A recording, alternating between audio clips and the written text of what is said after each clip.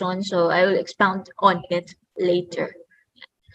Lastly, dun sa mga additional indicators under environmental management is yung initiatives contributing to biodiversity conservation and enhancement, focusing on inland, wetlands, and water bodies.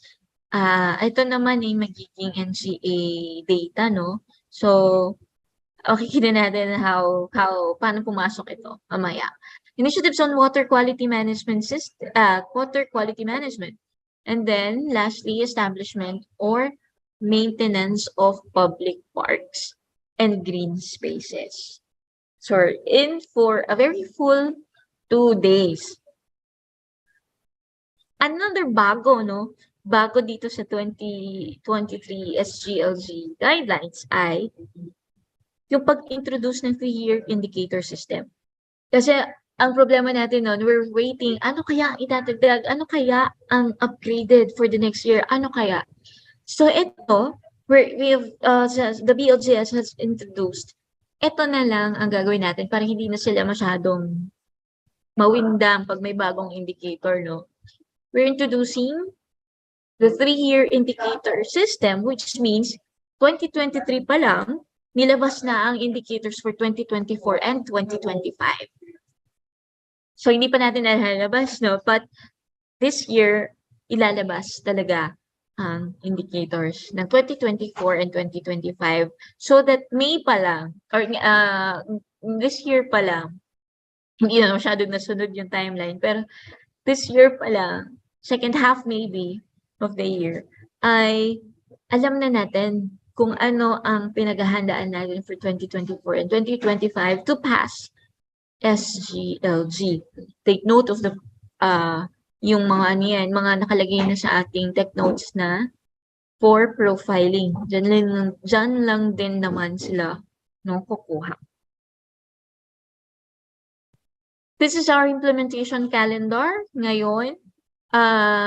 May na, no? Hindi nasunod itong calendar na ito because we have waited for the central office to roll out the technical notes. And nangyari lang yan noong 19, 20, and 24 of April. After that, may hinihintay, hindi pa final. Hindi pa final ang ating tech notes because some issues were raised na kailangan ng approval ng council because they were questions or concerns regarding the indicators. We will be highlighting it naman later kung ito ba talaga ay final na ng indicator or it could be relaxed or talaga baka may mga changes. At ang pinagalawan natin, the regional assessment would be done by June. So we have scheduled our regional assessments ng second, baka nga after this, the week after this, may nakaschedule na sa inyo, no? Na mga RAT assessments. Basta hindi tayo lalampas ng 3rd week of June. That includes, no, yung mga potential passers natin na bigay na natin sa central office. Ang tinitingnan nating paglabas ng results ay on October or November. Yeah. So yun, awarding most likely will happen November or December. Yeah. So sino ang mag-a-assess per LGU? That would be the regional assessment team. Regional assessment teams vary, no, per province. Pero yung sa region, ARD, and yung ating mga focal persons, kasama ng CSOs or LRI, would be assessing the provinces in HUC. So, on the second day bukas, makikita natin kung ano pa ang schedule ng ating assessment sa province of Marinduque, Occidental, Oriental Mindoro, Palawan. And Romblon and BPC. Yeah. One of the, wait lang, just a moment.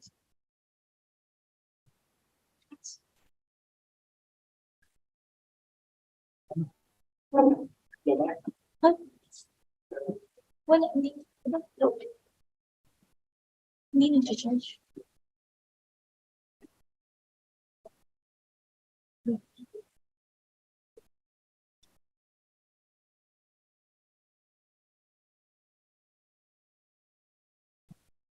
Yeah. Yeah. Sorry for the interruption, no. Anyway, the DILG RAT member, the DILG RAT member must not assess his or her own LGU or cluster assignment. So makikita natin ito yung sinatawag nating cross-posting kasi hindi pwedeng i-assess ng MLGO niya yung kanyang sariling LGU or yung cluster head ng kanyang sariling cluster. Yun, pagdating naman sa other members, no, hindi pwede, lahat ng members ng RAT, hindi pwede related within the first degree of consanguinity with the LCEs, and all assessments must observe the minimum health protocols. Lalo na ngayon sa NCR ay dumadami COVID cases. And hindi pa lahat ng provinces sa Mimaropa ay alert level 1, no? But that's mainly due to non-vaccination or low vaccination rates. So encourage our friends and families to be vaccinated at may booster na dapat din, syempre. Yeah.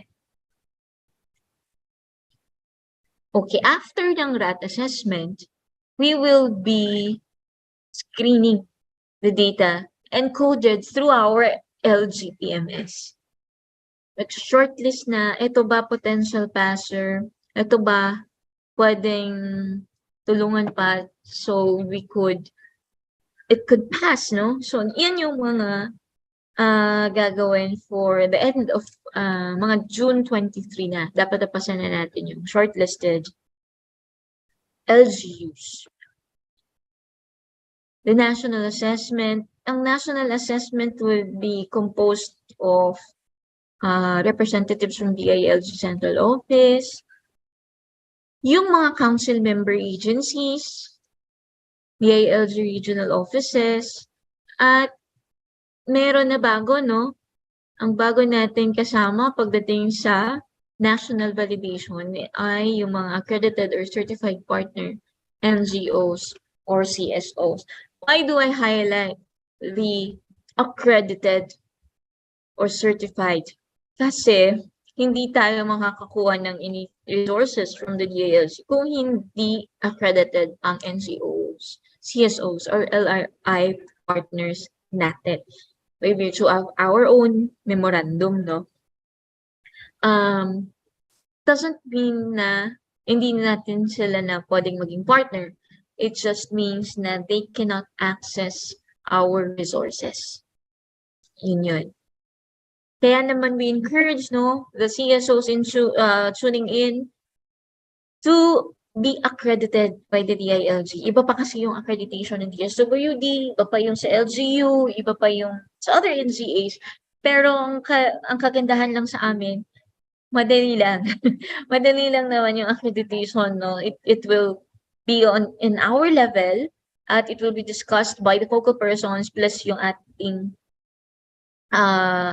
PPA focal person. And then,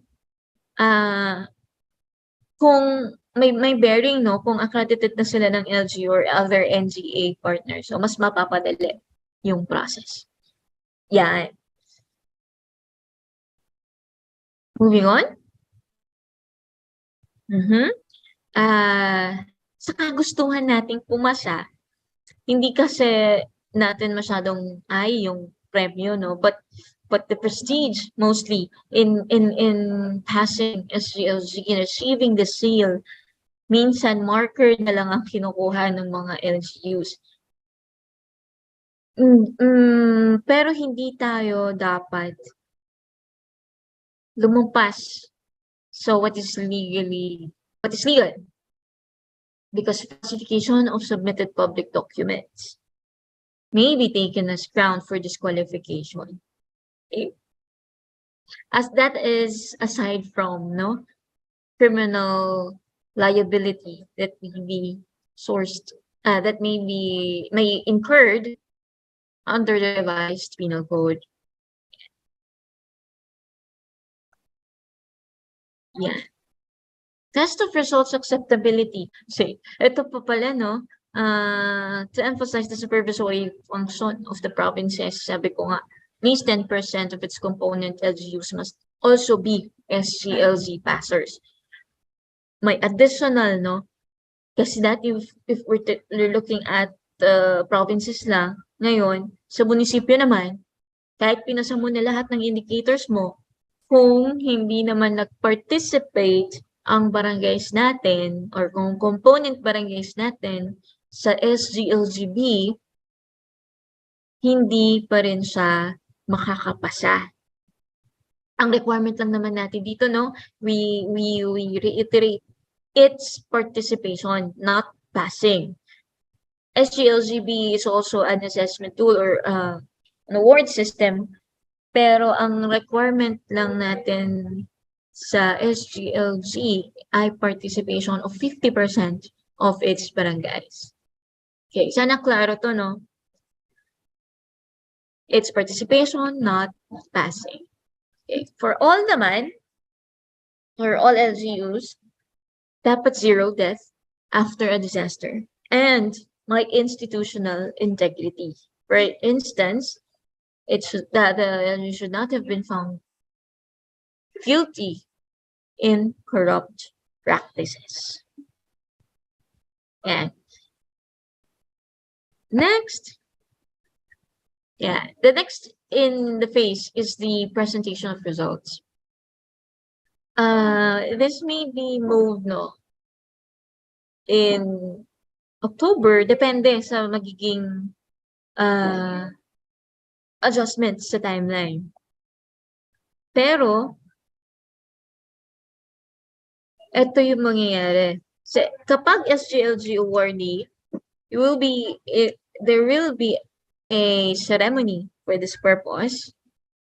Magbibigyan sila ng seal or what we call SGLG marker and incentive fund. If how much, that would still be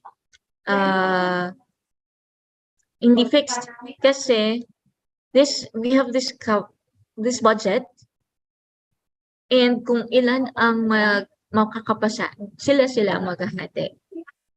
Last year, it was 5 million per LGU. So, hindi natin sure kung ganun pa rin this year, Pag non-passer naman, you will be given a certificate of recognition in meeting the minimum requirements for governance area. So, kung isa lang naman ang hindi mo napasa, so you have 9 certificates of recognition, na napasa mo yung other governance areas. Next time, dapat seal na. Dapat lahat na para may seal or may marker na.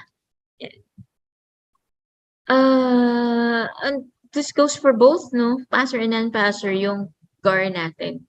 Performance scorecard, basically.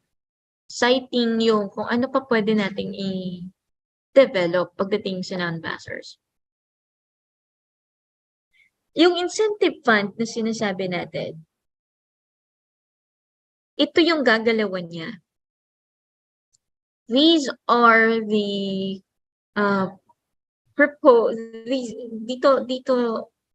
Ito dapat yung ginagalawang purpose nung project na paggagastusan natin ng incentive fund. Hindi siya cash grant in toto na ibibigay, It should be in view of a proposed project. Pero makikita nyo naman dun sa mga projects na ito, napakalawak niya. Na papasok nga dito yung website development and equipment. So, malawak to. Pasok lahat siguro ng gusto nyo i-envision for the development of your LGU. As the uses of performance assessment, dito papasok, ano ngayon, what happens after, no? After SGLG assessment. Yung results niya could be used by both national and local level. So national, they may use it to see na eto palang LGUs na to or itong province na to is in need of this captive or is in need of this intervention. Unfortunately, pag nakita yan, nakita din ang results and may mandatory areas na hindi na ipasa, this could be also used as ground for disciplinary action. Pagdating naman sa planning and budgeting, no? I mean, pagdating sa local level, the results can be used in realigning or in refocusing kung saan ba tayo dapat pala mag-excel. If mababa tayo sa social protection, maybe our budget, our resources could be aligned doon, no? More doon is sa other governance areas na okay naman na tayo. Ayan. Sige. After netong cycle,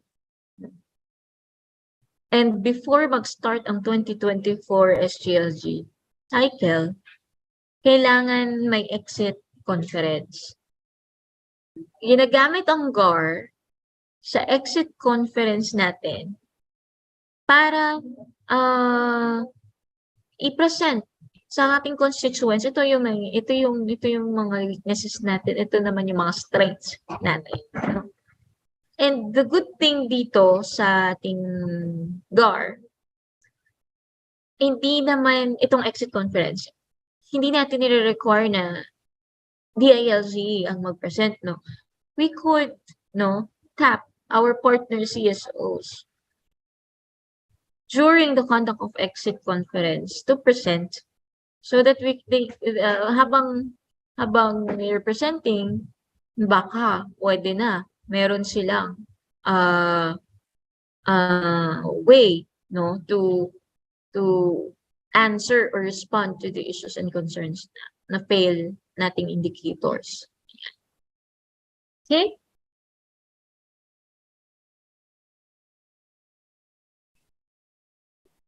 Oo.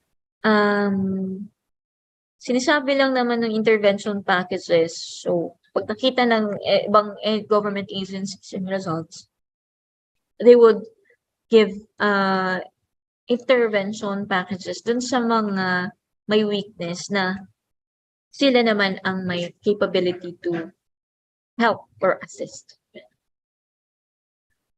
So that is all pagdating sa ating SGLG overview, no? Now, ang next natin is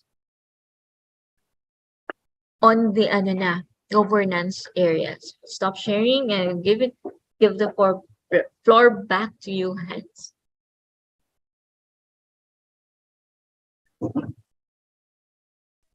Thank you, Ma'am Erica. So, bago po tayo mag-proceed sa governance areas sa pag-discuss po ng governance areas natin, let us be reminded that after every governance area po, katulad po ng sinabi ni Ma'am Erica, we will have an open forum to address the questions and concerns of our audience.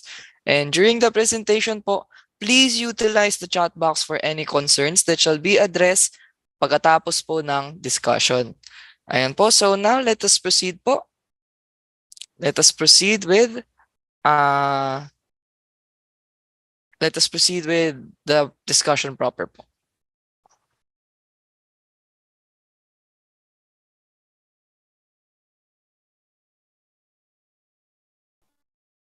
Okay.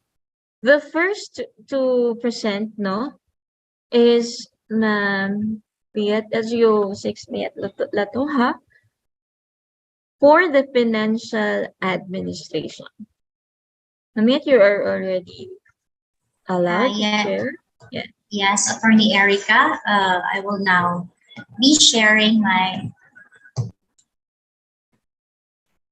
presentation. Actually po ay ang ating technical notes. Thank you, Ma'am Erica. I'm still LGO 5, but hopefully po maging LGO 6 sooner.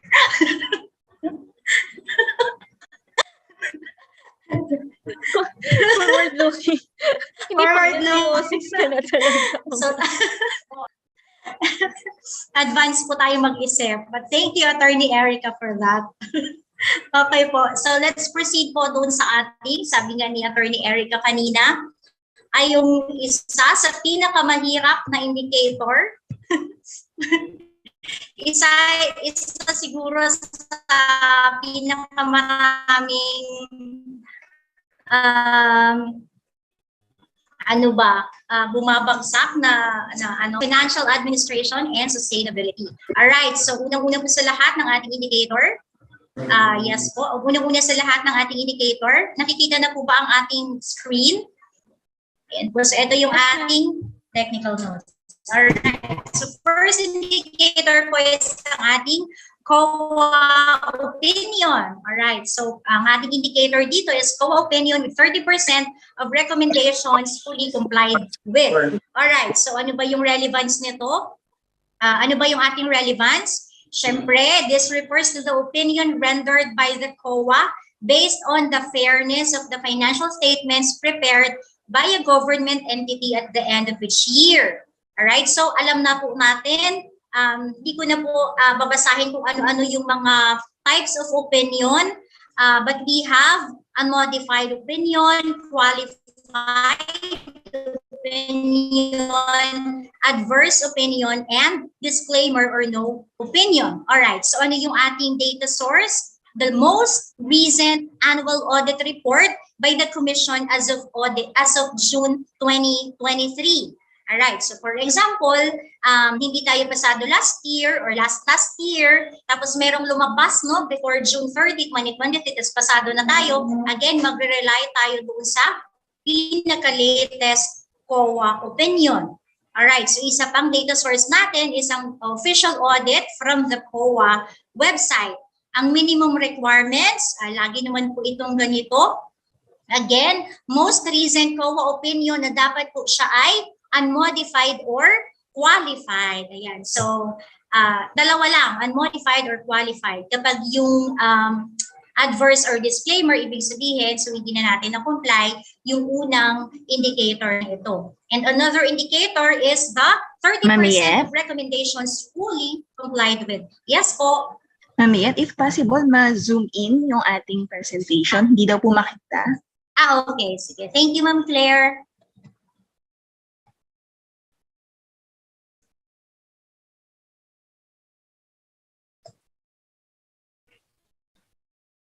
Okay na po ba? Mas clear na po ba or mas malaki na? Again po, so for our first indicator, ang ating minimum requirements, dapat ang most recent COA opinion natin ay unmodified or qualified and 30% of the recommendations ay na fully comply natin. Okay na po, tayo sa first indicator. Okay, so let's move on po sa ating pangalawang indicator. Okay, this is the local budget, finances, and bids and public offerings posted in 3 conspicuous places, the FDP portal, and the LIFT system. Alright, so ang una nating indicator, it focuses on the adherence of the LGUs which require them to fully disclose financial transactions to show how funds are managed. Ayan, so ito pong LIFT system, ito naman isang system siya ng government, ayun po, para ma-monitor yung compliance sa pag-post ng ESRE at QRRPA. So ano ba yung ating data source? Siyempre, kailangan po dito yung actual posting sa 3 conspicuous places. So for this first data source, kailangan natin mag-submit ng certified form 2E. Ito yung photo documentation na meron talagang nakapost no, doon sa ating 3 conspicuous places na yung mga FDP documents natin. The actual posting doon sa portal, the LGU, FDTP, at the BLGS have this data naman po. Of course, the DILG Regional Office, meron din silang data. And the list of compliant LGUs on the submission of ESRE and QRR PA. Ayan, so ano yung ating minimum requirements? Our minimum requirements for this is that dapat yung ating mga provinces, cities, and municipalities ay fully compliant with the FDP for the 2nd to 4th quarter of 2022 and the 1st quarter of 2023. Ayan, so dapat may posting siya sa conspicuous places at dapat meron din siyang appropriate posting dun sa ating portal. And of course, dapat timely po yung kanyang submission ng ESRE at RPA sa ating lift system. Okay, so yan po ang ating sa number 2 indicator. So pag pumunta na po tayo sa pangatlong indicator natin, which is the average local revenue growth. Ayan, so ito po yung indicator kung saan nagsasabi or nagsasabi siya na kailangan ng LGUs ay mag-generate ng kanyang sariling source or local source ng kanyang budget. Kung maaalala natin yung mga nakaraang taon, ang requirement dito is meron tayong positive increase.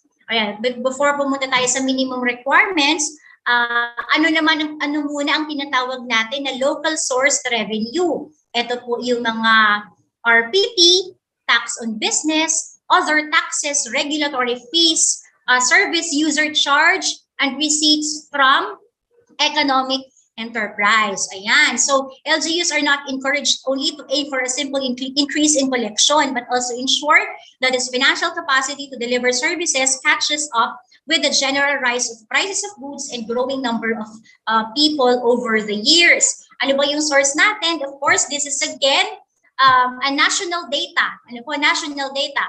On average, local revenue growth from the fiscal years 2020 to 2022 from the DOF BLGF.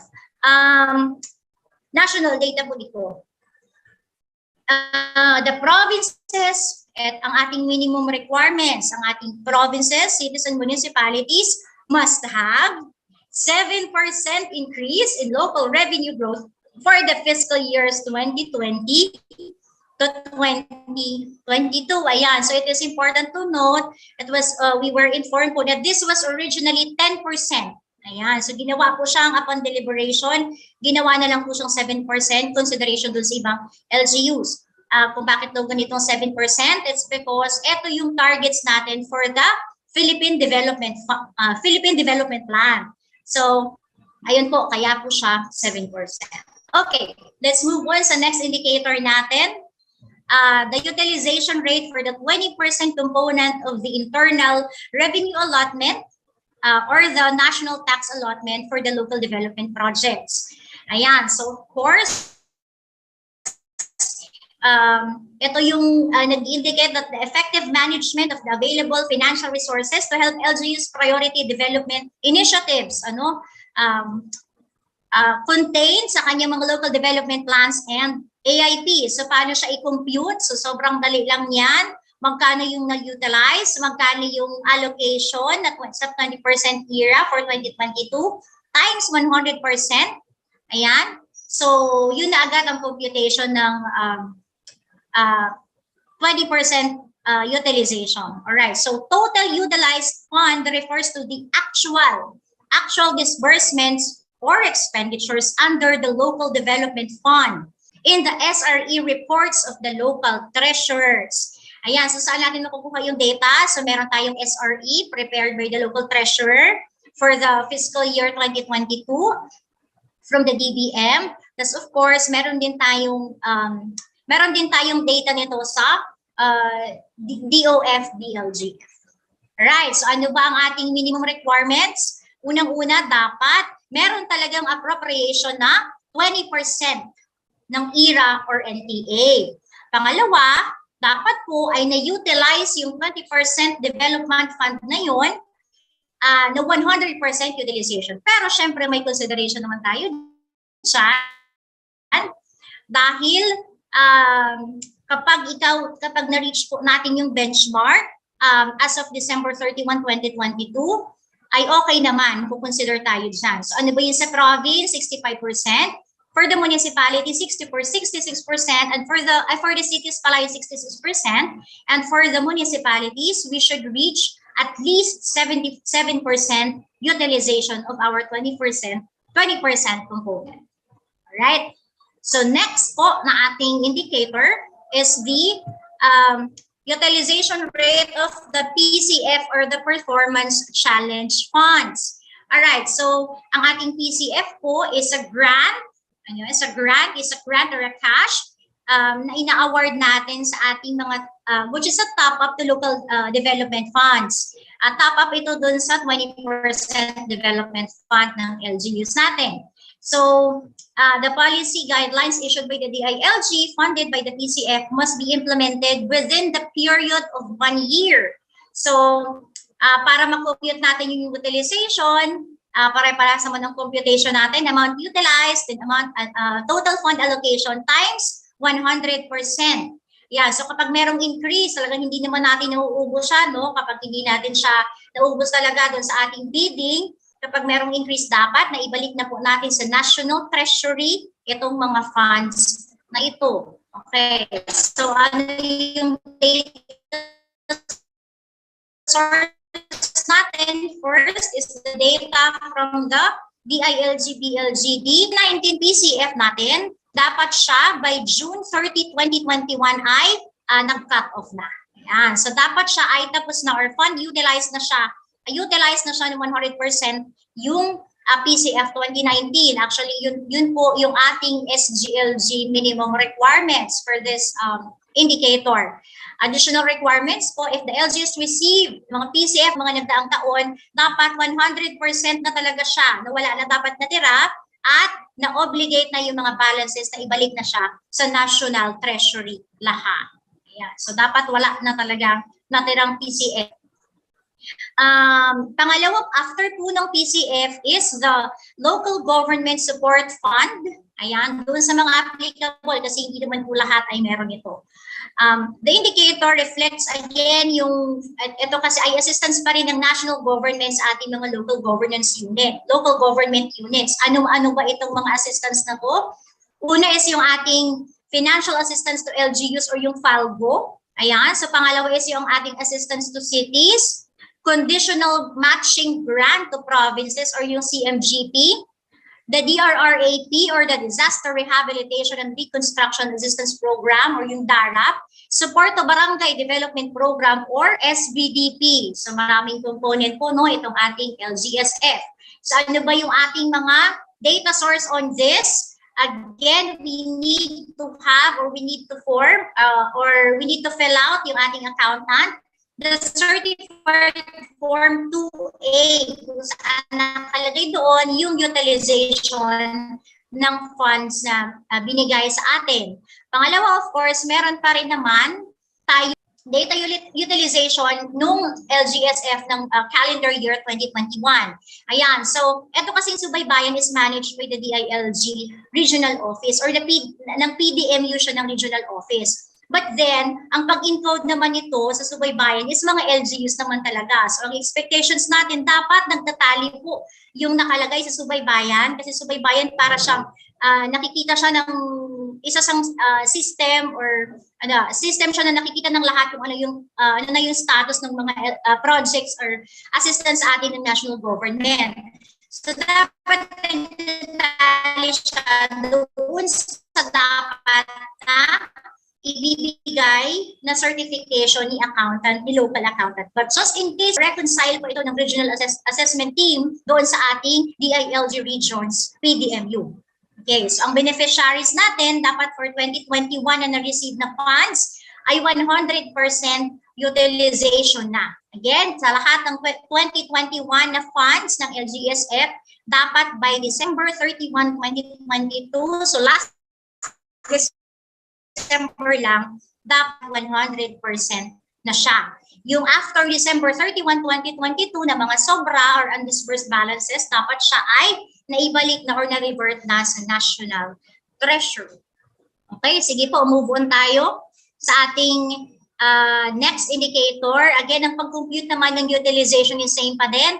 Total utilized fund over total allocation times 100 to get the percentage utilization. All right, ito na po ang pinakahuling indicator sa financial admin, which is the approved calendar year 2023 annual budget. So, syempre, ang timely preparation kasi ng ating budget is fundamental, no, para ma-implement ng LGU yung kanyang mga programs na naka-program talaga at naka-plan on time. So, ang ating data source na dito is ordinance, appropriation ordinance, or yung ordinance enacting the calendar year 2023 budget, which is ang ating minimum requirements. Dapat po ay na-approve na or na-enact na yung ating appropriations ordinance for 2023 ng December 31, 2022. So dapat wala po tayong re-enacted budget for this year. Alright, so that ends my presentation for the indicators of the financial administration sustainability. Attorney Erica. Okay. Thank you po, Ma'am Met. So, kung sa mga magkakaroon po, sa mayroon pong mga may concerns and questions, you may now use the floor para po ma-address yung kanilang mga questions kay Ma'am Mayet po. Sa'yo daw, Mayet, hindi sa akin. Ayan. Yeah, clarification lang, yung sinabi nating allocation ng NTA, yung sa 20% Development Fund, ito po ay 2022, hindi 2021. We have already consulted with BSGS at typographical error lang po yun. Yes, Ako may i-clarify lang ako dun sa Hans, palagay nga dun sa budget approval sa last Annual indicator. budget. Saglit po. Ay, Miet pala. Ako pala nagkukontrol.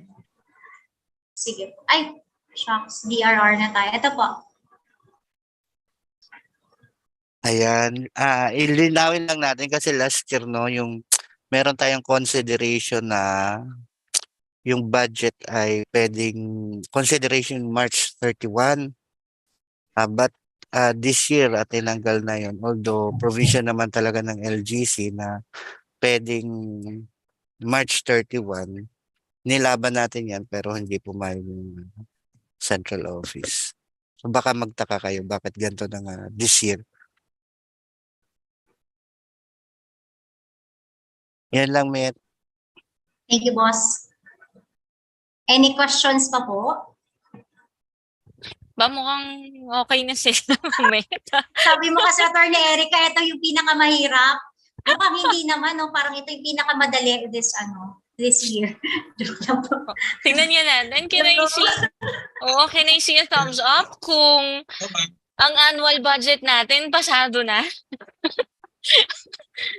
Wala po bang magtatanong doon sa ating mga indicators? Yes, ma'am. Attorney. Ay, LGU Lubang po ba? Ay, or saan po? Sablayan? LGU Sablayan. Ay, yes po. Sige po. Go ahead, ma'am. Hello po. Yes, sir. Hello? Yes po. Naririnig po kayo. Okay, sige ma'am.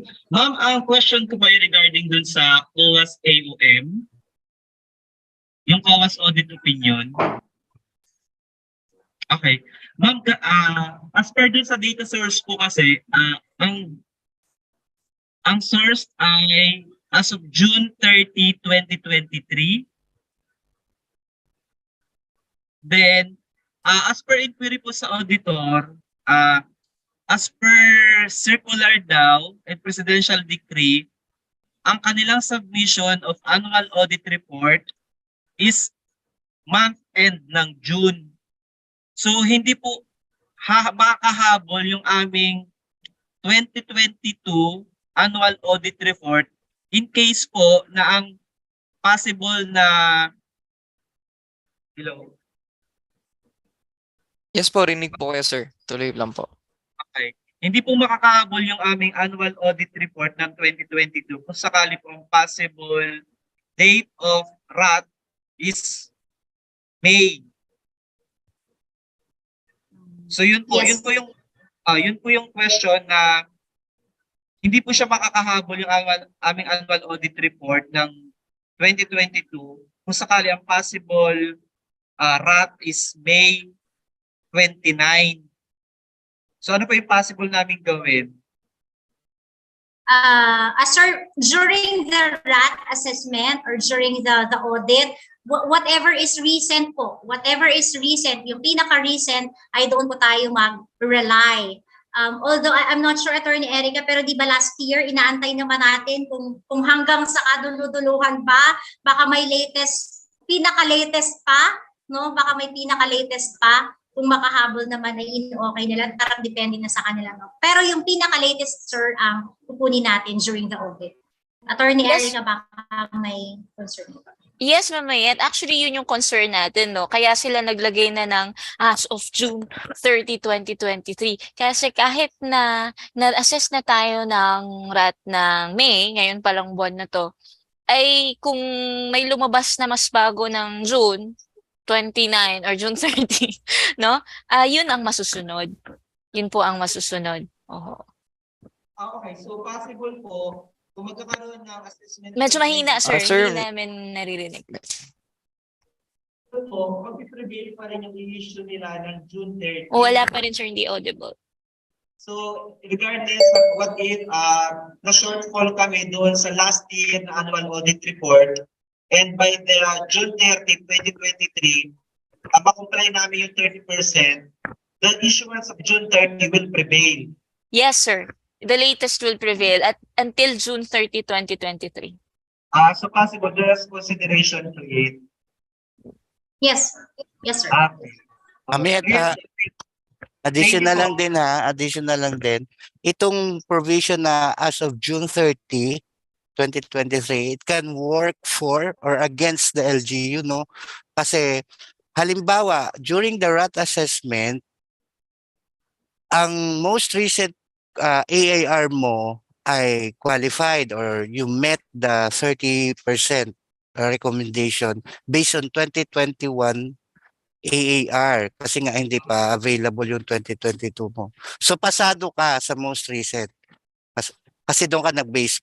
But dumating ang June 30 or June 29, lumabas yung nag-post si COA sa website nila ng 2022 AAR at hindi mo na na-meet yung 30% or naging adverse na yung findings mo. So, posible na, o hindi posible, talagang babagsak yung LGU mo. So, it can work for against the LGU, itong provision na to. Okay.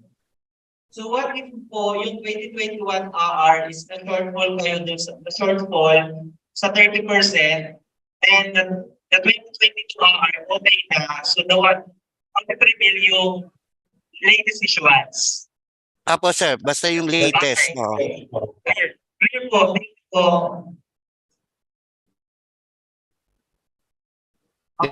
Thank you po, LGU Sablayan, for that question po. Meron pa po bang magtatanong? Any concerns, questions? Kindly raise your hand na lang po or unmute your audios.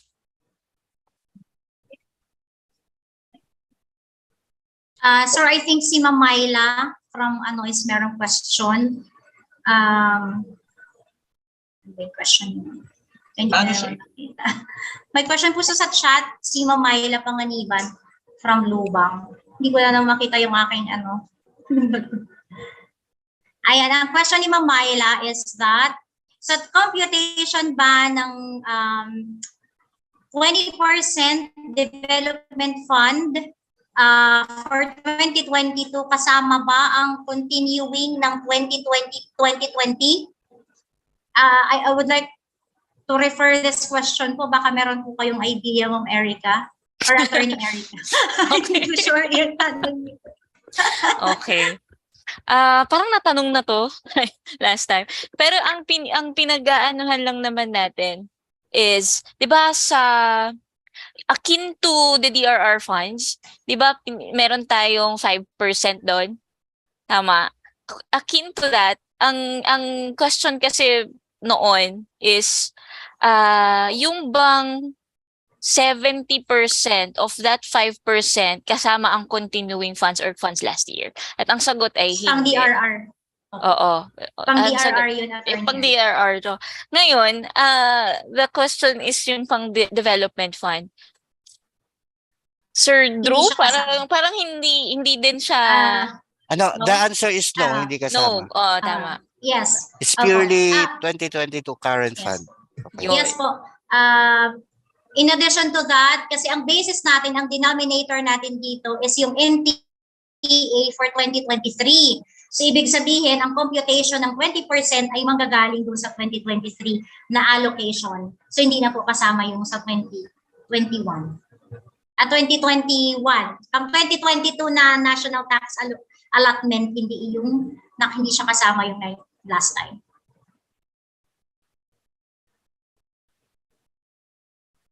Meron pa pong further concerns? Sige po. Ayan, so From DILG, Benavista B. Miyat, baka kaya mo itong sagutin basahin ko na lang po. ito sa pandemic na LRG. Opo, Go, actually, Mayat, ito po go. yung isa sa mga Actually, parang ito yung inaantay yung tanong, pero parang ang laki ng effect. According po sa sa BLGF ay again, na-mention ko nga kanina, ito ay originally 10%, ngayon ay nagawa na lang siyang 7% in consideration nga dun sa ibang LGUs. As for the BLGF or yung council, shinare po nila na kung average nila yung growth na ng LGUs from 2021 to 2022 ay naka 9% na daw. How much more yung last time? So kung negative ka last time, parang mahihila naman daw siya nung growth ng 2021 to 2022 kasi from pandemic na 2021, 2022 hindi na siya pandemic, so malaki na yung pambawi niya. Apparently, during the consultation is marami pa rin mga clamor po. Malabo po nga yan sa 4th to 6th class.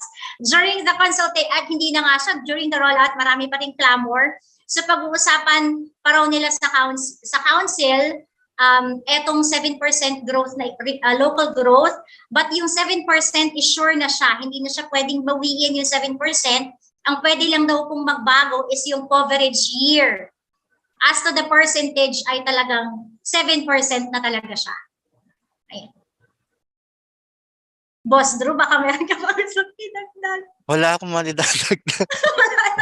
So alam naman natin yan talaga yung predicament sa LGUs natin kasi nasama yung 2020. Anyway, ayun, sana nga may magkaroon ng changes doon sa coverage ng mga years para naman makaka-catch up yung ating mga LGUs. But for now, dito po tayo mag-i-stick sa 7% from 2022 to 2022. Ayan, Yes. so kasi nag-usap kami last time kasi wala pa itong national data, Attorney Erica, no, wala pa po itong national data. Pero baka para magkaroon na tayo ng idea, pwede na rin siguro natin i-compute kung meron ba talaga itong chance or wala. Huwag na, na lang, leave it to surprise, char. Pero this is NCA data naman. So, whatever is napag-usapan nila na, sige, tanggalin na muna natin itong 2020. I-effect na nila on their own. Parang doon na nila sa system para makompute na nila agad kung pasok sa 7% or not. Yun naman. So, don't worry sa sa changes na hindi aabot during that. Because that's NGA data. Yan. Ayan, so 2 years na lang daw sana. Ang pinaka-favorable sana sa LGU is 2021 to 2022. Hindi nakasama sana yung 2020. But anyway po, so mag-antay po tayo kung ano yung decision ng council. Sana po 2 years na lang, 2021 to 2022. Thank you po, Ma'am Bernadette. Any other questions po before we move on siguro sa pangalawang governance area natin? So, ayun po, hearing none. Thank you, Ma'am Mayet, for your discussion po on the first governance area. Now, magpo-proceed na po tayo sa second governance area natin, which is social protection and sensitivity. Mukhang meron pa po pala. Ma'am Mayet. Ma'am Noemi, oo, si Ma'am Noemi, kilala ko itong MPDC ng Concepcion. Wala pong consideration para sa pare-parehas po sa lahat ng LGUs ito. Yung 7% increase in local revenue.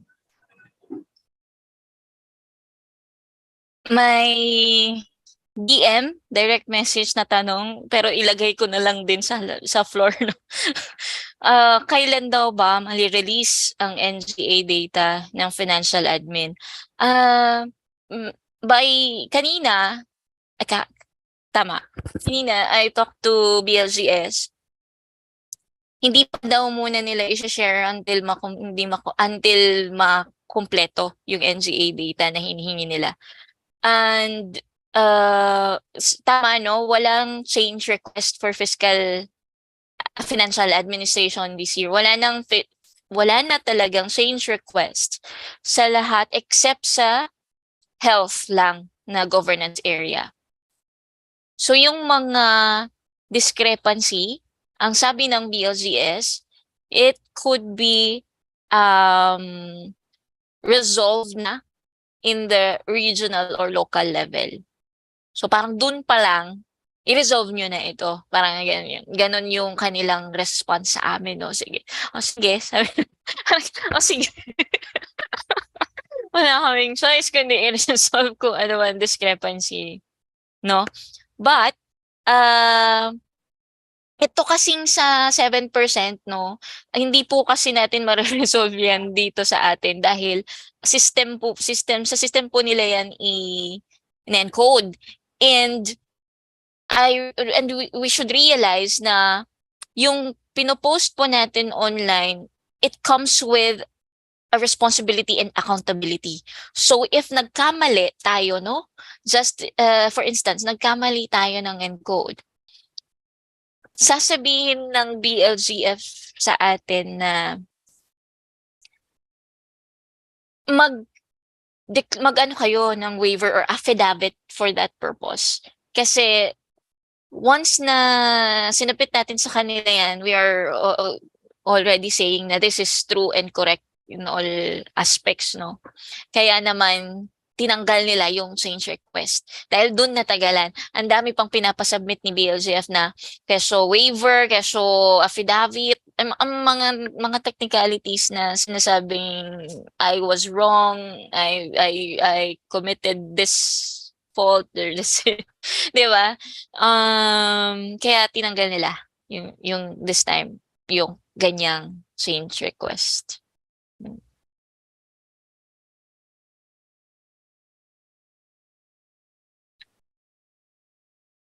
Okay, paano po pag may discrepancies pa rin with local accountant with OPDS?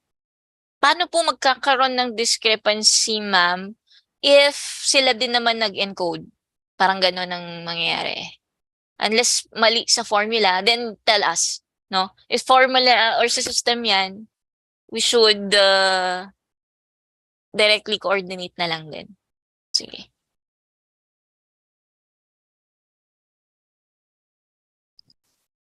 Okay po, mukhang nasagot na po lahat ng questions and concerns nila Ma'am Erica po, nila Ma'am Mayet. So let us proceed po no sa next governance area, which is social protection and sensitivity, that shall be discussed by none other than Attorney Erica May Gumabol po.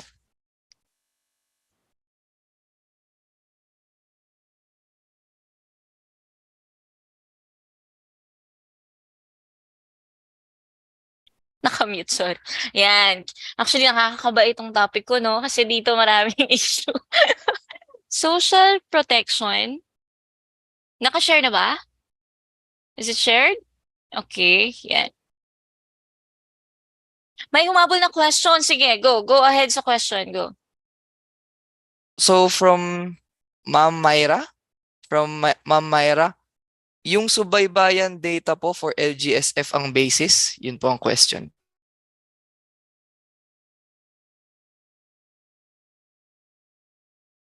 Okay. Yung sa ano po ito, no? Yes, kasi NGA data siya, ma'am.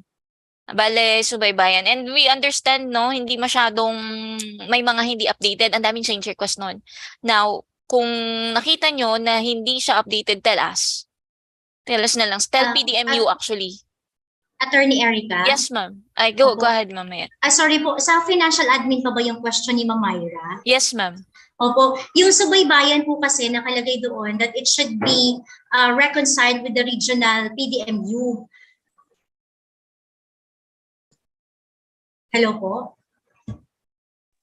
Naririnig Hello po kayo, ma'am. Ay, Naririnig yes, po. ma'am. Opo, so it should be reconciled with the regional PDMU. So hanggang regional level. Ito pong subaybayan natin is LGU din po dapat ito ang nag-e-encode doon sa system na yan. So dapat ang expectations natin is magtatali yung nilagay ng accountant at yung lalabas doon sa subaybayan na system.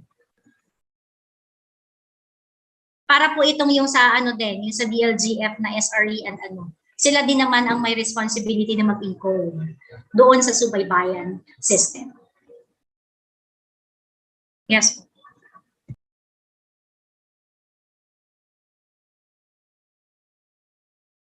Yes po, yun po ang nakalagay doon sa ating sa ating technical notes. Magre-reconcile tayo sa regional PDMU in terms of subaybayan.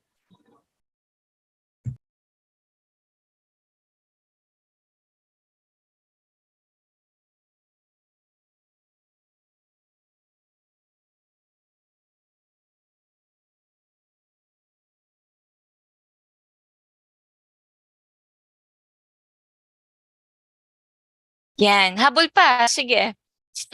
Habol pa ng tanong. Mukhang okay na po si Ma'am Myra. Attorney Erica, talagang sa'yo na talaga. Ayun na. Yan. Thank you for the clarification, Ma'am. Game na tayo sa social protection. Ayan. Pagdating sa social protection, hindi naman nabago yung first indicator, no? First indicator remains na awardee siya ng CFLG or the Seal of Child-Friendly Local Governance or Local Governance. That is after mabuo yung ating 2022 CFLGA. Kasi until now, no, hindi pa rin okay yung system. Hindi pa rin natin masubmit yung ating results because may may nasira sa system nila. If hindi na naman to makakaabot, they will be having considerations. They will be having considerations naman like this one. Kapag hindi passer, it has at least 80% overall rating and at least 60% rating for each category. O kaya naman, compliant siya sa CFLGA indicators on the implementation on the implemented plans for children, budget allocation, and utilization for children's programs, projects, and activities.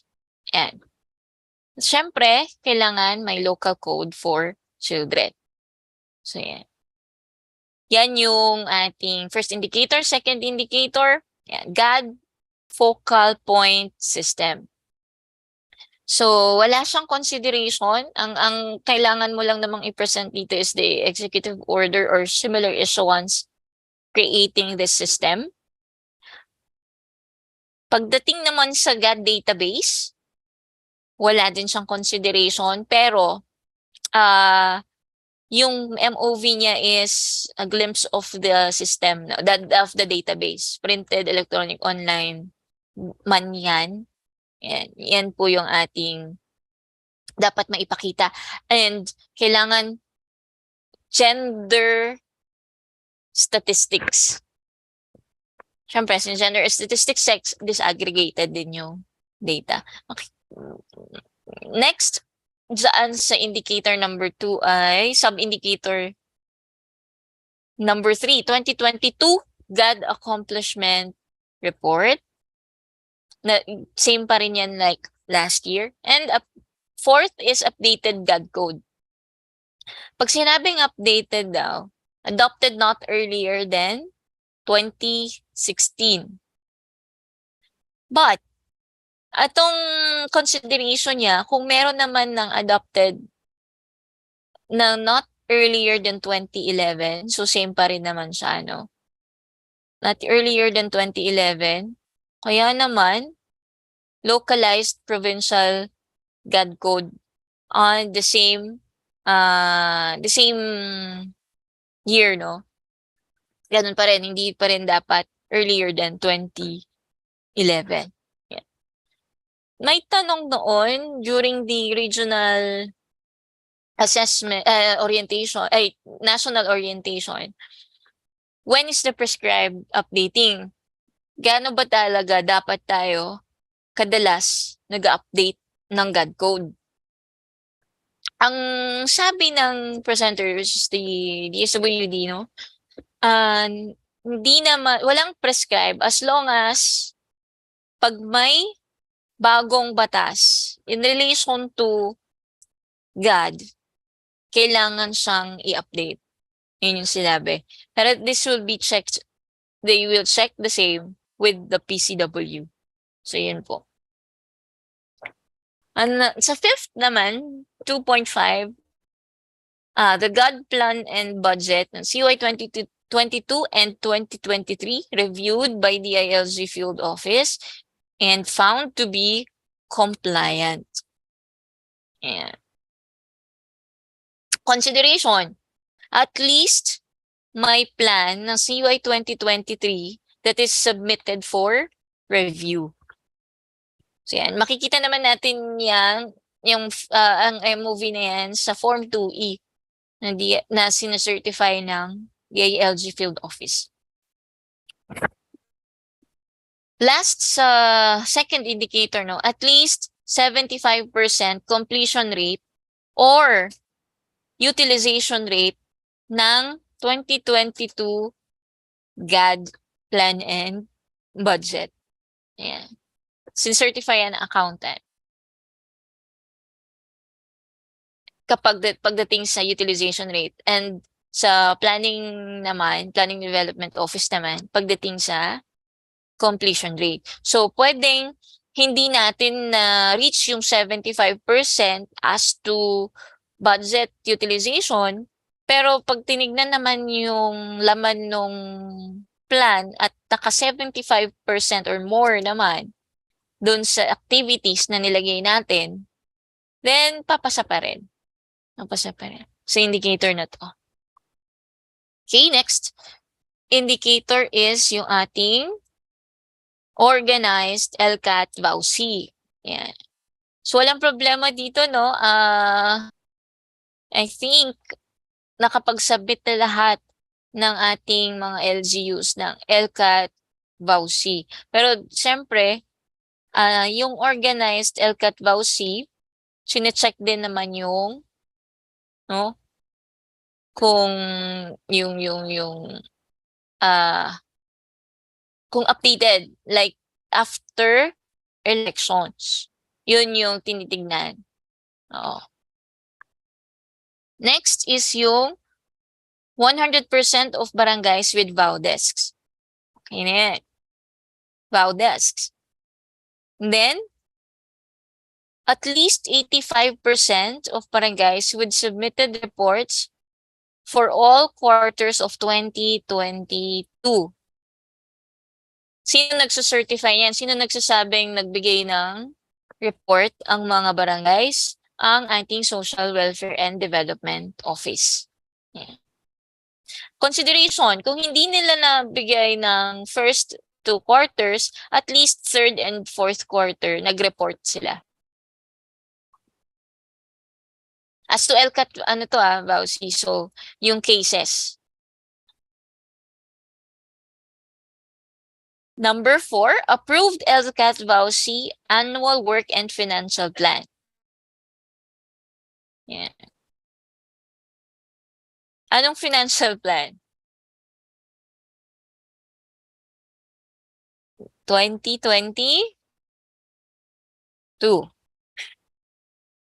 Number 5, quarterly meetings of LCAT Bausi conducted for all quarters of 2022. So wala siyang consideration pag na-miss mo ang isa. Walang consideration yung quarterly meetings ng LCAT Bausi kung na-miss ang isa ng 2022. Okay. So pagdating sa province, no, may special indicator siya, no. Code for children must be updated not earlier than 2016, or the existing code has been amended or revised by a new ordinance enacted on the same year, not earlier than 2016. Consideration for that is, 2011, or the old code has been amended or revised by a new ordinance enacted not earlier than 2011. Pagdating naman sa city or municipal level, ang encoding of ECCD profiles of 80% of all enrolled children in CDCs in ECCDIS. Eto wala nang consideration to kasi sabi ang hanggang in-extend na po nito. Extension of the extension na po yung March 31, 2023. Because this was supposed to be, ang deadline po nila ay June 2022. Yun po yung unang deadline nila. And in-extend nila just for SGLG ng March 31, ng end of the year. And then in-extend pa nila ulit na until March 31, 2023. So another indicator for city and municipal level ay yung 100% accomplishment rate in the supplemental feeding program. Cycle 11. So I understand nagsa-cycle 12 na daw po, pero ang basis pa rin natin ng ating is cycle 11. And pag sinabi nating 100%, may yun lamang funds na galing from the SWD. So, automatic siya na kung hindi kayo nabigyan na ito. Yun ang pagkakasabi ng presenter, no, ng National Orientation. So, 100% accomplishment means all children in CDCs and SNP are provided with hot meals from the SFP of the SWD. That excludes locally funded feeding programs. Yeah.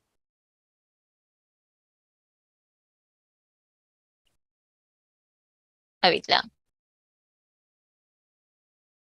Yan. Moving on sa 6A. Yan.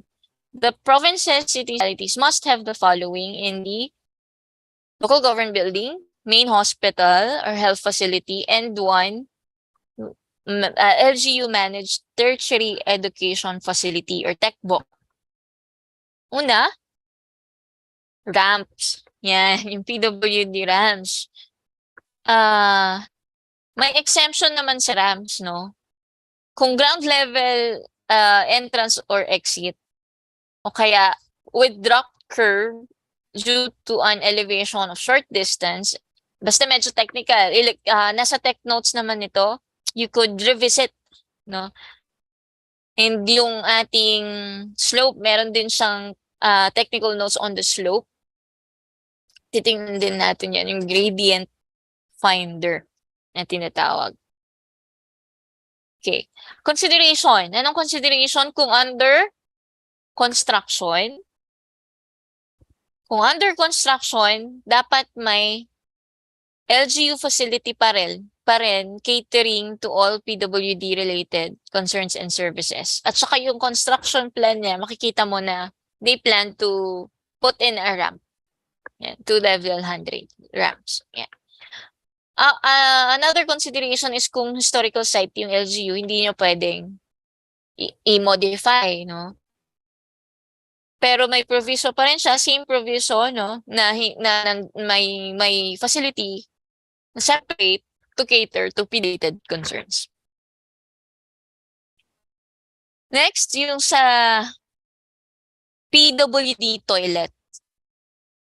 Ito may technical specifications din. May kailangan siyang width na sakto for the turning of the wheelchair, no.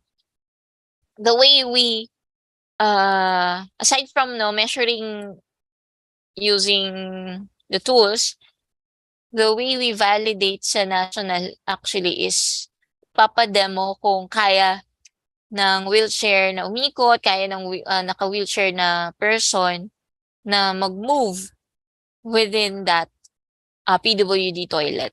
Yeah. Next, signages. Information or signs pointing na ito yung PWD toilet, dito yung ramp, dito yung mga ganon facilities na for them. Yan. Fourth is the parking space. Yan. Same considerations ng ramps, pero yung parking space for PWDs ay dapat may symbol, no? Symbol na ito parking space ng for PWDs. At pag the time na nag-validate ang RAT, sana hindi nila makita na may laban yun na hindi naman car ng PWD. 6B, at least one health facility of LGU should comply with the following requirements. Pag sinabing health facility, piliin na natin kasi at least one lang naman. At least one primary health facility will be assessed. No? So makikita natin yung stairs and walkways, may mga specifications. Sino mag-check niyan? Nakikita natin yan sa form na sinecertify ni engineer. Yan. When we submit that form, dapat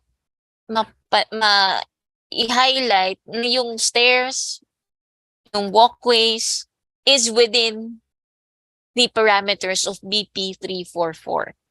The technical notes will be provided naman.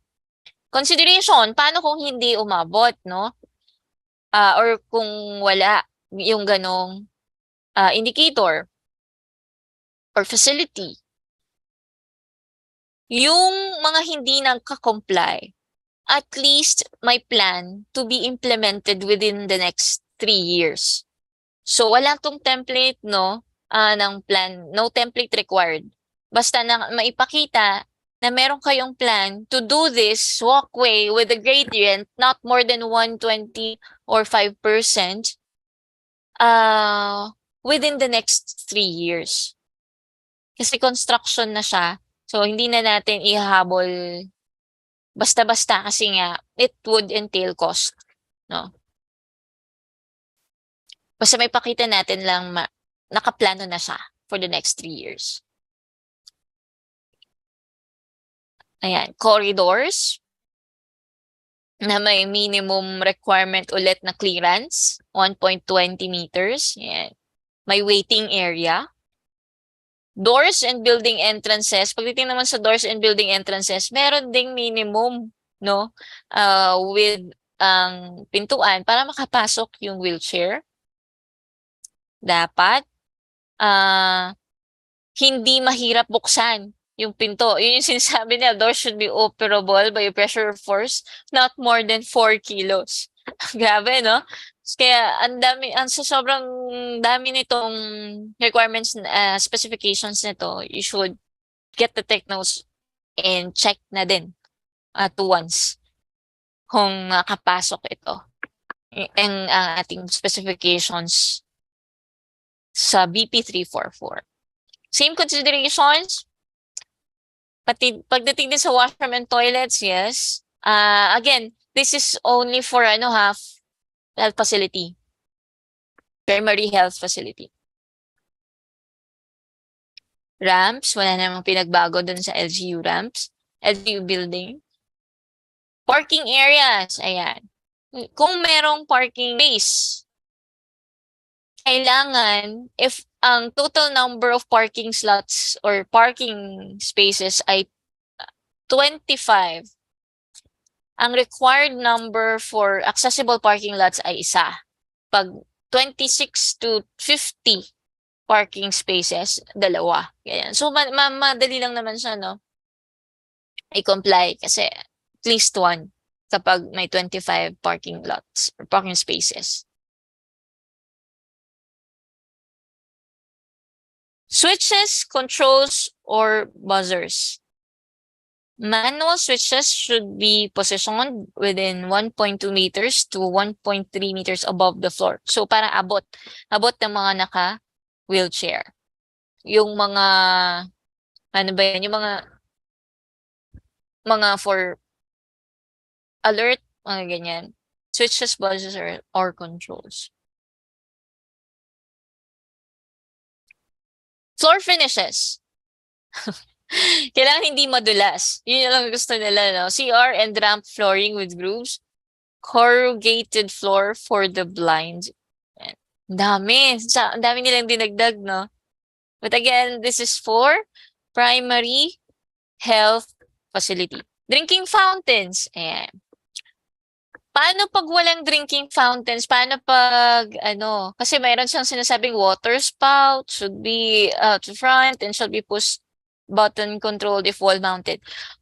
Ang sabi ng council, we will consider water dispensers kung walang drinking fountains. Water dispenser. Yan. Public telephone, yan. Ito kasing public telephone, sinasabi nila, since luma yung batas, ang tinitignan nila dito yung mayroon pang coin slot, yung medyo ganun pa, no?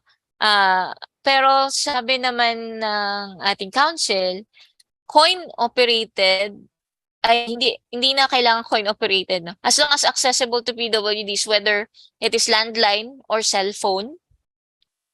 Yan. Basta makikita nila na they could access the same. Yung landline naman mababa. Yan. Yung cellphone could be used by the same. Seating accommodations. Yan. Pagdating sa seating accommodations, we should consider wheelchair seating space. Yan.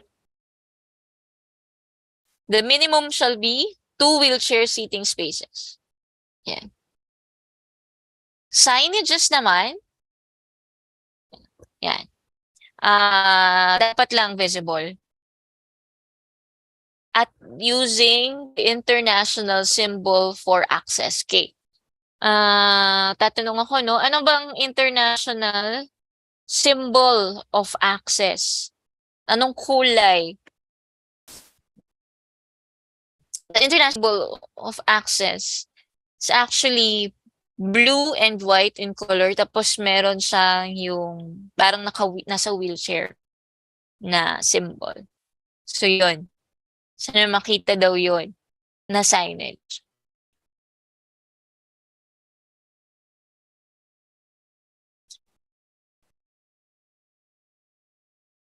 Ayan. Yung elevator naman, kung applicable lang naman.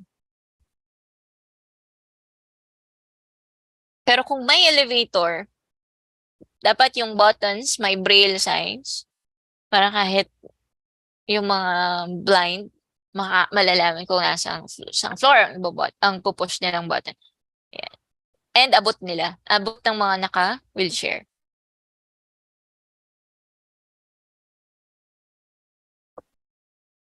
So yan, that ends yung ating BP 344. Moving on dun sa ating indicator on PDAO. Yan. Sa province, ang kailangan daw may PDAO established by ordinance at permanent PDAO head na dumaan sa proper recruitment process. The prescribed recruitment process of PDAO shall be included in the final tech notes. And nasa DCF na nga daw ito na ito yung pagdadaanan ng permanent PDAO. Mayroon pa silang assembly, General Assembly or Congress of mga PWDs na kung saan isa-select nila yung permanent PDAO head. Pero as consideration, the province or HUC with PDAO office, basta merong designated PWD affairs officer. So yun yung pinaka-consideration. May office pero may designated at may designated PWD affairs officer to man the PDAO. Yan. Pagdating naman sa first to third class municipality, aside from having the office, may permanent PDAO head na daan din sa prescribed recruitment process. Plus, may accomplishment report of PWD-related PAs with at least 50% budget utilization. So, may naka-include na siya na 50% budget utilization. Another is all currently issued IDs 100% uploaded in the DOH PRPWD. Parang magiging NGA data to, yung third. Consideration. Same with the province, no? At least designated. Designated PWD affairs officer. So, dito may mga issues last year kasi yung mga permanent PDAO head nila hindi nagdaan ng proper recruitment process. Kaya naman mas maigi pa na nag-designate na lang kasi hindi yun tinitingnan kung nagdaan sa proper recruitment process. 'Di ba? So may meron silang advantage. But still, no, the proper recruitment process is hindi siya ganun kabigat. 4th to 6th class municipality. So pagdating naman sa 4th to 6th class, designation lang of focal person performing the functions of PDAO. Same, the accomplishment report of PWD-related PPAs with at least 50% budget utilized. At lahat ng IDs ay currently uploaded in the DOH PRPWD. So ang difference lang nila sa first to third class is hindi nila require na permanent head whose appointment has undergone the prescribed recruitment process. Kaya lang sininggle out nila ang HUC. Pagdating sa next indicator, yun yung sinasabi kong medyo nirelax yung pag-require ng sign language interpreter. Kasi sa ating region, Puerto Princesa lamang ang nire-require. At least one sign language interpreter. Doesn't necessarily have to be permanent employee. Basta not necessarily plantilla, but can be designated or even outsourced, no? Ang external interpreter. Consideration yun ay trained at least one LGU staff. LGU staff trained in basic sign language at naka-assign siya sa PDAO. Kaya naman, nagplano na, may nasa budget na mag-hire na ng sign language interpreter. Yan. Ang sinasabi kasi nila dito is, this was required by a law na matagal na. So, hindi siya nagpa-profiling na, no. Kaya inad na nila agad yung ganitong indicator. On the 9th indicator naman, at least one senior citizens SCC center. Senior Citizen Center, either as LGU-owned facility or managed in partnership with DSWD. Wala tong consideration.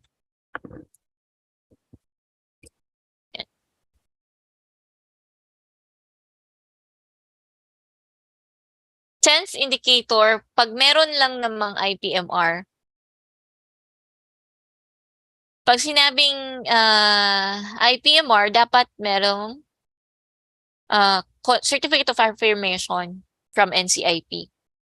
Pag sinabing pag meron ng COA, Certificate of Affirmation, seated siya at nagre-receive siya ng compensation or other regular benefits given to a regular member of sanggunian. Hindi lang yon, kailangan din nag-a-attend siya ng meetings or sessions. Makikita nila yan sa minutes. Yan. In case nag-lapse, yan. In case holdover capacity ang kanyang ginagalawan. Meron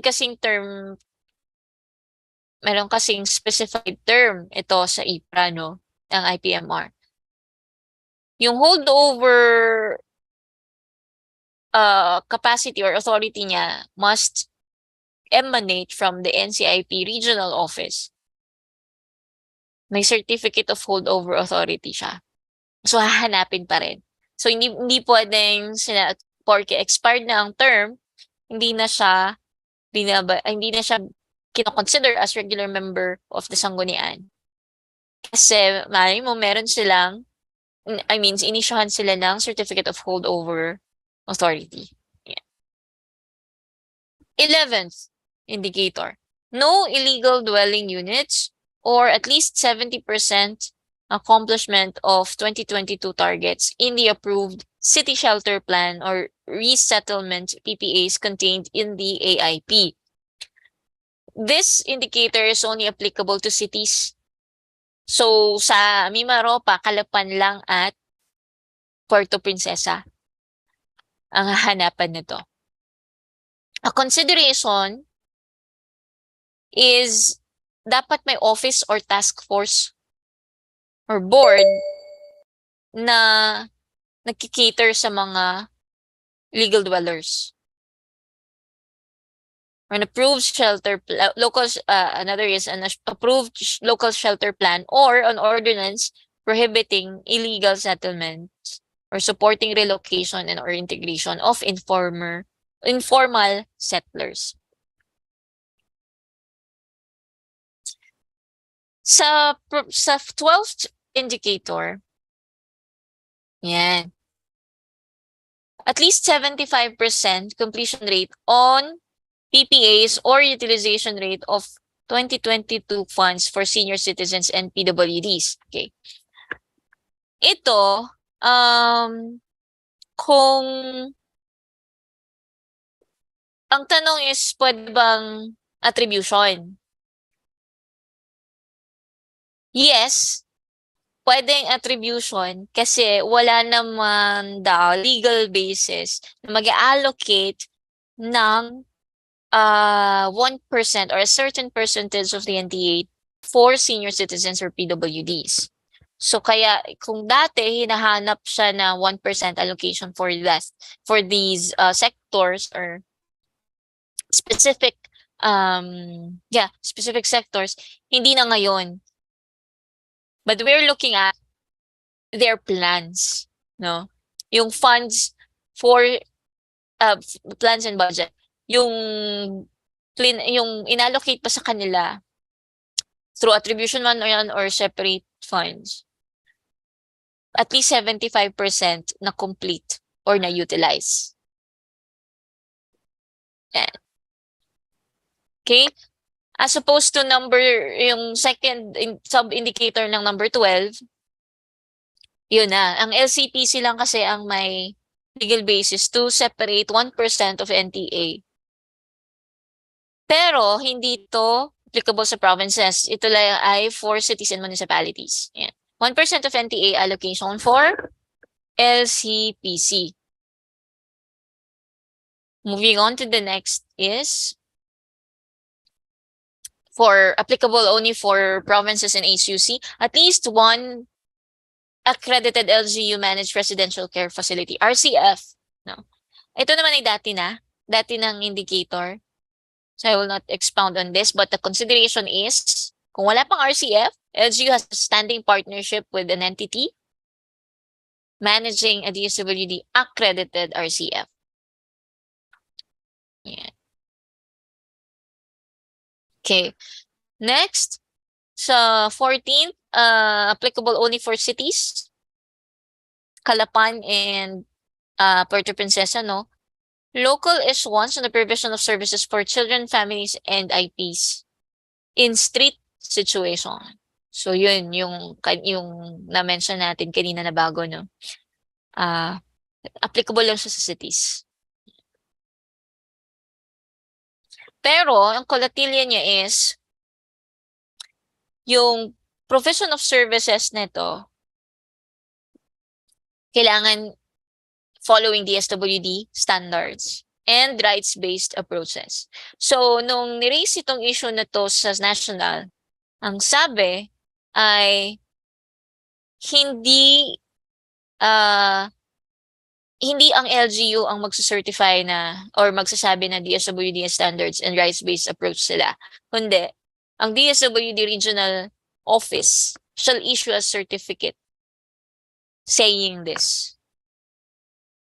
So yun, they will be issuing a policy to DSWD offices na lang for this purpose.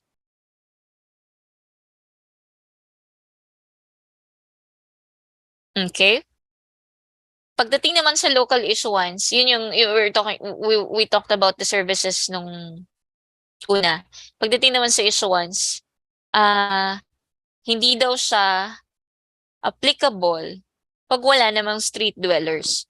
And if nasa code na yung issuance, there's no need to enact a separate issuance for this purpose, kundi i-present na lang yung code.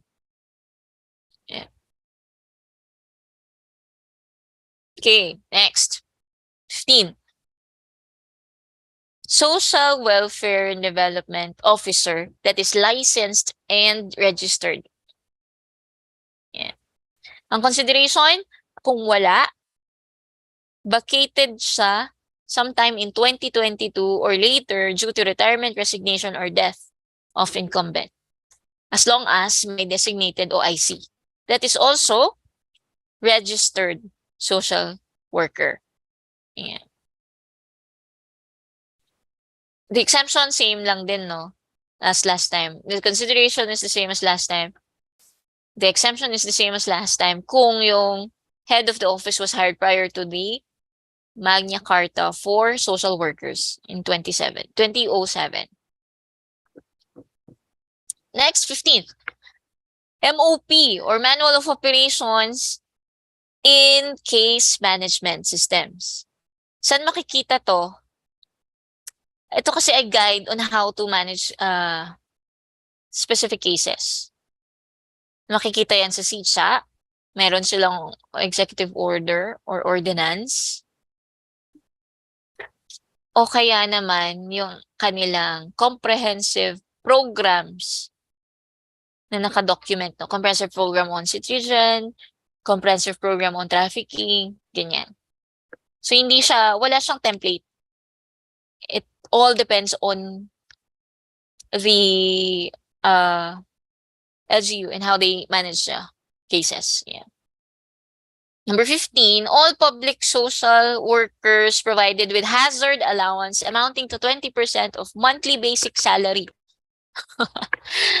And any one of the following. Sige, dun muna tayo sa hazard allowance. May kalitilya kasi itong hazard allowance. Sabi nila, only to those social workers assigned in hazardous areas. So, paano natin malalaman, no, kung ang area natin ay hazardous? This would be identified per guidelines to be indicated in the final technical notes. Yun po ang agreement. And then, aside from the hazard allowance, na pwedeng maging not applicable, no? At least one of the following. Nagbibigay ng transportation allowance, housing and living quarters allowance, or longevity pay. Yeah. Sige. 15th on the sub-indicator number 4, use of CBMS data. Okay. Yung use of CBMS data as a registry to update the profiles of current beneficiaries of social development programs. Wala silang sinabing year, no? Basta ang gusto lang nila, ni-utilize yung CBMS. Ang consideration na lang pag walang CBMS data is plano to implement CBMS or nag-allocate na sila ng budget for CBMS. O kaya naman, kung ayaw nila ng CBMS, meron silang ginagamit other database or system to update or register profiles for vulnerable sectors or beneficiaries ng social development programs. Yan. Yung red, kaya naman to naka-red kasi wala pa yan sa tech notes na dinistribute na sa atin sa draft. Pero nasa tech notes na nung nag-present. Kaya nakalimutan na lang daw ilagay ng DLGS. Yan. Pero yun na yan. Sure na yan. Kahit naka-red yan.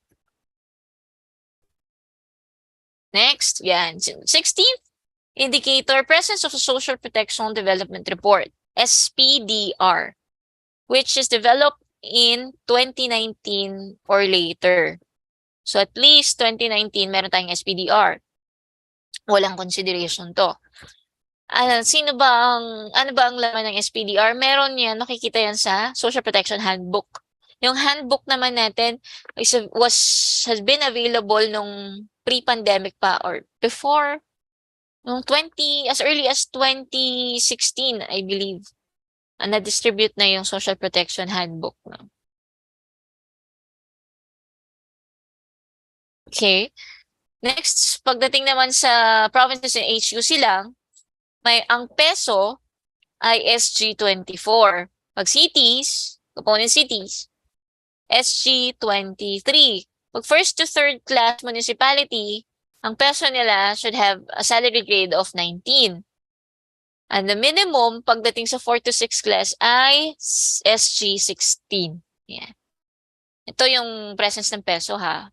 Hiring ng peso. Pero, syempre may yung consideration is at least a peso manager with temporary status. Yung pagiging temporary status niya ay hindi nag-exceed sa 1 year. Pero yung sweldo niya is the same. Sweldo niya is SG23, 24, 19, or 16 as applicable. Another consideration is recently vacated yung plantilla position ng peso manager. Kaya lang yung vacancy happened within 2022 and 2023 and this year. Vacated position must conform also to the prescribed salary grade. Ito, meron daw, during the national orientation, meron daw idadagdag na consideration. Pero hindi pa natin ilalagay, no? Kasi hinihintay natin yung kanilang tech notes, final tech notes. But what they said was, if the LGU already reached the PS cap, diba? Ang PS cap natin is 45% or 55%. as the case may be. Kung na-reach na ng LGU ang PS cap, they could just designate a peso manager. Anong MOV nun? Certification from accountant na na-max na nila ang PS cap. Yun yung sinabi nila. So, baka mag-come up later. Inuunahan ko na kayo sa questions. 18th, LDC composition. Wala namang pinagbago, no? Wala naman tong pinagbago sa last year. The LDC composition must be followed. At yung exemption lang sa 1/4 composition ng CSOs ay kung walang sufficient CSOs sa lugar. Next. Yan. At least 2 meetings. Semestral meetings. And then approved PDPFP or CDP, LDIP, and AIP. Ito naman, ang consideration nitong mga plans na to, if currently under review or consideration for PDPFP as indicated in the disaster preparedness area. Same lang sila ng consideration. Okay. 18A on the sub-indicator number 3. Okay, medyo naulit lang, no? Yung CSO participation, sabihin natin, 18B, CSO participation to meetings held at least once in a semester for CY 2022. So, dapat umattend sila ng meetings. Inputs from CSO or actual participation of CSO representative as captured in the minutes of meeting of any LGU official document. O kaya naman, kung wala, at least one CSO plan of action submitted. So, yun. Wala na siyang consideration kasi wala na siya talaga. Wala naman din itong consideration last time, no? So, 19.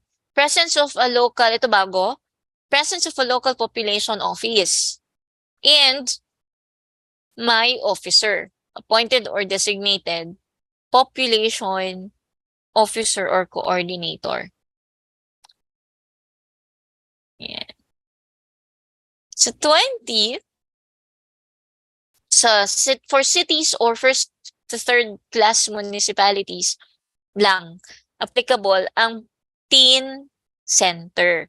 So ano bang pinagkaiba ng teen center sa other existing community centers for the youth? Ang youth center daw kasi, malawak ang kinikater, no? Pag kasi sinabing teen center, more on prevention of early and repeated pregnancy. So yun. More on dun sa mataas kasi ang ating pregnancy rate. A teenage pregnancy sa Mimaropa din. Kaya tingnan din natin ito. For cities and first to third class municipalities, there should be teen center. Ang teen center would cater to prevent early and repeated teenage pregnancy. Sino ang nagte-take charge sa teen center? Ang POPCOM. So, population officer ang nagmaman nito. It could be, tama, it could be existing center, existing youth center, as long as kinikater din nila yung teenage pregnancy, no? They also integrate the purposes of teen center into their programs. Yun yung sabi. Anyway, this is only for cities and first to third class municipality na naman. So moving on, yun na yung huli ng ating social protection. When we say huli, yun muna yung mga for 2023. But itong for profiling could be measured na as early as this year Kasi baka lumabas na siya as indicator, mandatory indicator in the next 2 years. Yeah. At least 30% ng barangay may approved CBJIP. I talked with our RJJWC partners under DSWD, meron silang nakaabang na TOT sa ating mga field officers, no, before election this year on how to create a CBJIP so that they could roll out the same sa ating mga barangay. Yan. LGUs with IPs, ADS-DPP integrated in the local development plan. It's a plan specifically for IPs, no? Yung susunod naman is yan, budget allocation for 4Ps related program or activities. At for pag mayroon namang graduated beneficiaries ng 4Ps, at least 50% of graduated or exited beneficiaries are provided with programs and services based on the exit plan. Exit plan. So that's it for social protection. Okay, thank you. Questions? Thank you, Ma'am Erica. So we will now open the floor for any concerns, questions that shall be directed to Ma'am Erica regarding social protection and sensitivity. Pwede pong mag-unmute na lang po kayo or mag-raise ng hand na lang po sa reactions if may question po kayo. Yeah, Attorney Erica? yes, DILG Yoxi Claire. Yes. Actually, this is a concern sa mga FOs namin. Will there be a consideration dun sa mga hindi makapag-access daw sa ECCDIS? Yun kasing issue sa access, na-raise din na sa national orientation and they confirmed na wala daw issue on access last year. Yun ang sabi ha. Walang nakarating sa kanila issue or walang silang na-find na issue sa system last year. Pero they still gave consideration na kahit June 2022 yung kanilang deadline, in-extend nila hanggang the final extension is the March 31, 2023. Copy po, attorney. So yung naging consideration na lang ay yung pag-extend ng deadline. Yeah. Although, yun nga po, marami po kasi sa LGUs namin from OXI na nakaka-experience na hindi maka-access doon sa system. Baka hindi po ma'am na-report kaya. Kasi hindi, tayo mismo, no? We cannot access the same sa LGU lang talaga. Yun lang, wala na tong change request. There's no way na, no, to say, unless they should have reported the issue. They should have reported the issue sa na hindi sila nakaka-access sa ECCDIS.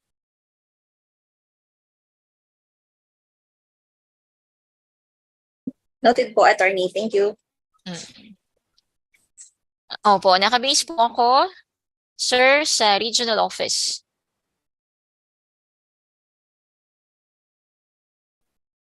So any further questions from our audience? Okay, there's a PM, direct message with asking about the IPMR, no? Not applicable ang indicator regarding IPMR kung wala namang certificate of affirmation yung ating IPM, yung ating LGU, no? Wala naman silang nire-receive na COA. So basically, ang status nun, wala silang IPMR.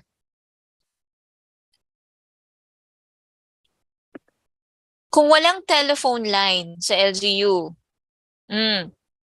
this may this is about dun sa primary health facility na kailangan may public telephones, no? Ang purpose lang naman ng batas is supposedly dapat may access sila to communication Kaya kung walang landline, they are considering cellphone.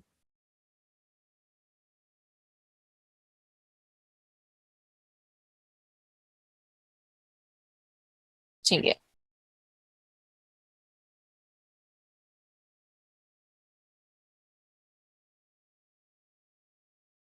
Hmm, sige.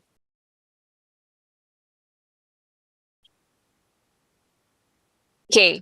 Dun sa question on Bahay Pag-asa. Ang Bahay Pag-asa naman ay applicable lang sa provinces and HUC. So, ang LGU Sablayan, I don't think hindi nyo problema yan.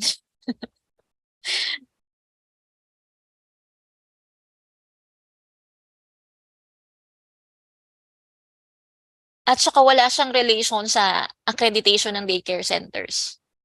Wala siyang relation doon.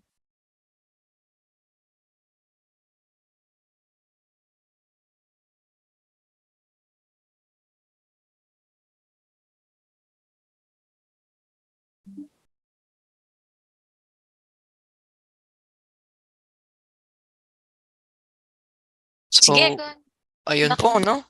So, mukhang wala na pong magtatanong further in this governance area. Sige po. inunahan ko na sila, Lance. Lahat ng infos. Sinagot niyo na po kanina, attorney.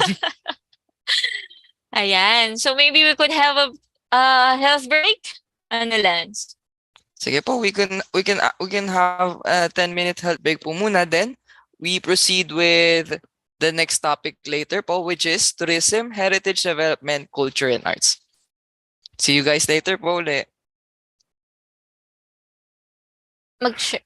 Share.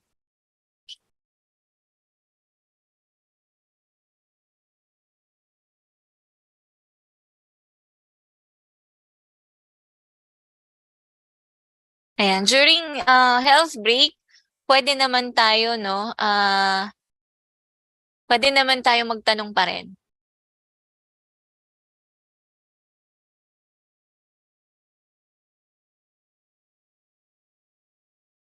Attorney Erica. Yes po. Additional lang dun sa kanina, communicated naman daw siya sa provincial level na ECCD focal na hindi nila ma-access yung ECCDIS. Yun ang sabi ng ilang LGUs po sa Oxygen. Sige ma'am, i-raise po namin yung concern but we need a MOV na lang din saying na they raised this concern and yung specifications, parang narration na lang kung ano nangyari.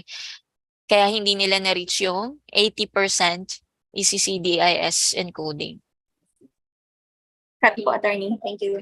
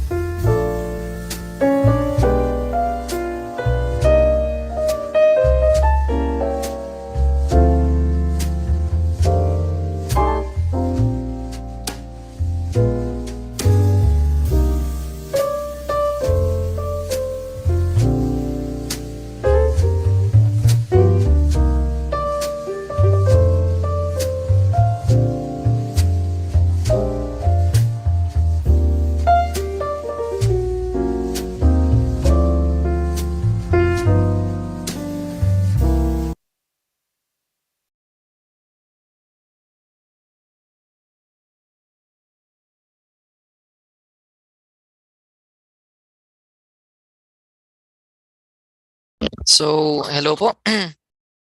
Hello, welcome back po sa inyong lahat. Sana po nakapag-inat-inat na po tayo. Let us proceed po. Um let us proceed with the third governance area, which is tourism, heritage development, culture and arts by Ma'am Claire Fidalvero Fortu. Ayan, thank you po, Sir Lance. Am I coming in? Loud and clear? Yes po. Okay. Let me share my screen.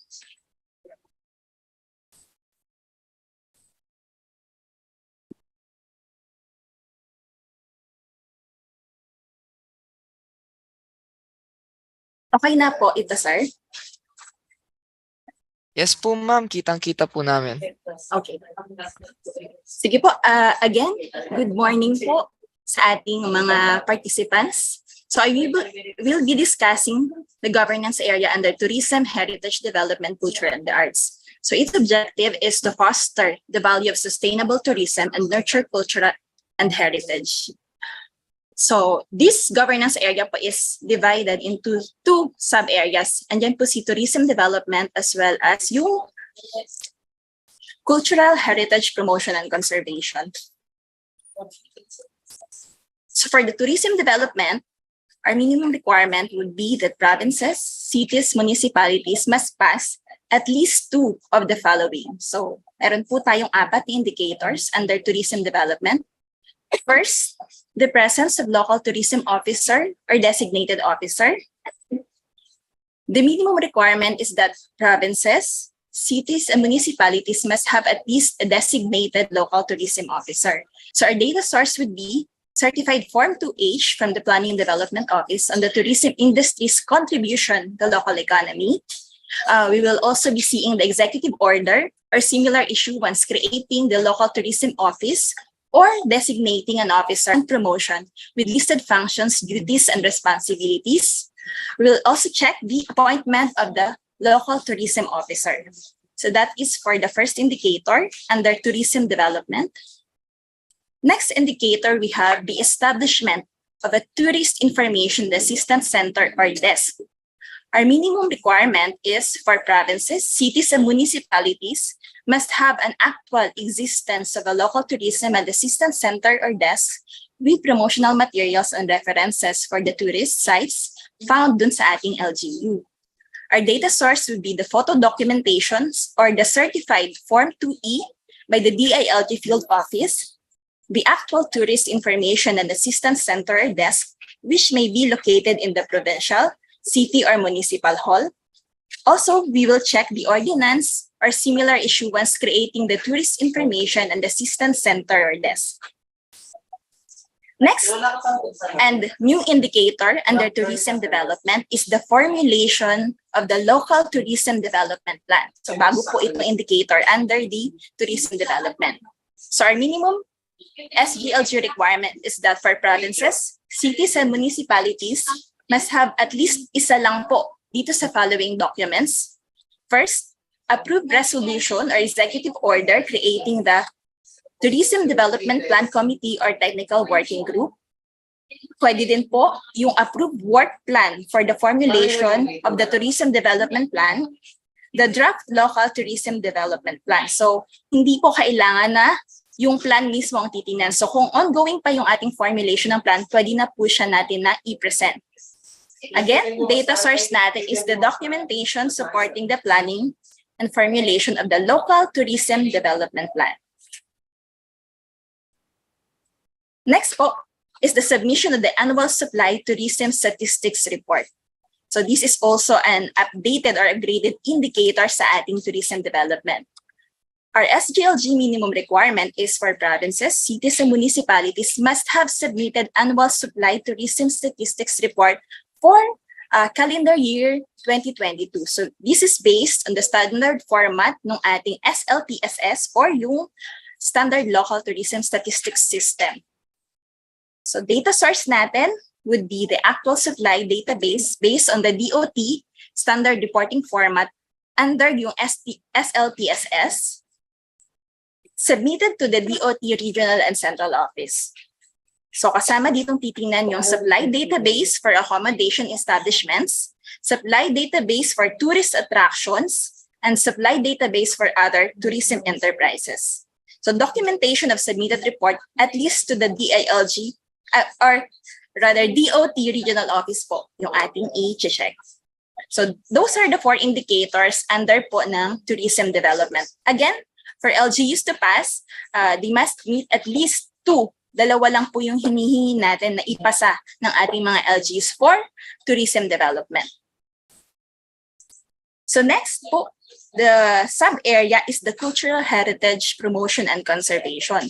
So kung kanina, 2 out of 4, this time naman, at least 3 ang hinihingi po natin na maipasa ng ating provinces, cities, and municipalities. So first, presence of local council for the promotion of culture and the arts.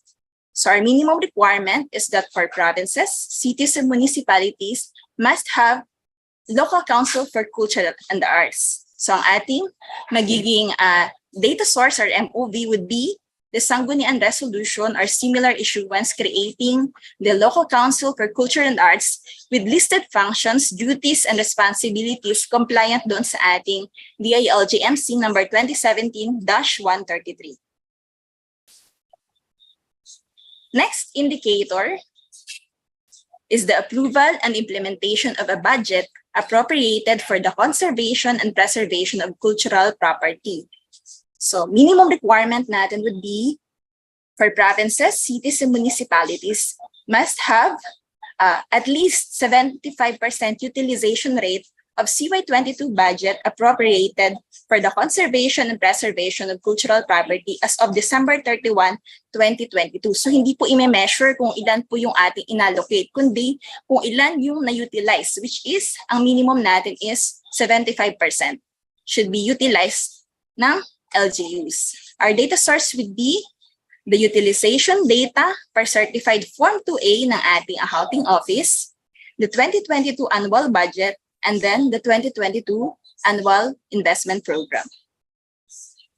Moving on po dun sa next indicator, we have the existence of an updated cultural property inventory in the LGU. So our minimum requirement for provinces, cities, and municipalities, the cultural inventory must be not earlier than 2022 or updated not earlier than 2022. So ang upscaled guide natin or upscaled indicator is dapat siya ay ginamit yung template prescribed under DILG NCCA JMC number 2021-001 kasi last time or last from the previous years, ina-accept natin yung kahit hindi ginagamit yung templates prescribed dito po sa ating JMC. Also, it must be adopted by the LGU and lastly, submitted sa ating NCCA for review. So meron po tayong consideration. Consideration is given to LGUs with cultural inventory using the templates prescribed doon sa ating JMC, provided that it is updated not earlier than 2022 and is transmitted po sa NCCA for review. So, okay lang po kahit hindi pa siya adopted ng LGU as long as it is transmitted sa NCCA, the LGUs will be considered to pass po this particular indicator. For our data source, we have the cultural property inventory using nga po yung prescribed doon sa ating JMC.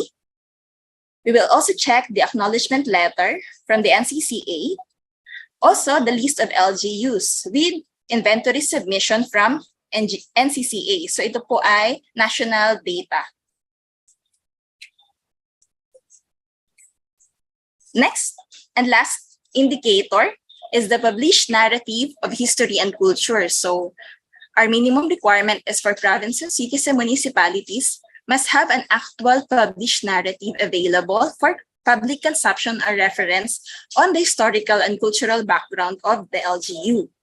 Our data source is the photo documentation again from the DILG field office, the copy of published narrative of history and culture, and the proof of LGU acknowledging narrative published kung siya ay galing sa third party. So we need the proof of LGU acknowledging the narrative.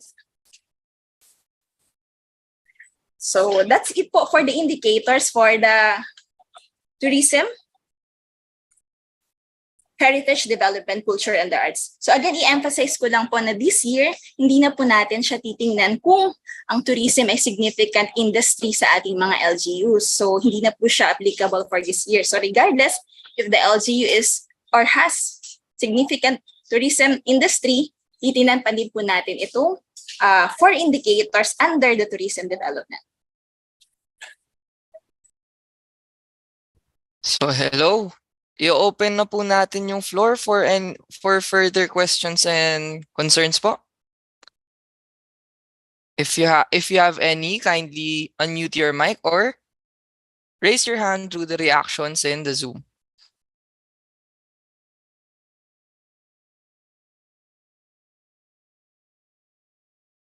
Sir Hans, i-add ko na din na no proposed indicators for this particular governance area. So baka ang mangyayari po is for this year, at least 2 yung hinahanap. So for succeeding years, baka maging 3 na siya or lahat ng indicators ay need nang ipasa ng ating mga LGUs.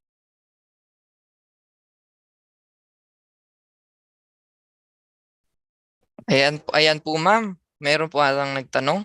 Si Ma'am Myra po. Regarding the time frame ng adoption ng LGU at submission to NCCA.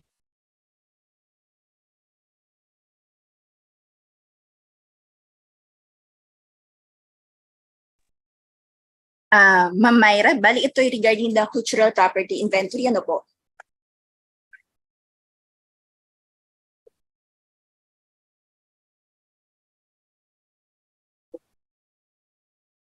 Again, as per guidelines po natin, the cultural inventory should be not earlier than 2022.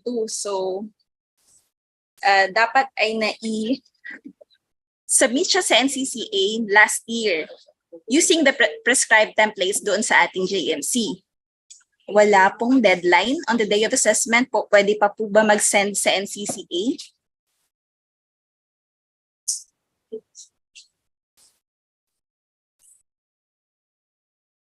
Again, as mentioned po during the national orientation, ang sabi po ng DOD and NCCA, dapat po siya i-submitted hanggang last year, December 31 ng 2022. Ano yun? Linawin mo. Parang naguluhan ako doon. Kasi not earlier than, ito yung inventory ano? Yes po, Sir Drew. Not earlier than 2022. Dapat nagkaroon ng inventory. So dapat January 1, 2023.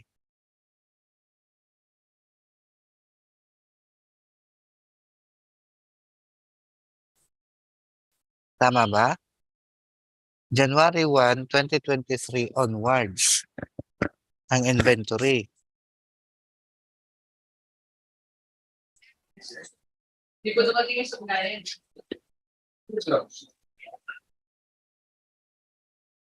Hello, ayan, I'm back. Anong nangyari? sorry. Pero kasi Sir Drew, parang during the national orientation, yun kasi yung nabanggit na, or correct me if I'm wrong, kung ganun yung aking understanding dun sa not earlier than 2022. Updating of the inventory happened not earlier than 2022. Ano pong issue?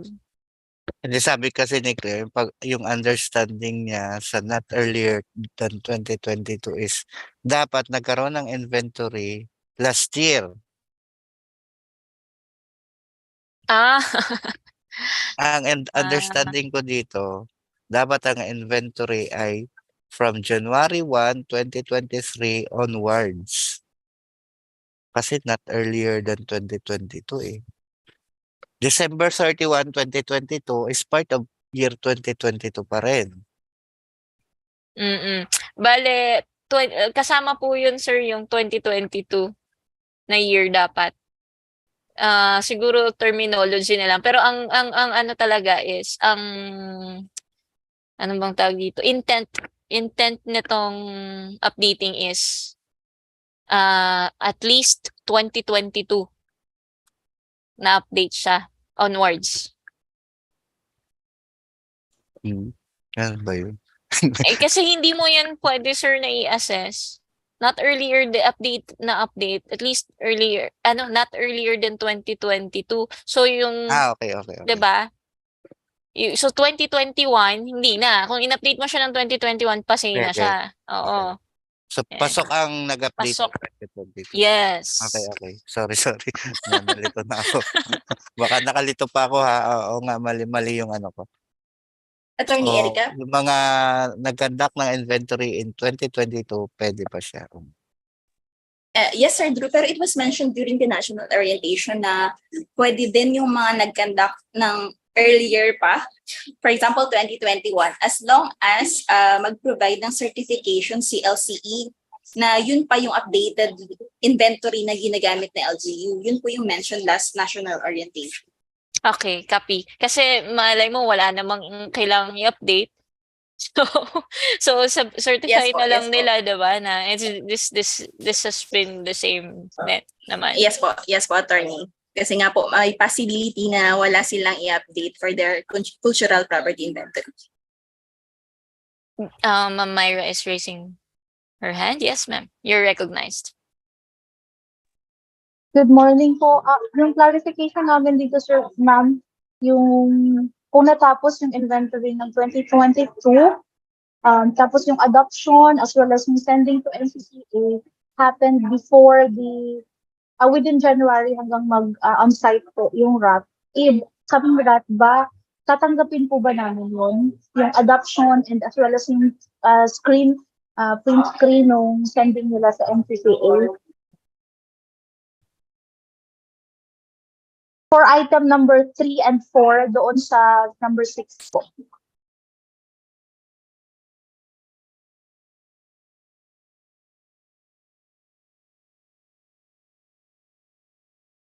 Clear? Check ko lang yung sa bottom ng take notes.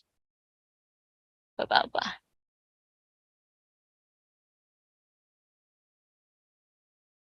Okay. Taas mo na. Okay lang, ma'am. Okay lang, ma'am, tanggapin niyo na pa rin. Kasi wala naman siyang nilimit na until this such time. Thank you, ma'am. Thank you po. Yes po, silent naman si TechNotes for the year kung kailan dapat ma-adapt.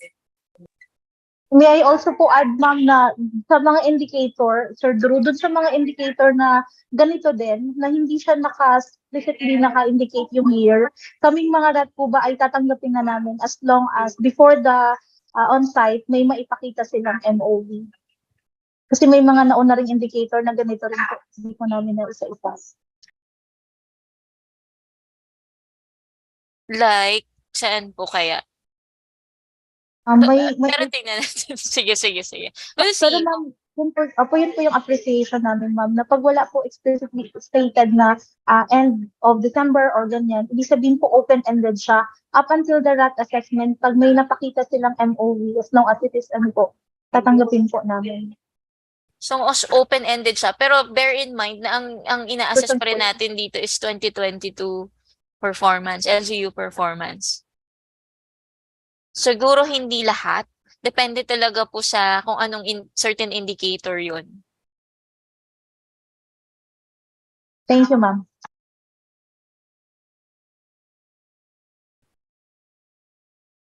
Okay po, mukhang nasagot naman po yung concern ni ma'am.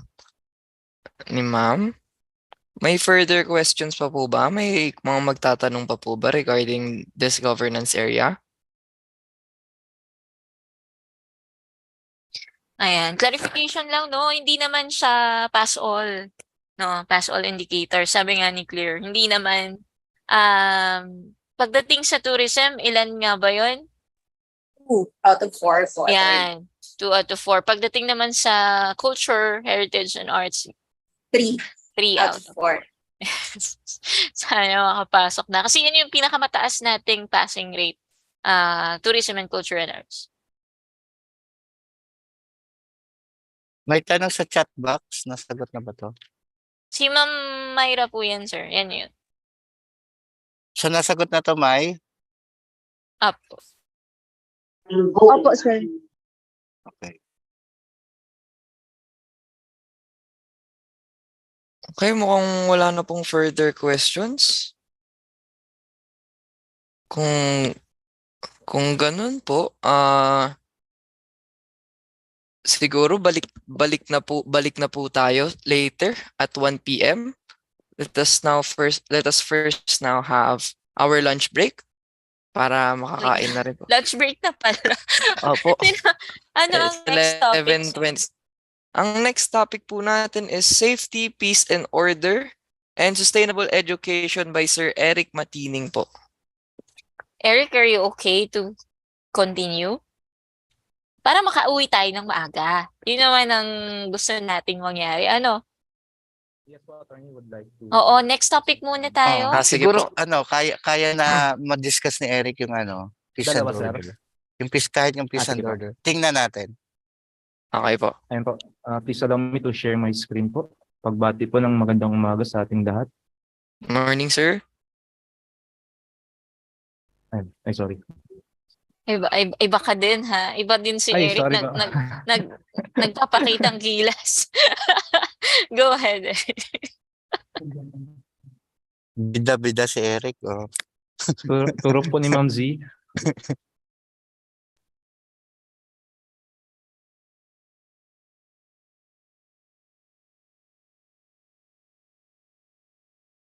Wait lang po, pero di marunong mag-screen share. Naka-screen share naman na. Wala na. Nawala na yung pabida mo. Hindi marunong mag-screen share. Go ahead, Eric. Nakalimutan na po.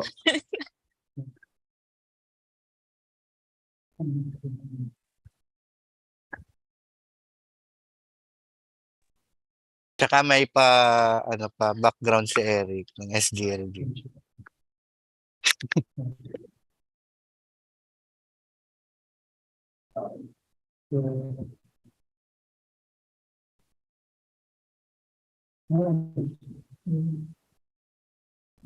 And po take 2. And good morning po sa ating lahat. And I'll be...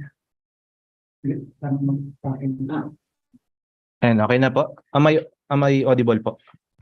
Yep. And po, once again, good morning po sa ating lahat. And I'll be presenting the governance area under safety, peace, and order po. So yan.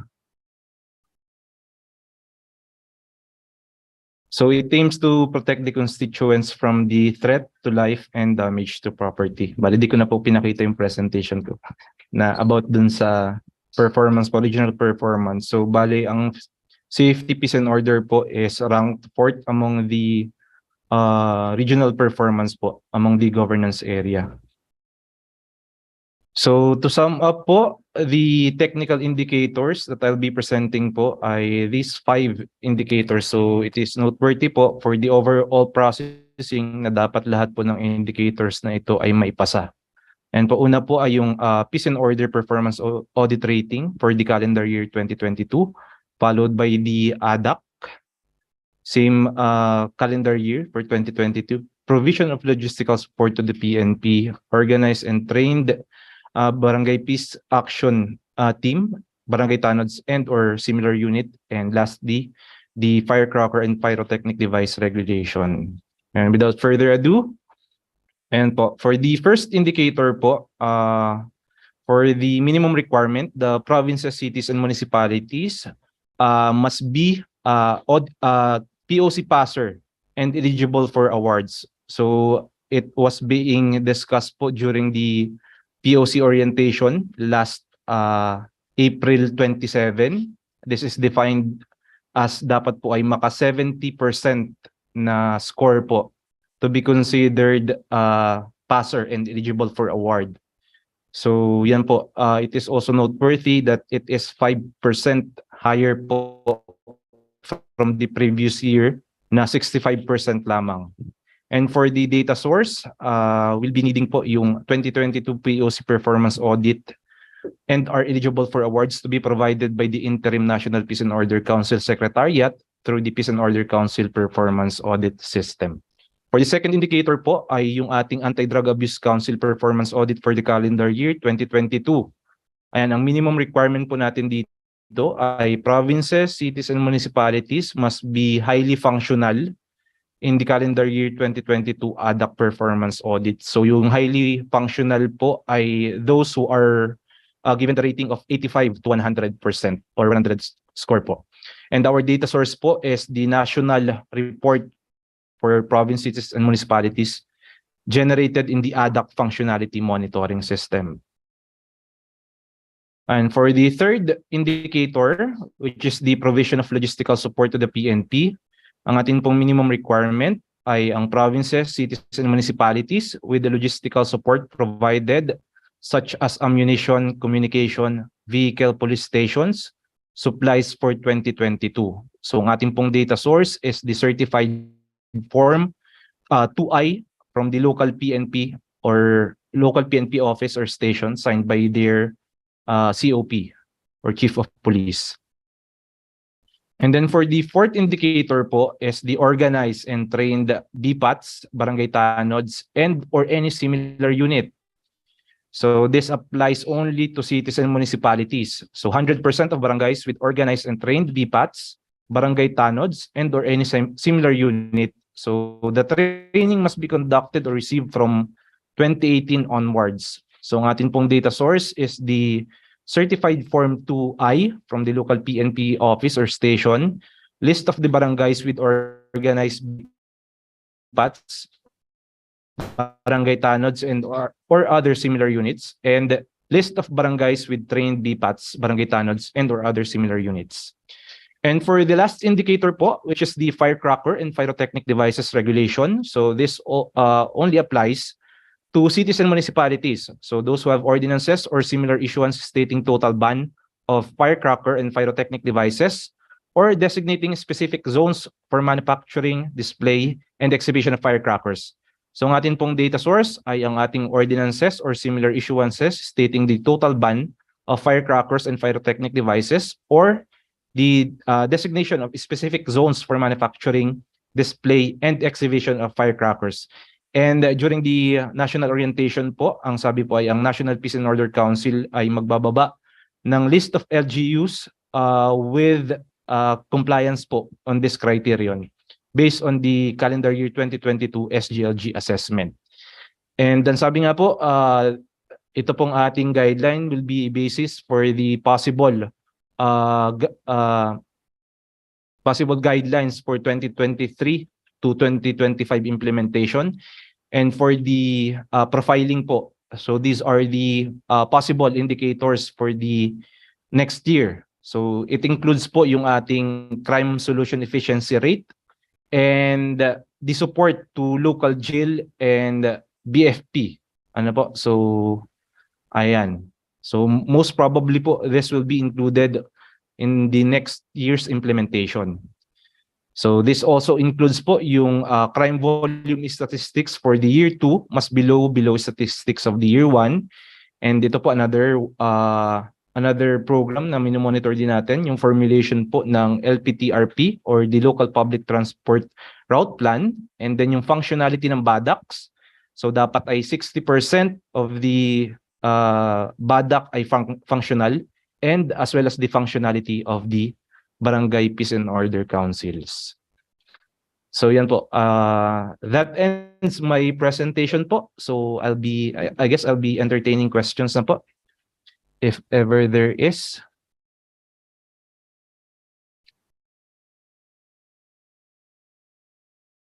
And previously po kasi medyo humaba yung discussion dito during the national orientation dahil wala pa pong kinakonduct na and ADAC orientation. Pero nung 26 and 27 po ay nakapag-conduct na tayo and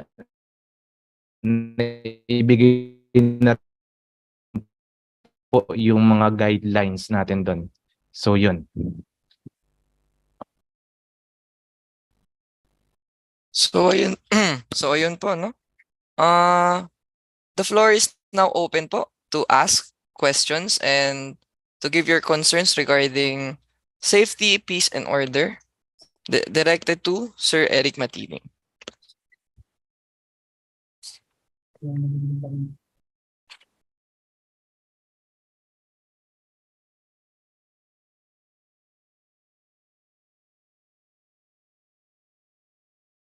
Hearing none, mukhang na-explain na po ni Sir Eric ng comprehensively yung topic. Shall we proceed with the next topic po? Mukhang may oras pa naman po tayo. Yes, Sir Eric, yan, ikaw pa rin naman yan. Ikaw pa rin naman sa sustainable education, no? Anyway, wala namang bago kasi sa peace and order, ano, Sir Eric? Yes po, ma'am. Maliban po dun sa 70% na rating na hinihingi for POC na previously ay 65%. Okay. Sige. Maybe we could move on? Abot pa tayo sa oras. Sige po, abot pa po siguro kung walang question. Ah, Dahil nagutom na po siguro yung mga participants. Ayan. okay. Go. And please allow me to continue my report po for the governance area of sustainable education.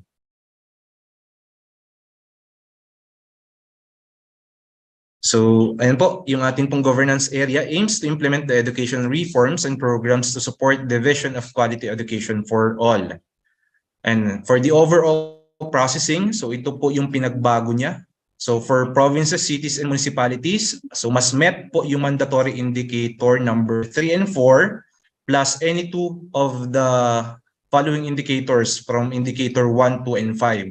So kung previously po ay 3 lamang po ang kailangang ma-meet natin, dito po ay may 2 mandatory indicator na and 2 of the rest of the indicators. All in all po, dapat ay 4 na yung ating ma-comply.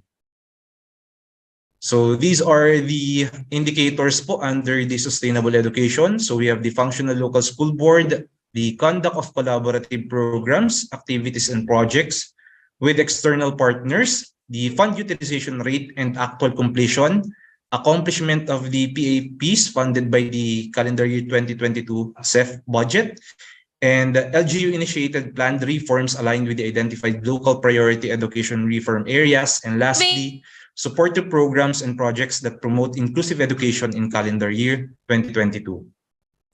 So yan po, for the functional local school board, for the minimum requirement, the provinces, cities, and municipalities must organize their local school board, which complies with the mandatory membership provision under the Section 98 of the Local Government Code.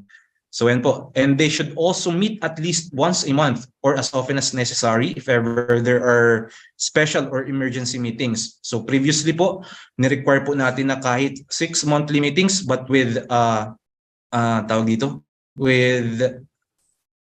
with considerations po dahil nga po pandemic, and for this year's implementation, medyo humigpit na po tayo. Ano po, dapat ay 12 monthly meetings na po ang may conduct ni local school board. So for the data source po, we'll be needing the executive order or similar issuance creating the LSB, minutes of the meeting of the local school board in calendar year 2022, certified form 2D accomplished by the schools division superintendent for provincial LSB and district supervisors for municipal LSB to certify if monthly meetings are being conducted. Based po dun sa national orientation po, ano po, pwede pong hybrid yung implementation natin or yung pag-conduct natin ng meeting. So pwede pong virtual or pwede ring face-to-face as long as there is a minutes of meeting being provided as MOV. Next naman po natin na indicator is the conduct of collaborative programs, activities, and projects with external partners. So this applies to all provinces, cities, and municipalities, and must have at least 2 PAPs conducted in collaboration with 2 different external partners, in calendar year 2022. So ang atin pong data source dito is the accomplishment report signed by the LGU and or the external partner, and the partnership agreements or memorandum of agreement and memorandum of understanding. So includes po yung mga PAPs tulad ng Brigada Eskwela, ayan po, yung atin pong pagbasa, Brigada Pagbasa, Gulayan sa Paaralan, Sports Development. And for the next indicator po natin, this is one of the mandatory indicators under the governance area of sustainable education. It is the fund utilization rate and actual completion, accomplishment of the PAPs funded by the 2022 SEF Fund or Special Education Fund. So ang ating pong minimum requirement is for province, cities, and municipalities, at least 85% completion rate on either PAPs. Also, we are looking for the physical accomplishment or the utilization rate of the fund intended for the calendar year 2022 SEF budget as of December 31, 2022. So ang ating pong data source ay ang ating utilization PPA completion data per certified form 2D, certification from DepEd representative, calendar year 2022 accomplishment report of the local school board plan or the SEF budget, calendar year 2022 financial report of local school board plan and SEF budget, and other relevant reports from concerned government agencies. And for the next indicator po, another mandatory indicator is the LGU-initiated planned reforms aligned with the identified local priority education reform areas. For the minimum requirement, this applies to all LGUs, and at least 2 PAPs for the calendar year 2023 indicated in the LGU's LDIP or AIP or a SEF budget or local school board plan that are aligned with the local priority education reform areas of DepEd as provided under the DEDP, SIP, and AIP. So ang ating pong data source dito is the certificate form for cities and municipalities and provinces 2D. This is the certification from DepEd representative. The DepEd division supervisor, district supervisor shall identify the LGU PAPs present in the approved investment program, the SEF budget preparation form that are aligned with the DEDP, SIP, and AIP. And next na data source po natin, the LGUs to submit their LDIP and AIP to their district division office for the issuance of the certified form 2D. And lastly, the approved SEF budget preparation form number 1. And for the last indicator po ay yung ating support to programs and projects that promote inclusive education in calendar year 2022. So ang ating pong minimum requirement, this applies to the provinces, cities, and municipalities, and at least 2 PPAs in the calendar year 2022 that promote inclusive education. This includes po yung programs for the gifted and talented, programs for learners with disabilities, Madrasa and Alive program, Indigenous People Education Program, Special Education, Alternative Learning System, Parent Effectiveness Service Programs, Family or Community Livelihood Projects or similar programs that support school-aged children's education, and establishment and maintenance of child development centers. So ang ating pong data source will be the accomplishment report from the LGU, DepEd report on program implementation review and other data from concerned DepEd Central, regional and division offices, and other relevant reports from concerned government agencies. And in addition po, these are the possible indicators for 2023 to 2025 implementation. This includes po yung the school year 2021 to 2022 must be higher than the school year 2020 to 2021 among the data of participation rate or net enrollment rate, the cohort survival rate, the completion rate, and net intake rate. And yung atin pong next na possible indicator, ang sabi po dito ay date on the following in school year 2021 to 2022 must be lower than the school year 2020 to 2021. So ito po yung hinihingi natin, yung presence of out-of-school youth, incidence of bullying, dropout rate, and school level rate po. So that would be all for the sustainable education.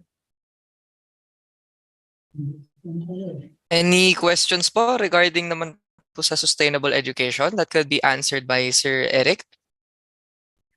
You may unmute your mics or use the raise hand option sa Zoom po natin para makapagtanong po kay Sir.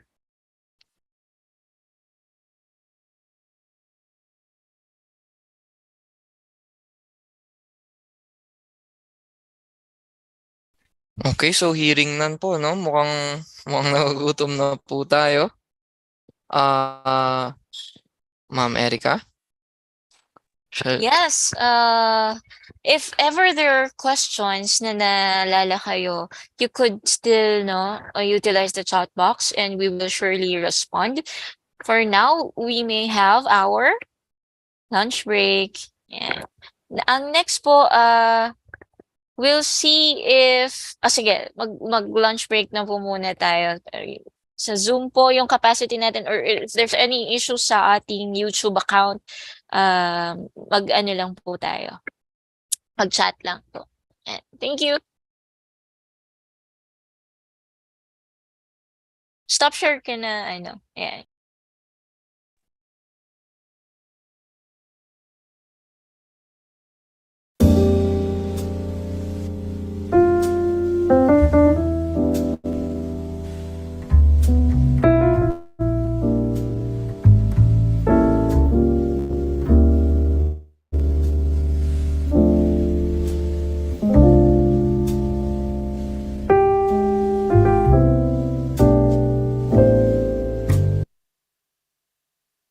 So kindly be reminded po that we will be back at exactly 1 p.m. to return to our orientation and start with disaster preparedness. Thank you and have a great lunch.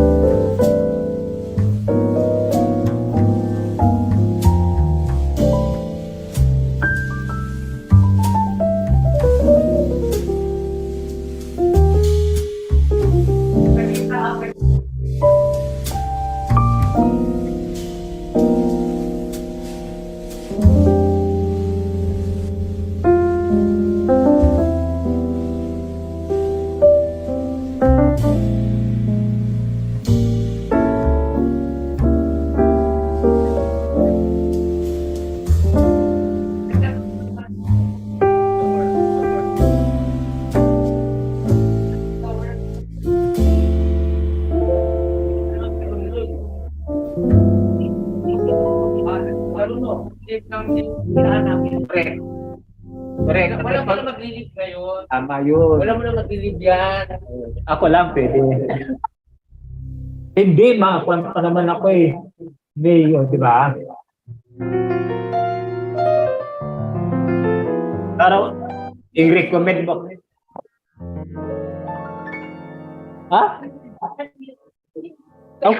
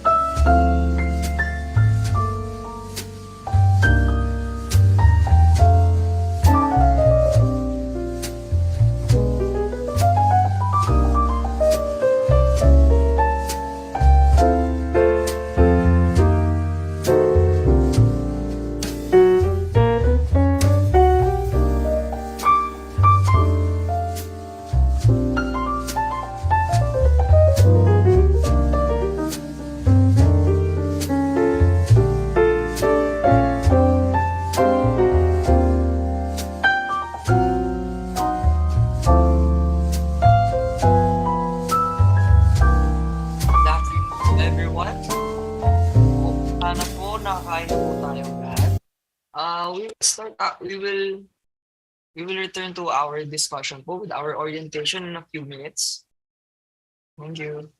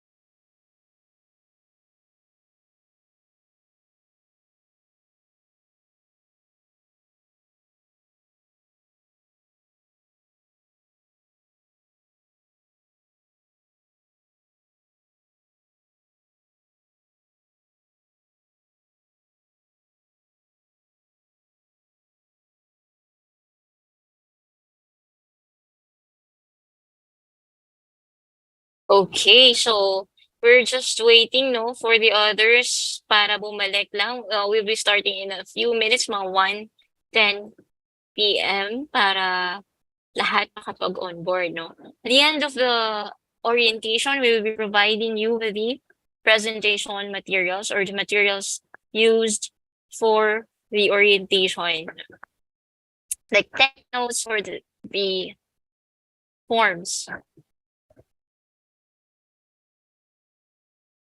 And also the recording of this orientation.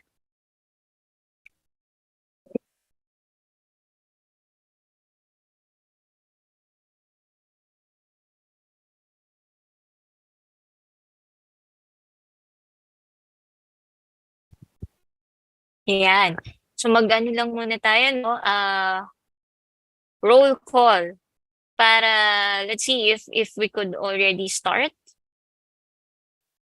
Stop share muna natin, Hans.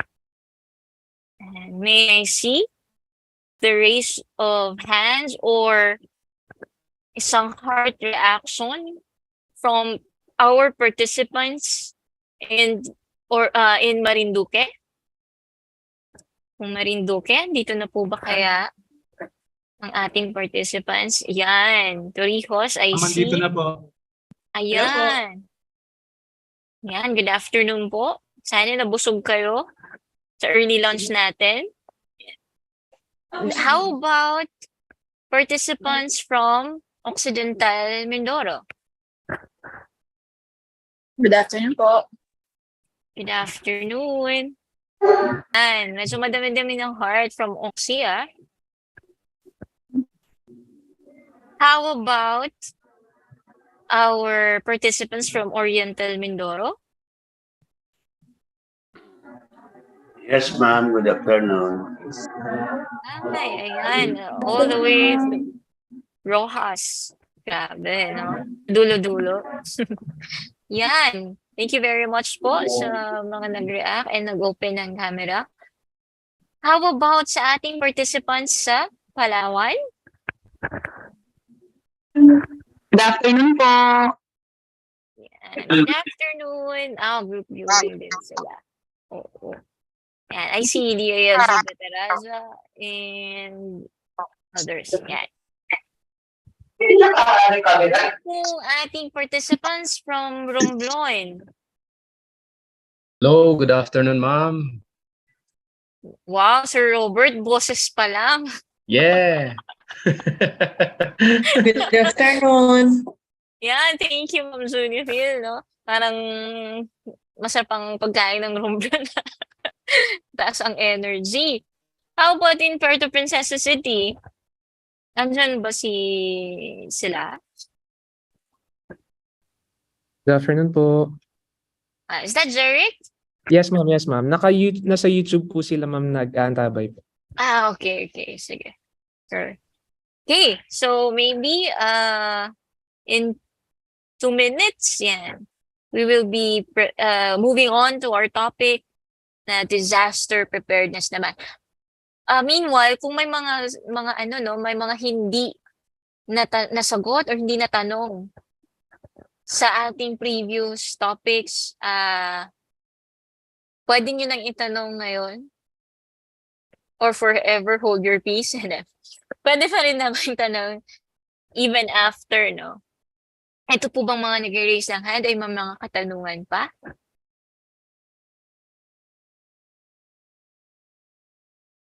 Mukhang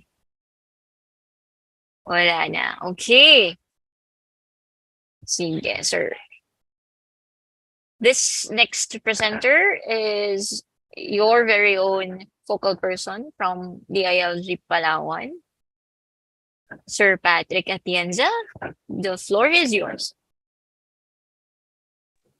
Thank you po, attorney. Allow me to share screen lang po.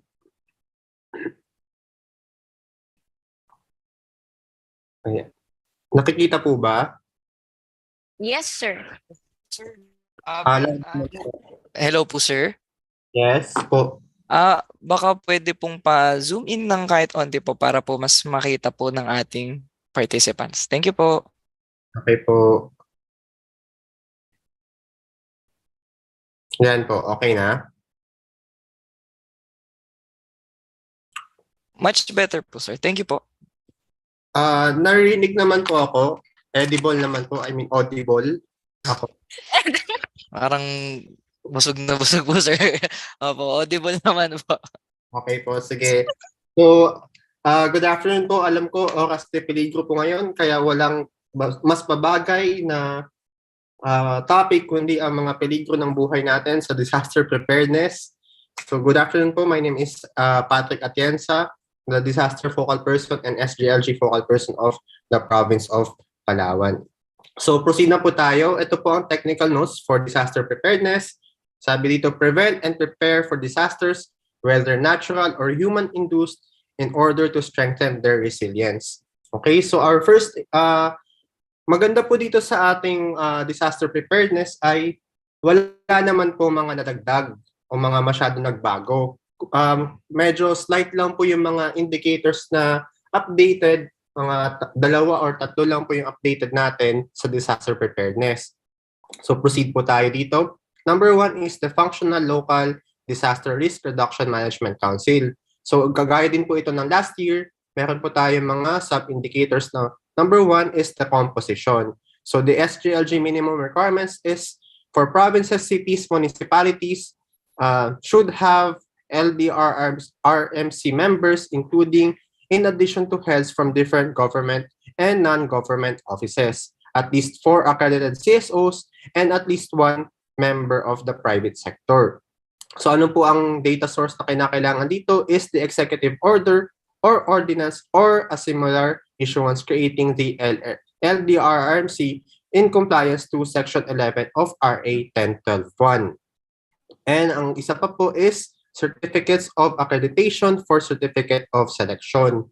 So I know po nangulit po ang DILG Mimaropa dito sa composition ng mga ating mga LDRMC. So most likely po lahat sa ating mga LGUs dito sa Mimaropa ay makakapag-comply dito sa LDRMC composition.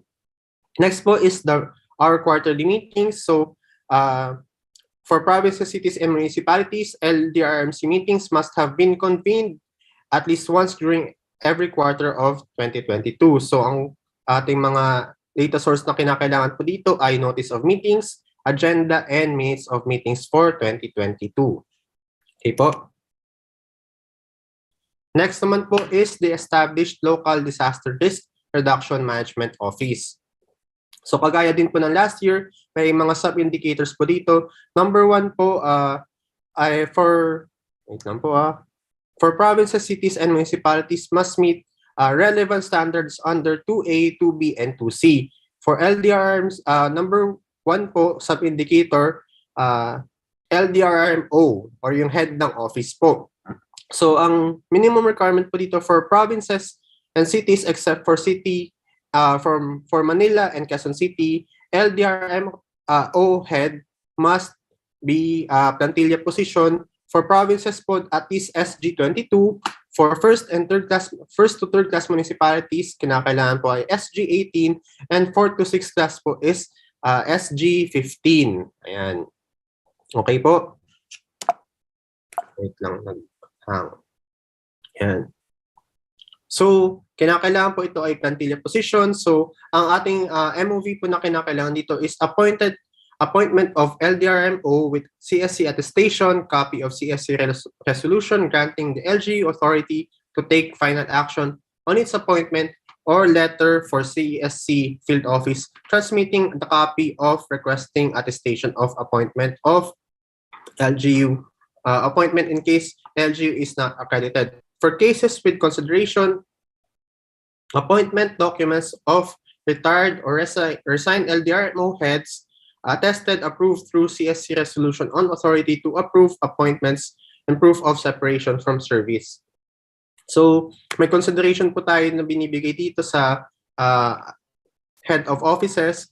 So, consideration is given to an LGU with an appointed LDRMO head of office with temporary status, provided that said temporary appointment has not exceeded 1 year period, has the prescribed salary grade, and is CSC attested.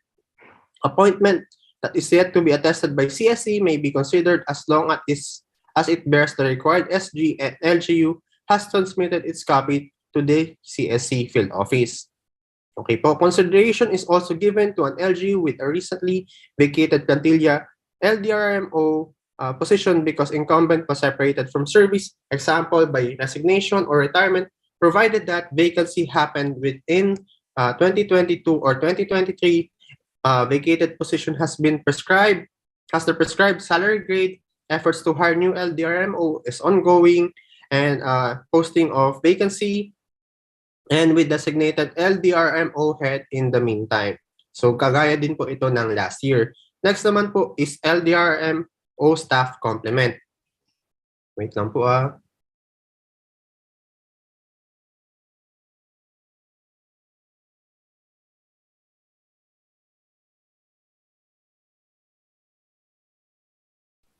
Next po is LDRMO staff complement. Okay, for province cities and first to third class municipalities must have at least 3 LDRM staff plantilla positions. Okay, for 4 to 6 class municipalities must have at least 1 plantilla LDRMO staff. Okay, consideration to an LGU with the following conditions to meet the required staff complement.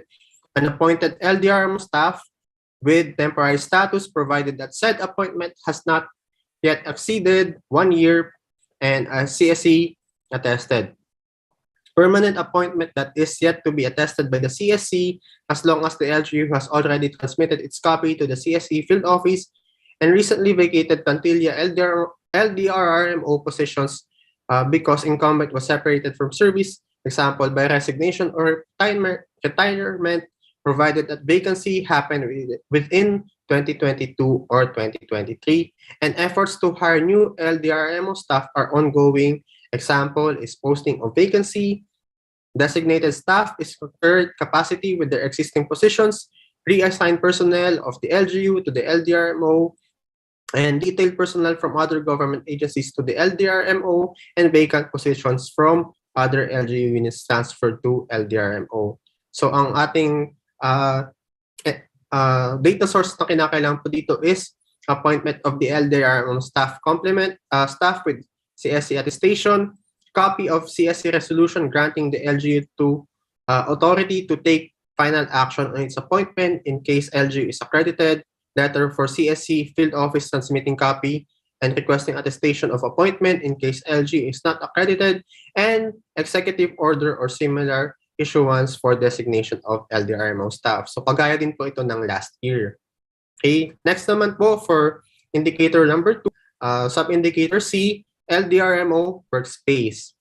So for provinces, cities, and municipalities must have a workspace allocated for LDRMO functions and operations. Photo documentation, ang kinakailangan po ng data source, ito po ay ang ating Form 2E or na manggagaling sa ating DILG field office. Next naman po is indicator number 3 is approved PDPFP or the Provincial Development and Physical Framework Plan for the provinces or the CLUP for the component cities and municipalities. Okay po. So for provinces must have an updated PDPFP covering 2023 that was submitted to the DSUD for the review and ratification by the Secretary and engagement of component LGUs in the planning process or initiative to communicate the plan to their component LGUs.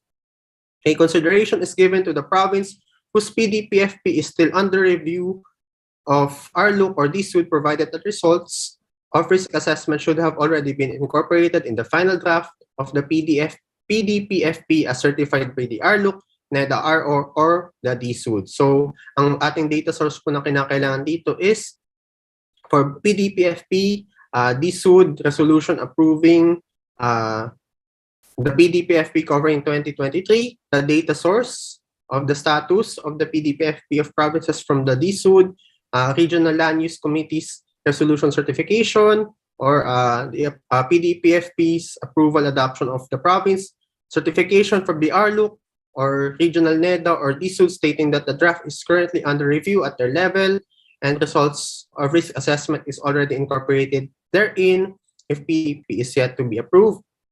And documentation, example is post-activity on the communication of PDPFP to component LGUs and PDRMC or of their participation in the formulation.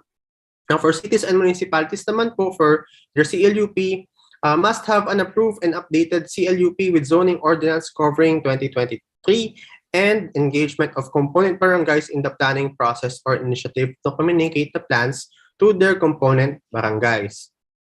Consideration is given to a city or municipality whose CLUP is still under review, provided that the final draft was already CCA DRR mainstream as certified by the PLUC, Regional DSUD for component cities and municipalities, or Regional Central DSUD for HUCs and ICCs.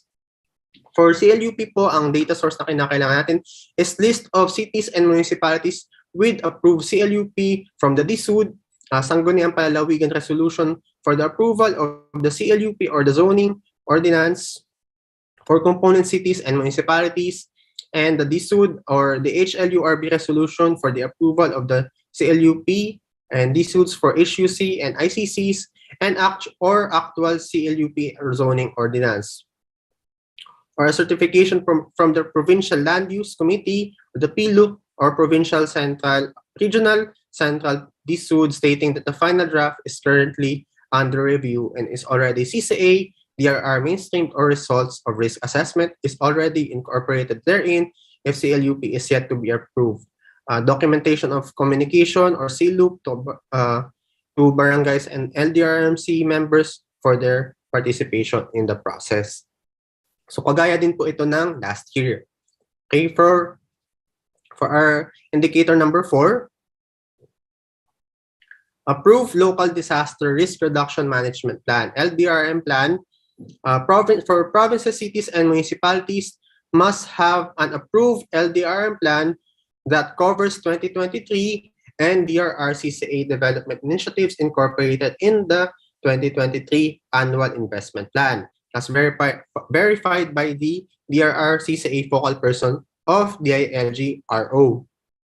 Ang data source po na kinakailangan dito is the approved LDRM plan, the sanggunian resolution adopting the LDRM plan, and the approved 2023 AIP. Okay? Same as last year po. Now, for the presence of our LCCAP, indicator number 5 po, ito naman po ay mayroong changes. So, dati po, last year, presence of LCCAP lang ang hinihingi. Ngayon po, kinakailangan na ang Climate Change Expenditure Tag Investment Program.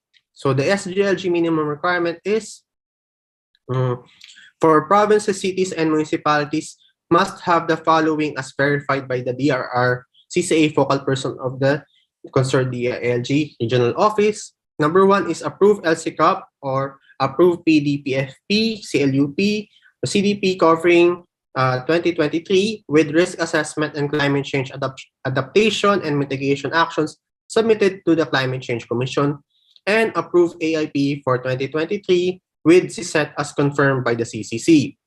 My consideration naman po dito because we know that most of our LGUs do not have AIPs that are CSET tagged. Okay, so consideration for AIP, LGUs may still pass if they submitted their AIPs, AIP 2023 to CCC, regardless if it has CSET or not.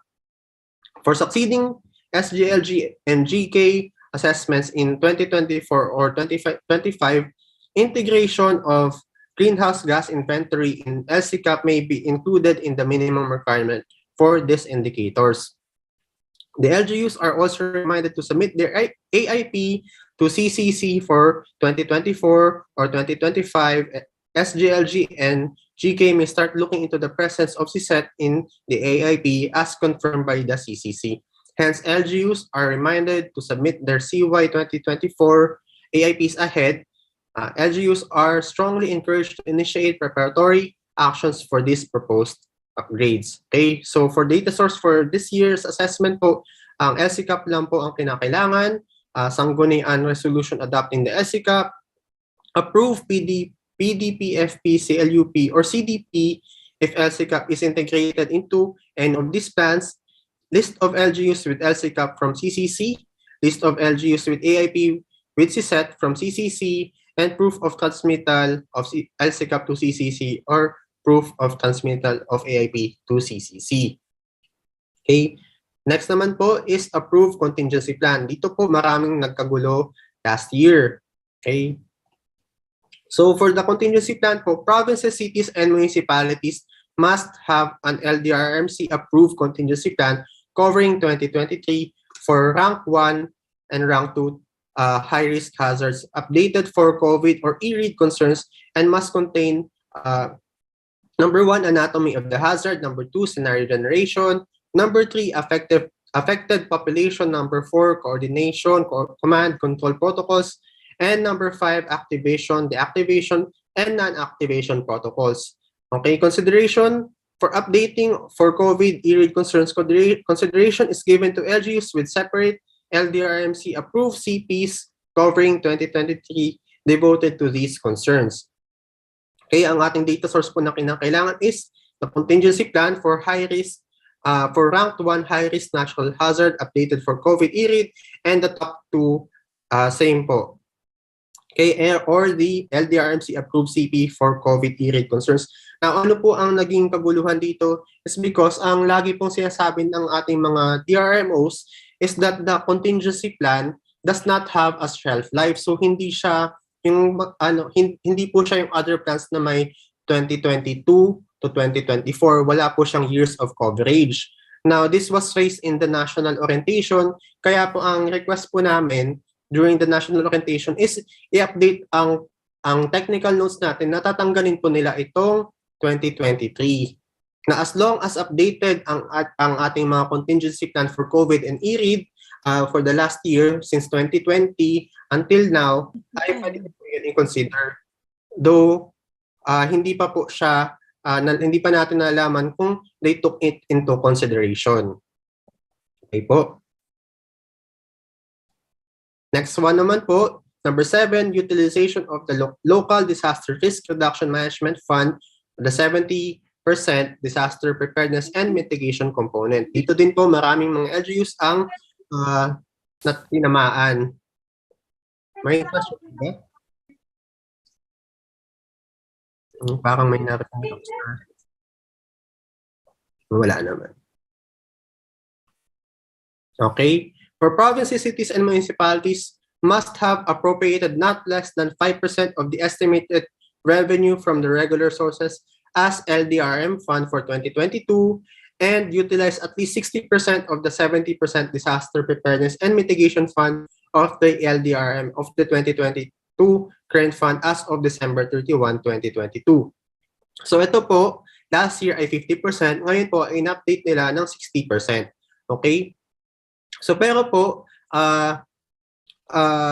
marami po sa atin ang magsasabi na mataas ang 10% increase and we agree. Pero po, ang original daw po dito as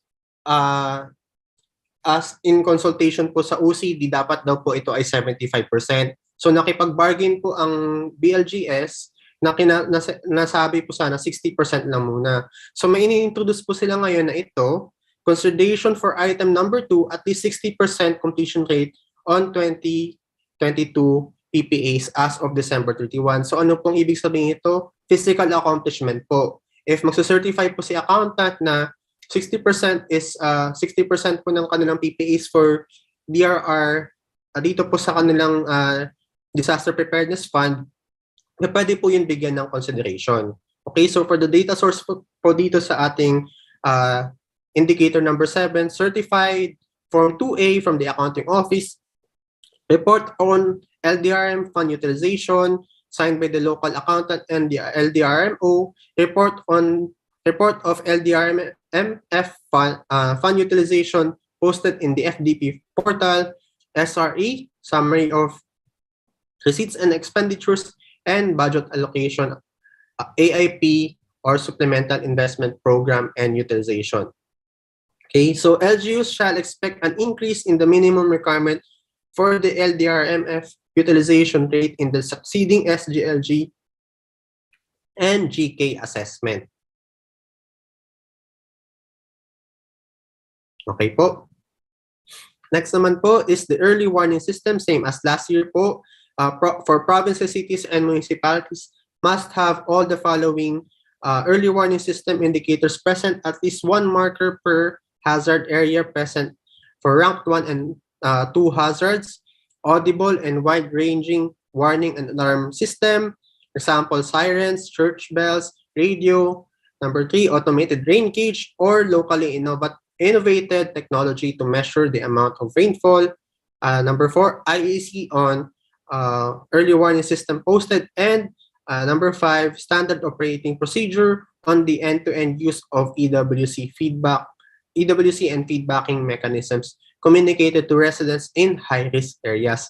So ang data source po na kinakailangan dito ay photo documentation of EWS, certified form 2E of DILG field office, publicly posted information on early warning system standard operating procedures, or documentation including a narration of the end use of EWS, example, information, dissemination alert system, and accompanying actions, feedbacks from the population or barangay if available, or early warning system evaluation report if available, IEC materials on EWS on hazard risks and vulnerabilities.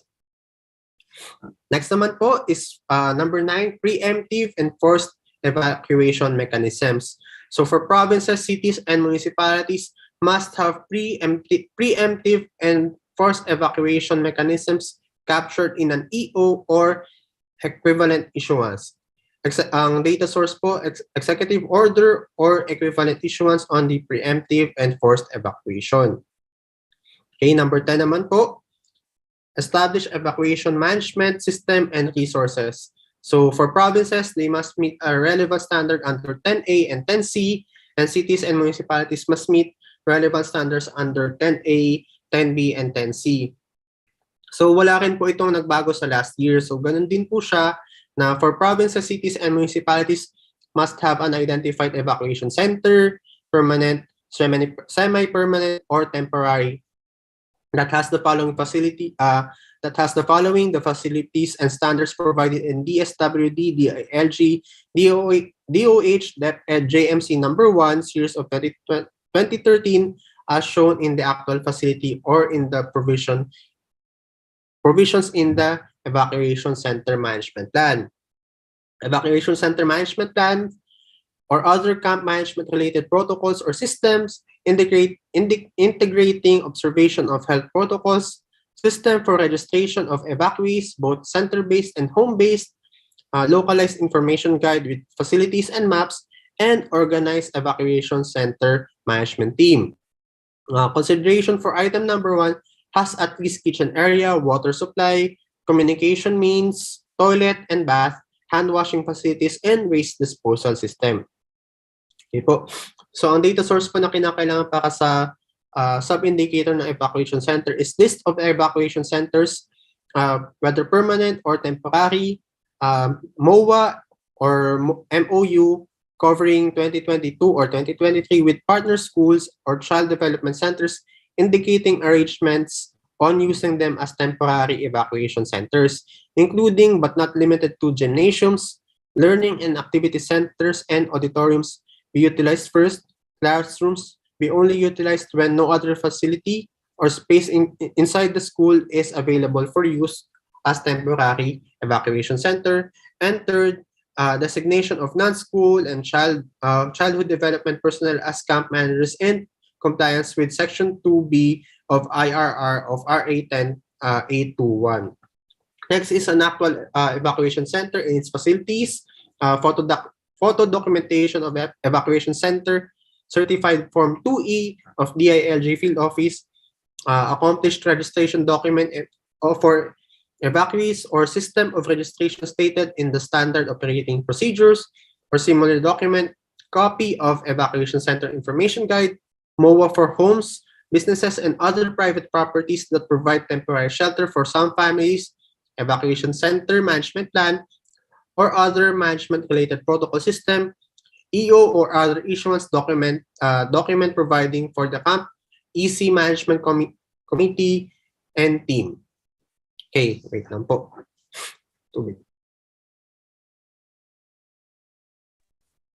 Okay, next naman po, evacuation information guides.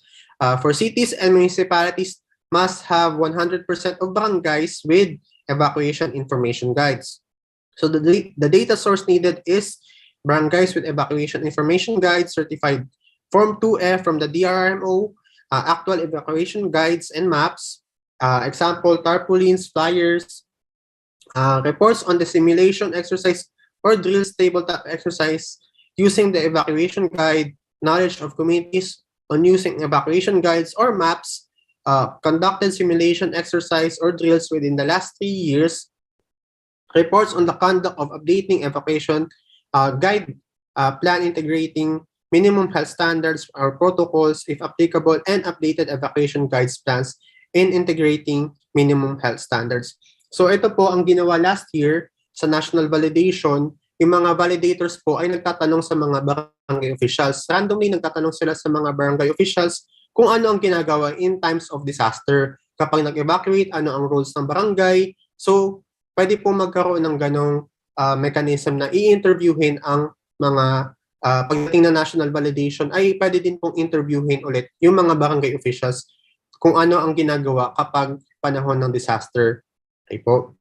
So best be prepared po dito sa indicator ito sa ating mga barangays. Next po is preposition goods, resources, and services. The SGLG minimum requirement is for provinces, cities, and municipalities must have all of the following mechanisms: mobilization and management of volunteer groups, goods for relief operations, either stockpiling that must include at least 500 food packs, 500 hygiene kits, or in partnership with suppliers, medical services, at least one health emergency response team to respond during emergencies and disasters provided by either in-house professionals or in partnership with other entities. Number 4, psychosocial support provided by either in-house professionals or in partnership with other entities. Number 5, security services. And lastly, transport services to transport the possibly affected residents to the identified evacuation centers. Okay.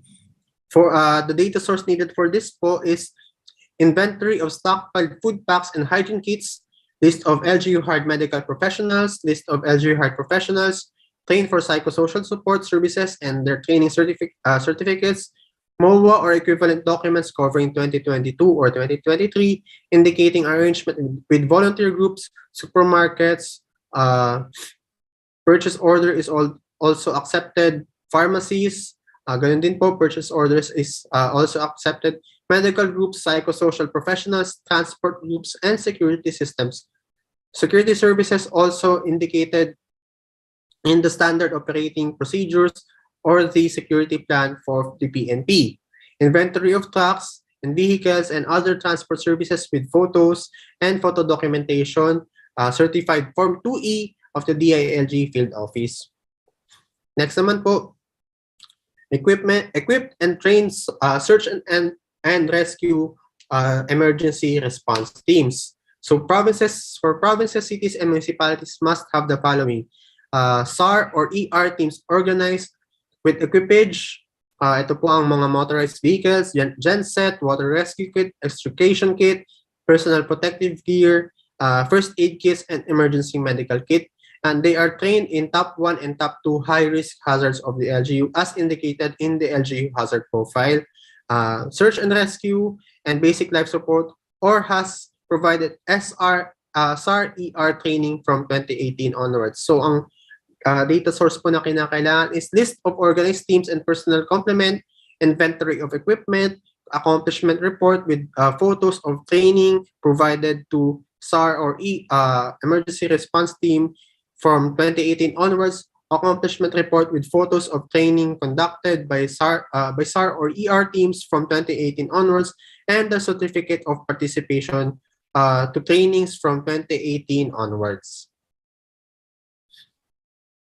Next naman po, for LDRM operation center. So provinces and HUCs must have permanent LDRM OPSEN functioning 24/7 with standard operating procedures. Kung ICS or Incident Command System, provinces, cities, and municipalities must have Number 1, establish ICS. And number 2, at least one LDRMC, either the head or member of the LGU-based or LDRM head or staff competent trained in any level of ICS. Now, for 2024 or 2025, in addition to the following items 1 and 2, the following conditions must be met. LDRMC chairperson should be trained in at least the ICS executive course, LDRMO head trained in at least ICS level 2, and at least 2 LDRMO staff trained in at least basic ICS. Okay po. The data source needed is executive order or similar issuance establishing an ICS trained certificate issued by DND, OCD, LGUID or staff with ICS training, LDRMO appointment of staff with ICS training or copy of designation of said staff to LDRMO. Next indicator naman po, number 14 is approved community-based disaster risk reduction management plans and budget, or the CBDRMP. Cities and municipalities must have at least 75% of barangays with approved CBDRM plans that are incorporated into the AIP as verified by the DRR CCA focal persons of the concerned DLG, RO, or PO. Consideration is given to matrix type barangays plans detailing DRR related PPAs with clear targets, timeframes, and budgets and approved by the BDC. Okay. Barangays with CBDRM plans, sa data source po, barangays with CBDRM plans certified Form 2F of the Disaster Risk Reduction Management Office, CBDRM plans with Barangay Development Council, resolution approving the CBDRM plan, and approved 2023 AIP. Lastly po, last but not the least, participation and compliance with the submission of required documents in the 2023 Gawad Kalasag Seal for LDRM COs. So the SGLG minimum requirements is for provinces, cities, and municipalities must have participated and complied with the submission of required documents to the concerned OCD regional office on or before sa national orientation po ito ang nakalagay to May 26, 2023. So ang data source po dito is list of provinces, cities, and municipalities which participated in the conduct of 2023 GK seal from OCD and certificate of compliance issued by the OCD regional office. So ito po may note sa baba. Overall guidance on succeeding SGLG assessment on disaster preparedness starting 2024, GK seal for LDRM so will be the primary source of data for the SGLG disaster preparedness area assessment. Only GK seal beyond compliant and fully compliant LGUs in 2023 will be qualified for SGLG 2024, subject to other acceptability parameters to be set by the CGLG. So kaya po for our LDRMOs na nakikinig po, kindly po na pagbutihin natin ang Gawad Kalasag ngayon para po for next year ay maging makuha natin ang SGLG if we are vying for the seal. So thank you po. If there are questions, ready po kami sumagot. Thank you, Sir Patrick. Very very comprehensive po nung pagkaka-discuss nyo. So ayun po, now we are opening the floor po for questions for concerns regarding disaster preparedness. Kindly unmute your mics or use the raise hand option in the Zoom reactions po. Thank you.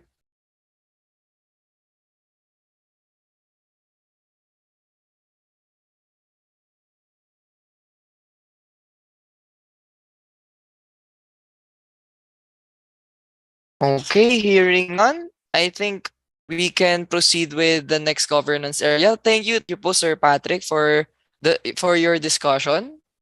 Thank you po. Okay, thank Wait you lang. po. Sige. Sige, Hans, ganito ha.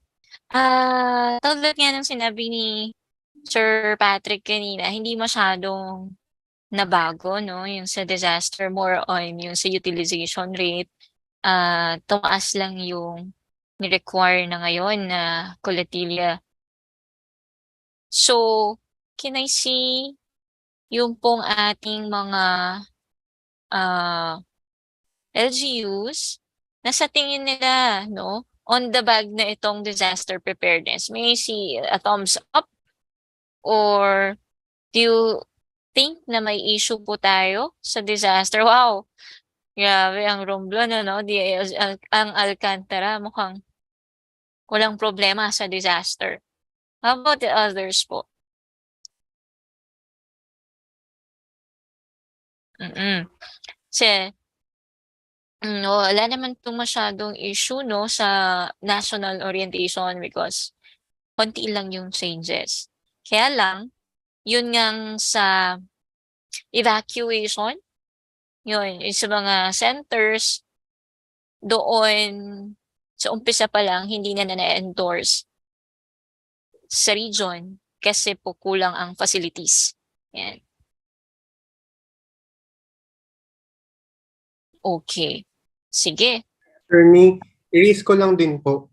Kasi naalala ko nung national orientation, magulo yung term nila ng utilization kasi may mga LGUs doon na obligated pero kumbaga hindi na consider for obligate na utilized na fully utilized. Ang sinasabi ng iba, fully obligated na pero hindi isin-certify na accountants. Kaya po, ang sabi ng national orientation is maglalabas daw ng definite na description kung ano bang ibig sabihin ng utilization.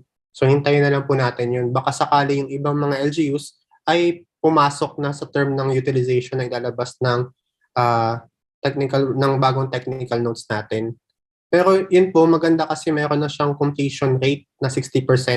So at least kung maganda yung completion rate ng physical accomplishments ng ating mga DRMOs, ay pwede na siyang i-certify ni accountant if ever. Correct. Tama po, no? Ayun ang kagandahan ng mga dagdag ngayon. Hindi tayo nagbabase sa nagastos lang, kundi yung plan and budget ba nasunod, di ba? Yan. Mukhang okay na tayo, no, sa disaster preparedness. Our next topic, Hans, go ahead. Okay, let's proceed. We can now proceed with Health Compliance and Responsiveness by Ma'am Claire Fitalvero for 2. Ma'am Claire, dito po kayo. Yes po, Sir Hans. Okay po. You may have the Hello. floor na po. Yes po, sharing my screen. Visible na po ito, sir? Yes po, ma'am. Yes po. Okay po. Again, good afternoon po sa ating mga participants. So, our next governance area is the health compliance and responsiveness. So, its objective now is to set up, implement, and sustain health policies and programs that would strengthen and promote well-being, healthy lifestyle, and safety of the public, while ensuring that all individuals, especially the vulnerable, have fair opportunities for better health without causing financial hardship through the organization of an integrated healthcare delivery system. So we have an overall area processing for provinces, HUCs, and ICCs. So mandatory requirement po si indicator number 1 plus any 2 from indicators number 2 to number 8. So kung last year, any 3 siya, so ngayon nabawasan po ng konti yung ating processing for the provinces as well as dun sa cities and municipalities. For component cities and municipalities, again, indicator number 1 plus any 1 from indicators number 2 to number 8. So dalawa na lang po indicators ang need na ipasa ng ating mga component cities and municipalities. So our first mandatory requirement or first indicator is with complete local investment plan for health. So for this year's SGLG, ang hinahanap na po ay yung with concurred 2022 AOP. Kung last year po ang hinahanap lang is yung LIPH or the Local Investment Plan for Health, this time, ang hahanapin na po is yung annual slice ng LIPH, which is the AOP. So for province, HUC, ICC, ang ating minimum requirement ay yung 2022 AOP concurred by the Center for Health Development or CHD, Director, MOH Bar Minister or designated representative not later than December 15, 2021. Yun po yung sa province, HUC and ICC.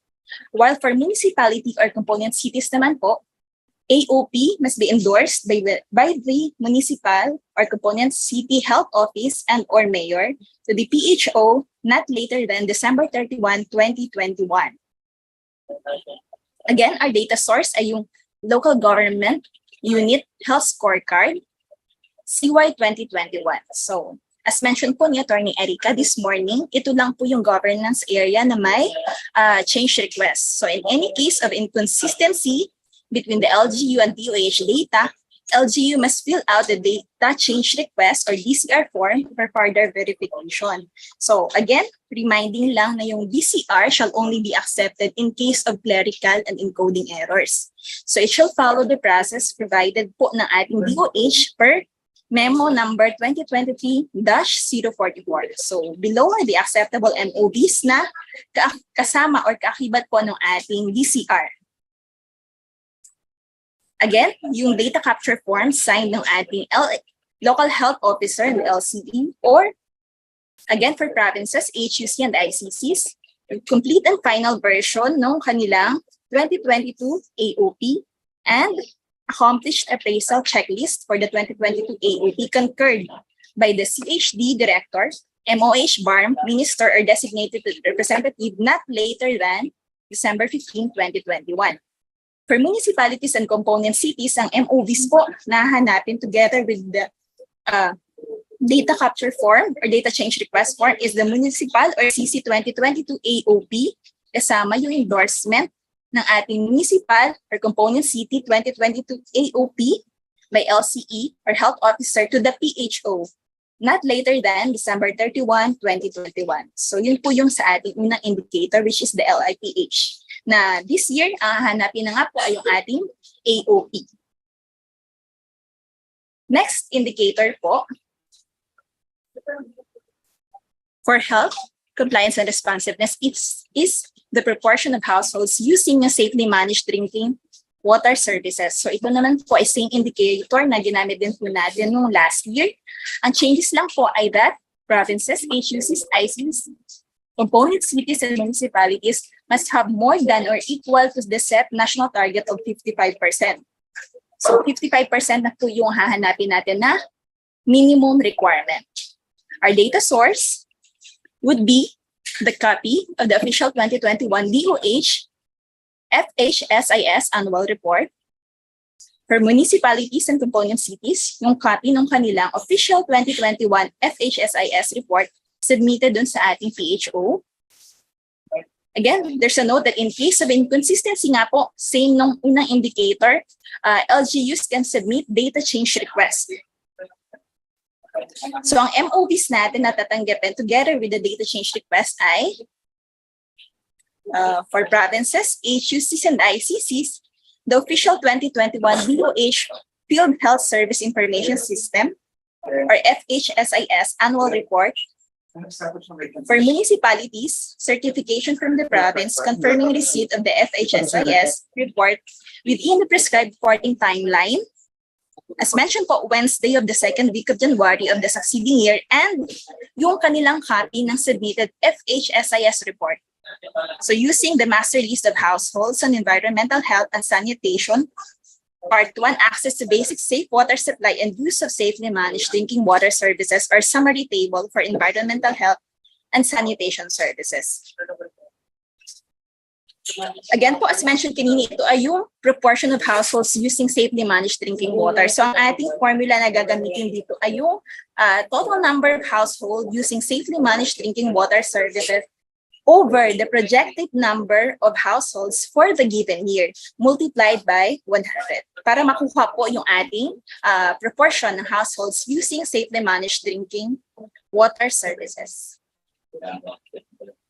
Moving on po for the next indicator, this is a new indicator, proportion of households using safely managed sanitation services. So our SGLG minimum requirement po natin ay that for provinces, HUCs and ICCs, component cities and municipalities must have more than or equal to the set national target, which is 43.6%. Again, how to compute for the proportion of households using safely managed sanitation services? We have the total number of households using safely managed sanitation services over the projected number of households for the given year. Again, this will be multiplied by 100.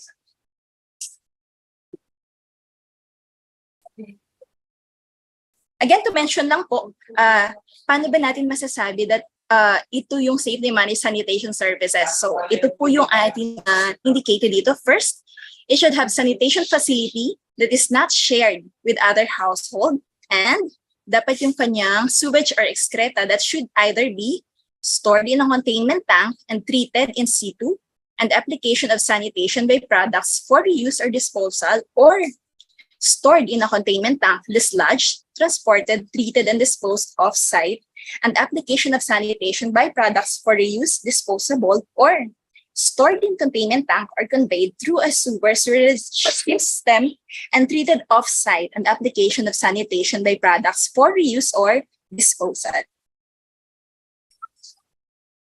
Again po, ang ating data source for provinces, HUCs, and ICCs is the copy of the official 2021 DOH FHSIS annual report. For municipalities and component cities, the same copy of 2021 FHSIS report submitted naman po sa ating PHO. Again, ang ating MOVs, in case nga po may data inconsistency or discrepancy, ito po yung ating i-attach na MOVs. For provinces, the official 2021 DOH FHSIS annual report will be utilized. For municipalities naman po and component cities, yung ating certification from the province confirming receipt ng submitted nila na FHSIS report within the prescribed reporting timeline. So, also, include din po sa MOVs ng municipalities and component cities yung ating copy of the submitted FHSIS report. Ayan.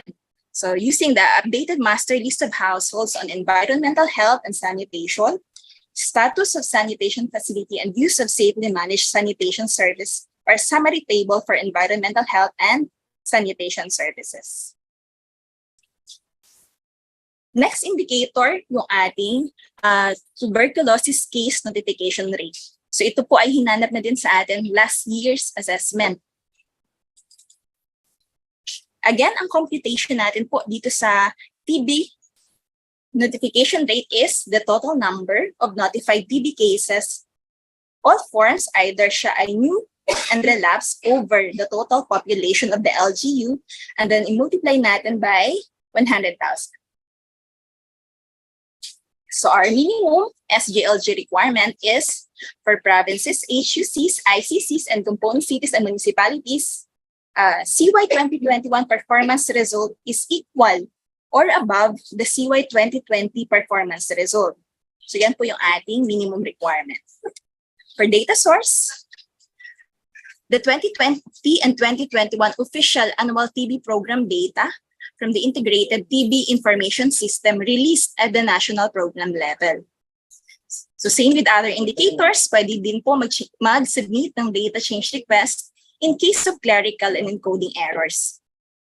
So ang ating MOVs to be attached are copy of the annual TB program data from the ITIS validated at national program level. Next indicator po is the TB treatment success rate.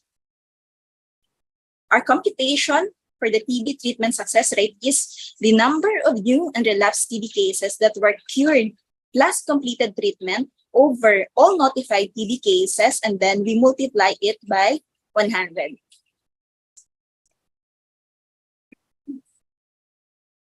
Our minimum requirement for this indicator is that for provinces, HUCs, ICCs, component cities, and municipalities must have more than or equal to 90% TB treatment success rate.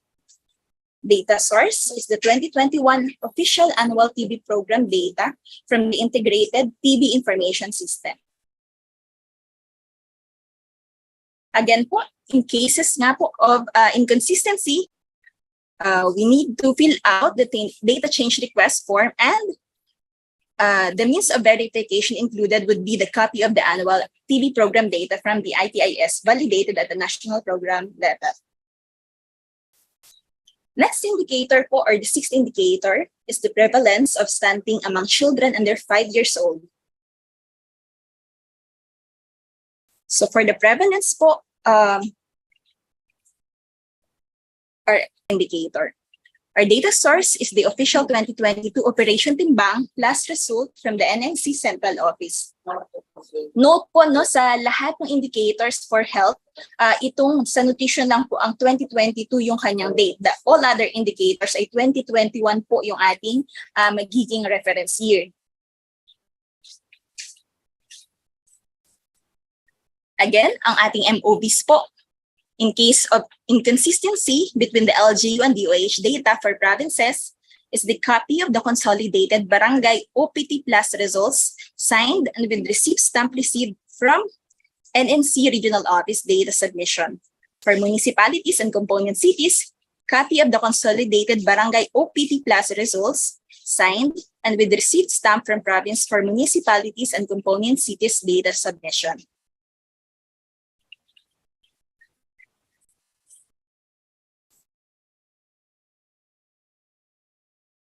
So, as mentioned po kanina, ang kanyang minimum requirement ay 60, within the medium level of public health significance, which is 10 to less than 20% or better. So, pwede, ito po yung ating cap of points for public health significance to indicate the severity ng ating malnutrition. So, dito po yung ating minimum requirement, which is nasa median, 10% to less than 20%.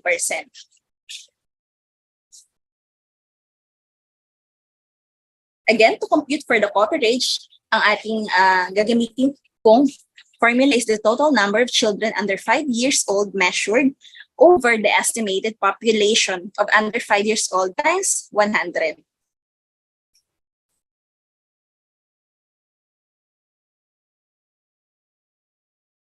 Next indicator for health is the institutionalized DRRMH system.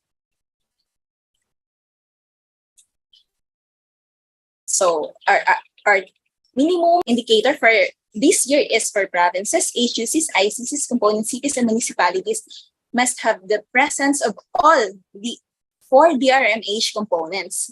So ang una po dito is the approved, updated, disseminated, and tested disaster risk reduction and management in health plan.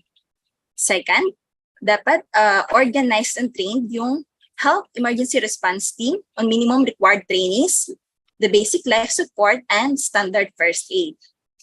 Third, dapat po available and accessible within 24 hours essential health emergency commodities such as the medicines, as those that are anti-infectives, analgesics, or antipyretics, fluids or electrolytes, respiratory drugs, or dietary or nutrition. Next, dapat din po ang Health Operations Center or Emergency Operations Center is functional with one command and control, coordination, at communication. So yung apat po na yun ang components ng ating DRRMH. So lahat po yun ay dapat present sa ating LGUs. Again, our data source would be the LGU Health Scorecard for CY2021.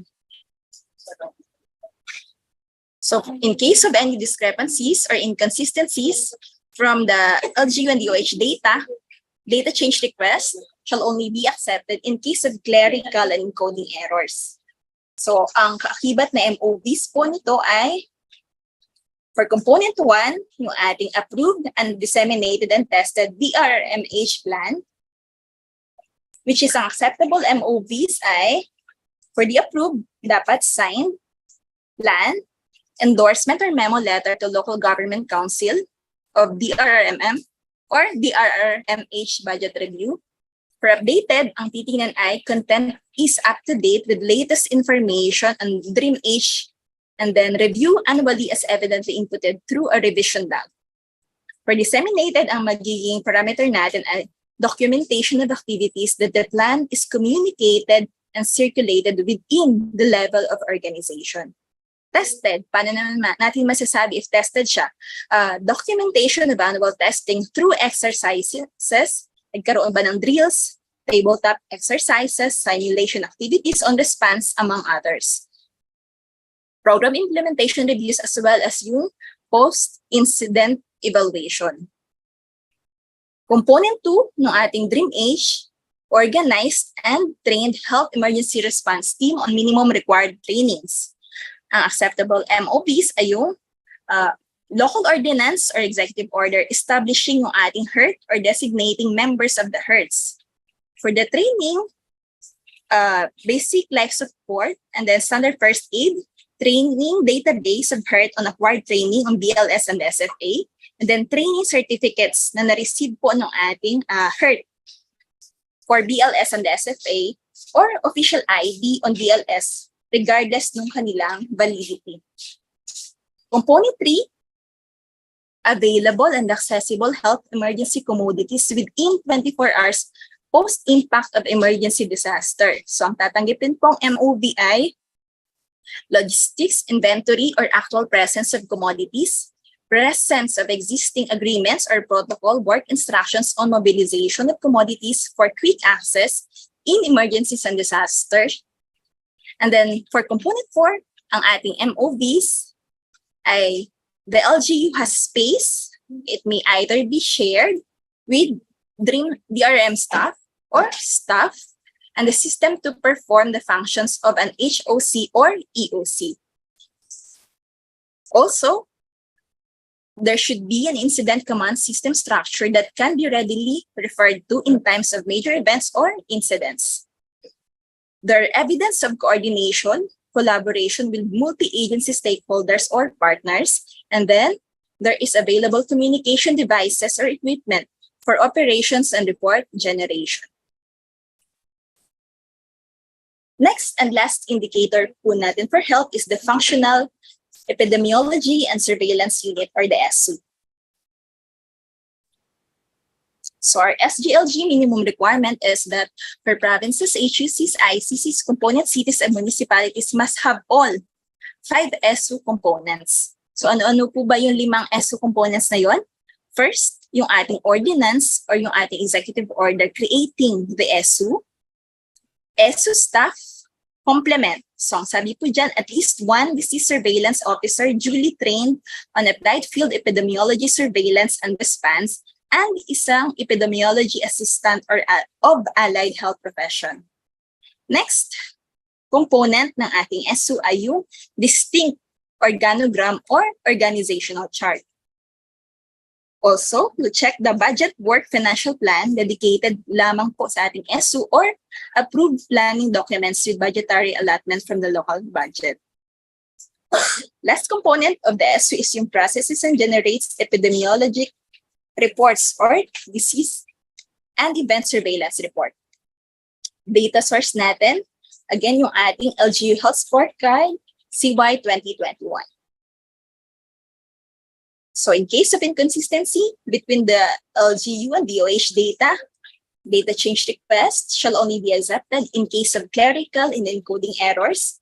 At ito po yung MOVs na isasama natin doon sa ating filled out DCF for data change request. For component 1 ng ating SU, ordinance or executive order creating the SU, acceptable MOVs, syempre po yung copy ng ating ordinance or EO. For component 2, the SU staff complement, ang MOVs accepted are the local ordinance or EO designating members of the SU and disease surveillance officer certificate of training on applied or field epidemiology, surveillance, and response. For the third component, MOVs, for the distinct organogram is the copy nung kanilang organogram. And then for component 4, with budget work and financial plan dedicated to the SU, ang ating MOVs ay yung signed AIP, AOP, or work and financial plan. And then component 5, yung processes and generates epidemiologic reports, copy ng kanilang disease and event surveillance report. So that's it po for the indicators for health, compliance, and responsiveness. So meron na po ditong overall guidance on data change requests. So as I've mentioned many times, in case po ng inconsistency between LGU and DOH data, again, LGU must fill out the data change request form for further verification. So i-highlight ko lang po that data change request shall only be accepted in case of clerical and encoding errors. So ito po ay pwedeng sa comma or as mentioned po during the national orientation, baka mali ng kulay doon sa kanilang scorecard, from green naging red or from red naging green. So yun lang po yung mga ilang i-accept na change request for health compliance and responsiveness. So the process shall follow the process provided under DOH Department Memo number 2023-044, and then LGUs are reminded to submit their change request ahead kasi po may deadline po tayo for the submission ng data change request, which is until May 26, 2023. So yun po yung mention na deadline ng submission ng data change request for this governance area. So ito po yung ating other indicators for profiling efforts on the anti-smoking pursuant to Republic Act 9211 and Executive Order number 26 series of 2017. Sir Hans? Thank you, Ma'am Claire.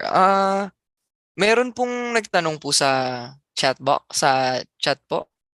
If you may answer it po. I'll read it po. Data change request shall only be accepted in case of clerical and encoding errors.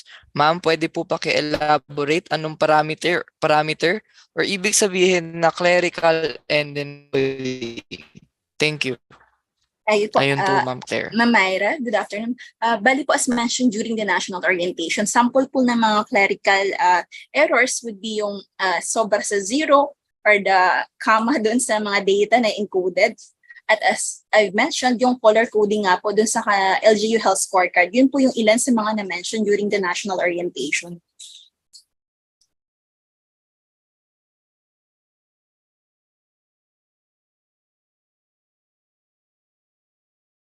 Na-address po ba yung concern nyo, Ma'am Myra?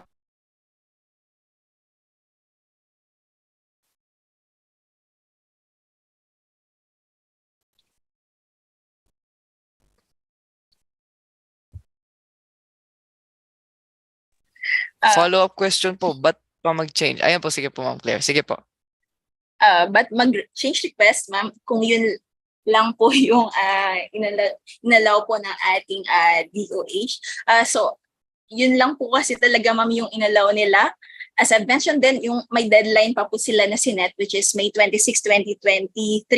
So, hindi na din naman pwedeng i-extend yung kanilang deadline kasi nga po may hinahabol din daw po silang second week ng June 2 endorse yung mga changes ng ating LGUs. So what if data ang mali? Okay. Yun kasing Ma'am May, kaya naman tinanggal na nila yung dating change request kasi pinoprove pa ni LGU na this is the actual.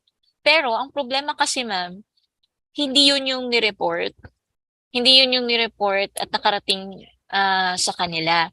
Kaya naman, although both are right, kasi sa LGU din naman galing yung data, no? The reference time is different. Parang gano'n. So, may timeline ang DOH kung kailan sila nagpapapasa, di ba, ma'am? Although sabihin na natin they're of the same na 2022 naman or 2021 naman yung data. Kaya lang, yung nabigay natin sa DOH is on June, data ng June. Tapos yung mas maganda nating data, syempre, ay data ng December. Pareho silang tama. Kaya lang may discrepancy kasi nga magkaiba sila ng date na pinagkunan. Kaya ayaw na nila na may change request kasi nga nagbabase lang din naman sila sa sinubmit ng LGU. If yung sinasabi nating clerical or encoding error lang is more on nilagay natin 1,000, yung pala 100 lang. Parang ganun lang yun. Yung talagang error lang siya. Pero yung magkaiba na talaga yung data, hindi na siya tatanggapin. Gano'n.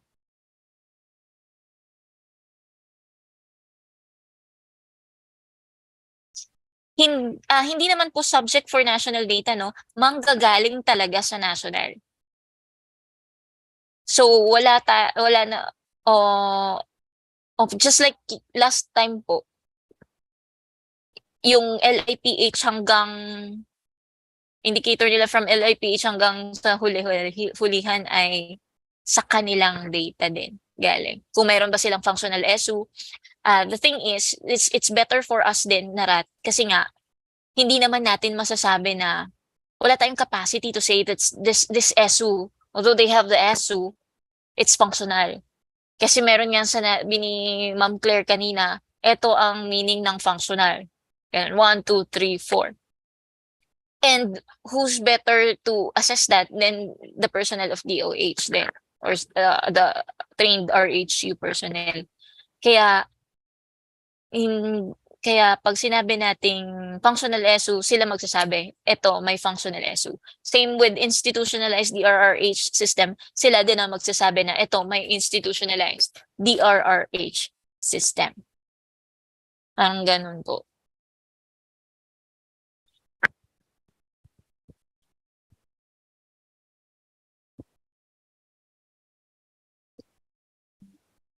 Saglit, balikan ko. Clarification as RAT member, are we still going to ask them for MOVs kahit na negative nasa national data as to indicator number 8? Asan yung 8? Balikan ko lang mama, saglit lang.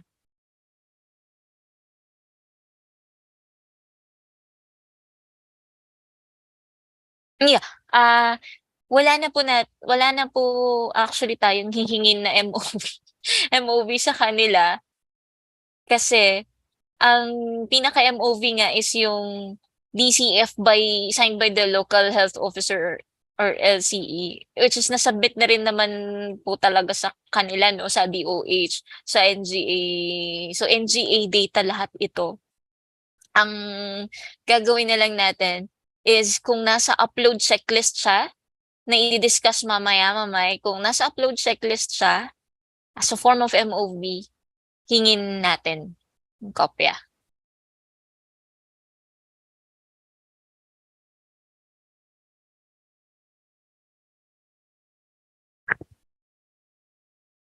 Attorney, meron din po palang question ang LGU po ng Sablayan. Can we present the MDRRMO OPSEN as our Health Operations Center? Ooh! That's a novel one. Sige. Let's see, no po. Ano ba ang meaning ng Health Operations Center? Let's see sa notes. Claire, can you, din? Baka mas gamay mo kung nasan siya.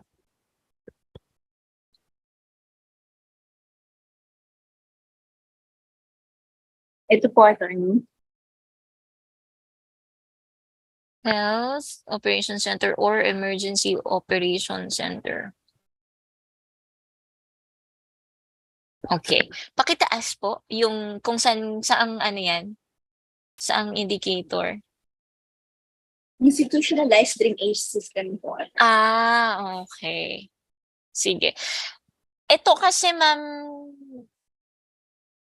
health officer, yung po kasing basis na, kaya nga sinabi nating NGA data, sila ang magsasabi kung pwede. Si ang health unit. Based on their health scorecard na in-accomplish natin noong 2021. Opo. So if you presented that, your MDRRMO OPSEN as your health operation center by then, and they accepted the same, then who are we to say no, diba? If yun lang, pag sila na mismo nagsabing no, hindi din po natin masasabing yes. Hindi namin as rat masasabing okay lang.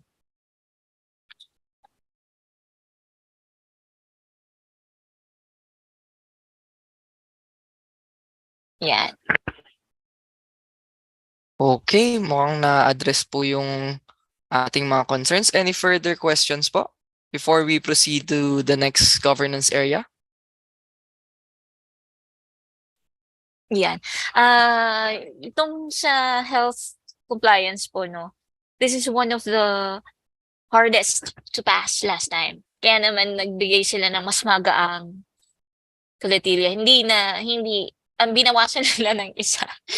1+1 na lang siya pagdating sa cities and municipalities, and 1+2 naman pagdating sa provinces. Ang mandatory lang talaga is DLI, PH. At gaya nga ng sinabi ni Ma'am Claire kanina, halos lahat 2021 ang basis, because they are really saying na ito yung validated data nila. Kaya kung gugustuhin nga nila, ma'am or answers, ay wala na talagang change request. Yan, yun talaga yung gusto nila. But of course, we recognize clerical or encoding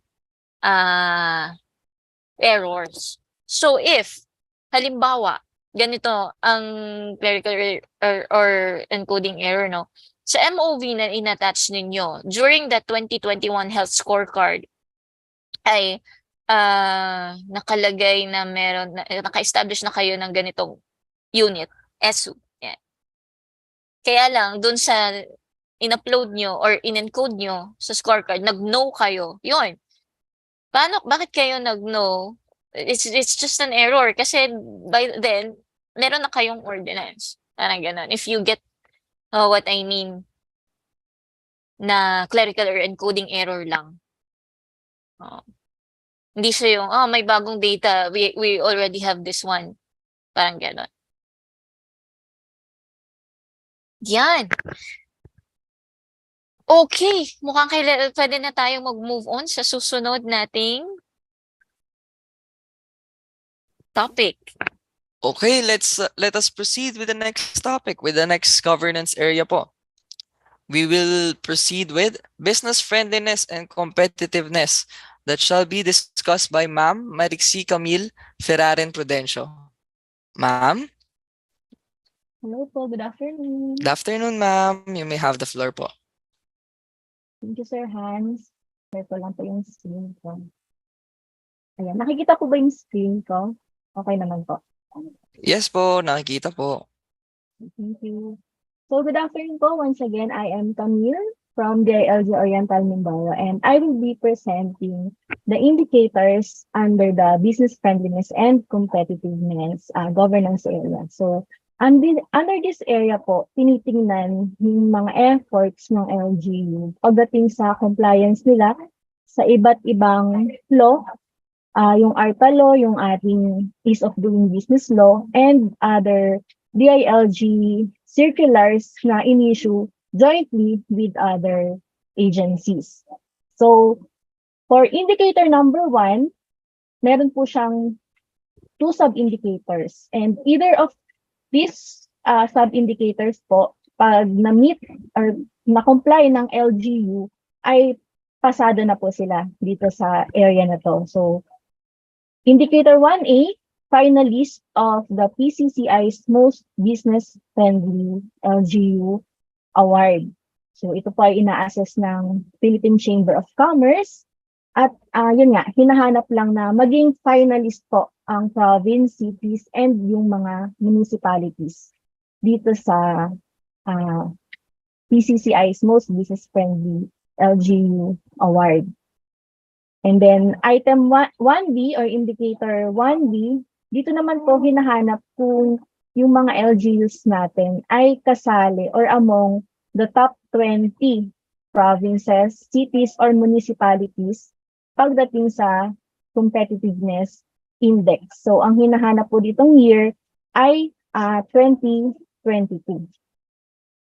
So kung sakali po hindi na comply ni LGUs itong indicator number 1A and 1B.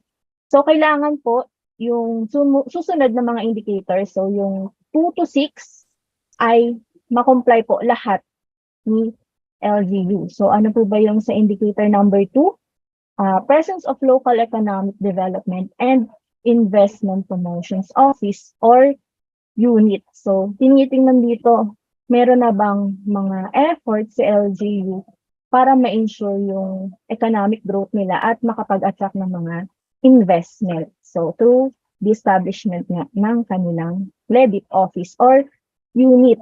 So for provinces po at saka cities, kailangan po meron silang established na LEDIP office or unit. So may structure at saka merong staff. And equivalent office may not necessarily carry the exact name, pero as long as pine-perform po nila yung mga functions nung isang na-required sa isang LEDIP office or unit. And then for municipalities, ang hinahanap lang po ay designated LEDIP po. So hindi rin po kailangan na equivalent position as long as pine-perform din niya yung mga functions ng isang LEDIP po. So, ano ba yung mga hahanapin sa ating mga documents? So, hahanapin po, ordinance creating yung ating LEDIP office or unit. And kung designation naman po ay executive order or similar issuance na nagde-designate ng ating LEDIP po. With listed functions ng kanilang mga duties and responsibilities. And then, indicator number 3, yung presence ng Citizens Charter natin for securing permits for new business and business renewal. So ayan, tinitingnan po dito kung makomply po ni LGUs yung mga simplified process pagdating sa pag-apply ng business permits at pag-renew ng mga business permits. Ayan.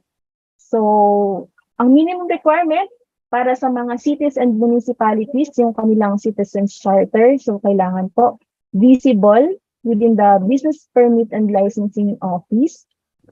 And then, kita rin dito yung kanilang current fees na sinisingil. And yung processing time ay reflected din. So, 3 days parehas po para sa new business application at ganun din sa business renewal. So, hahanapin sa ating documents po, yung actual posted na Citizens Charter natin with photo documentation, yung Form 2E, and then yung ating updated Citizens Charter, and ordinance or similar issuances na nag-a-adapt ng ating Citizens Charter. And then indicator number 4, streamlined process in doing business. So again, tinitingnan dito yung compliance ng LGUs pagdating sa standards ng pag-process ng mga business permits and mga licenses. Ano po? For cities, yung I1 to 3, kailangan po lahat ma-comply, and for municipalities ay item 1 and 2. So ano ba yung mga requirement na yun pagdating sa business or mayor's permit, release ng business or mayor's permit? So una, ito po, kailangan yung sa ating boss. So 1 step lang po dapat kung fully implemented na yung ating e-boss, and then 4 steps or less kung in transition pa lang po to fully automated according sa ating Citizen Charter. So I believe po last year, madami dito yung nagkalituhan, kaya madami ring nag-dread sa mga GAR kasi may mga LGUs na nag-declare na fully implemented na sila yung e-boss nila, pero ang nilagay nilang steps ay 3 steps. So again po, kapag fully implemented yung e-boss, kailangan 1 step na lang po. So ang maganda po dito sa ating technical notes, ito po, nilagyan na nila nung guide kung ano ba kapag 1 step, 2 step, 3 steps, tsaka 4 steps. Kasi dati po walang ganito. So 1 step, so online po lahat ng application, yung payment, and yung release ng permit through courier services. And then 2 steps, kapag yung client natin nag-apply online, nagbayad online, and then manually niya claim yung kanyang business permit. And then 3 steps, kapag computerized yung appointment or yung submission, and then yung receipt ng order payment at yung pagbabayad niya at pag-claim ng kanyang business permit. And then 4 steps, kung computerized setting yung appointment, and then submission, receipt ng order payment, at yung pag-pay ng at pag-claim ng kanyang permit ay face-to-face. And then ano po yung hinahanap dito bukod sa hinahanap na steps pagdating sa implementation ng ating business one-stop shop? So ito po, letter B, not more than 3 days processing both for new and renewal ng business. So ito po ay certified din ng ating BPLO using certified form 2B. And then, requirement number 2, ayan nga, presence ng business one-stop shop or yung ating boss. So for cities po, kailangan all year round ay na-establish na nila yung kanilang boss, and for municipalities ay seasonal lang naman po yung requirement. And then ito yung nadagdag din, yung presence of integration of barangay clearance on business permit process. So para lang po ito sa cities. So again, yung 3 items po, required po lahat sa cities, and then yung 1 and 2, yun po ay for municipalities lang. And then ang MOBs na hinahanap po sa atin dito ay, of course, kailangan meron tayong MOA or Memorandum of Agreement or any document na nagpapakita na yung ating boss ay na-establish. So seasonal man yan or all year round, or meron na nga po tayong na-establish na P-boss. And then, ito, ordinance na lang daw to, hindi na nilagay yung similar issuance kasi ito lang naman daw talaga yung magiging proof na yung pag yung barangay clearance ay integrated na sa business permitting process ng city or municipality. So, i-revise daw nila tong technical notes na to, so tatanggalin na daw dito yung similar issuance. So, ordinance lang po talaga yung hahanapin. And then, indicator number 5, updated local economic or LED data natin. So, hinahanap dito kung meron tayong systematic na economic database na nag-generate ng mga required economic data. So ano ba yung mga hahanapin sa ating data? Nakakapag-generate tayo ng number of new businesses ng 2021 and 2022, number of business renewals ng 2021 and 2022, and then amount of capital investment derived from registered new businesses in 2021 and 2022, and number of employees derived from registered new businesses and business renewals in 2021 and 2022. So, pwede siyang computerized or computer-aided. So, paano ba pag sinabing computerized? So, meron tayong software na ginagamit, and then computer-aided. So, gumagamit tayo ng pwedeng Excel or Word bilang storage ng ating mga database. So, for HUCs, ayan, pwede siyang computerized or computer-aided, pero kailangan lahat ng 4 economic data na binanggit ko kanina, so ito po yun, ayan, ay na-generate po ng mga HUCs. But for cities and municipalities ay at least 3 lang po dun sa 4 na economic data yung kailangang ma-generate. And then number 6 na indicator po natin, last indicator under this area ay yung Local Investment Incentive Code or yung ating LIIC. So tinitingnan dito paano ni-strengthen ng LGUs yung mga initiatives nila para makapag-attract ng mga local and foreign investments.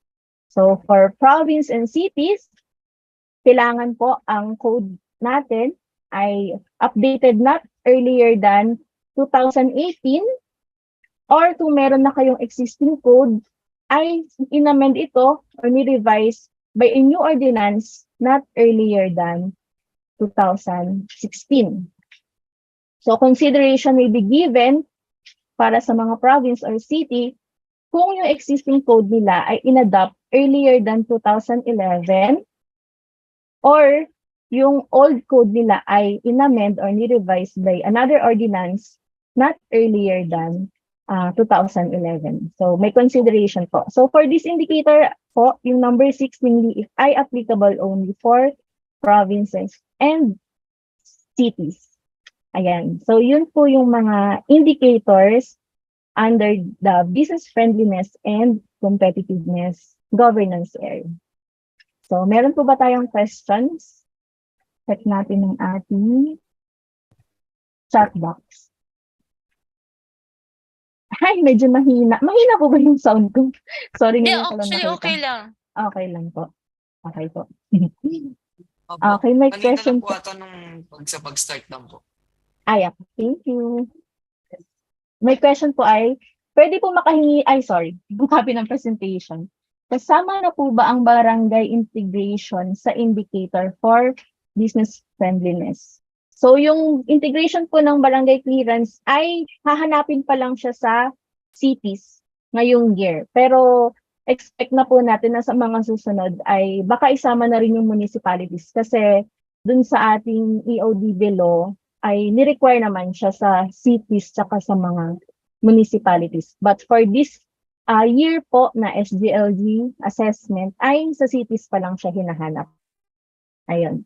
Through ang MOVs po ang nahanapin ay yung ordinance nga na nagsasaad na integrated na yung barangay clearance sa business processing ng LGU.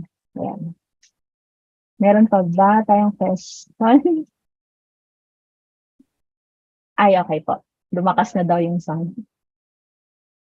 Meron pa po bang question? Pwede pong mag-raise ng hand.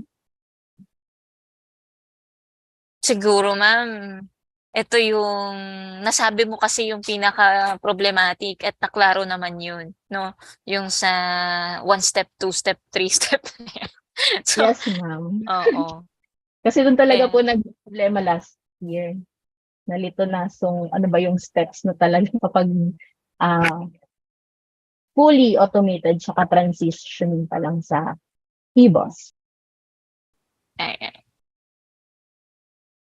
Ito naman ay isa sa mga highest natin, Ma'am Cams, kaya siguro wala masyadong tanong.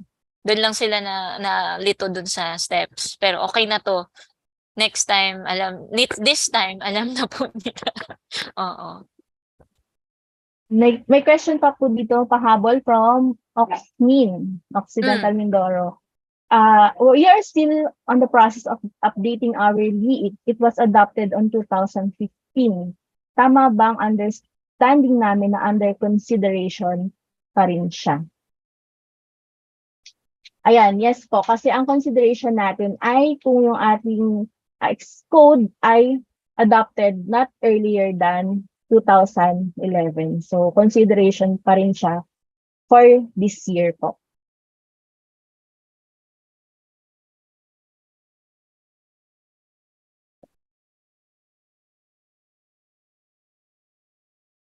Okay.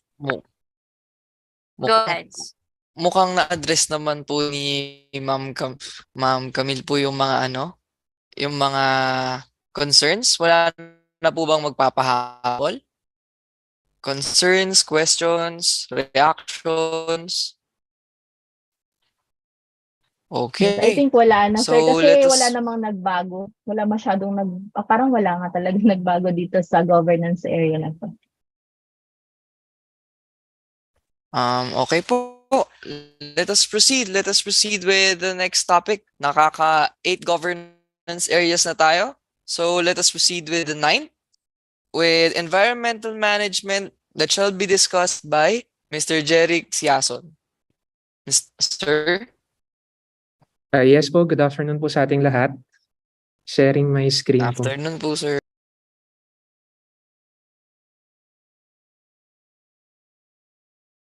And so clear naman po ba?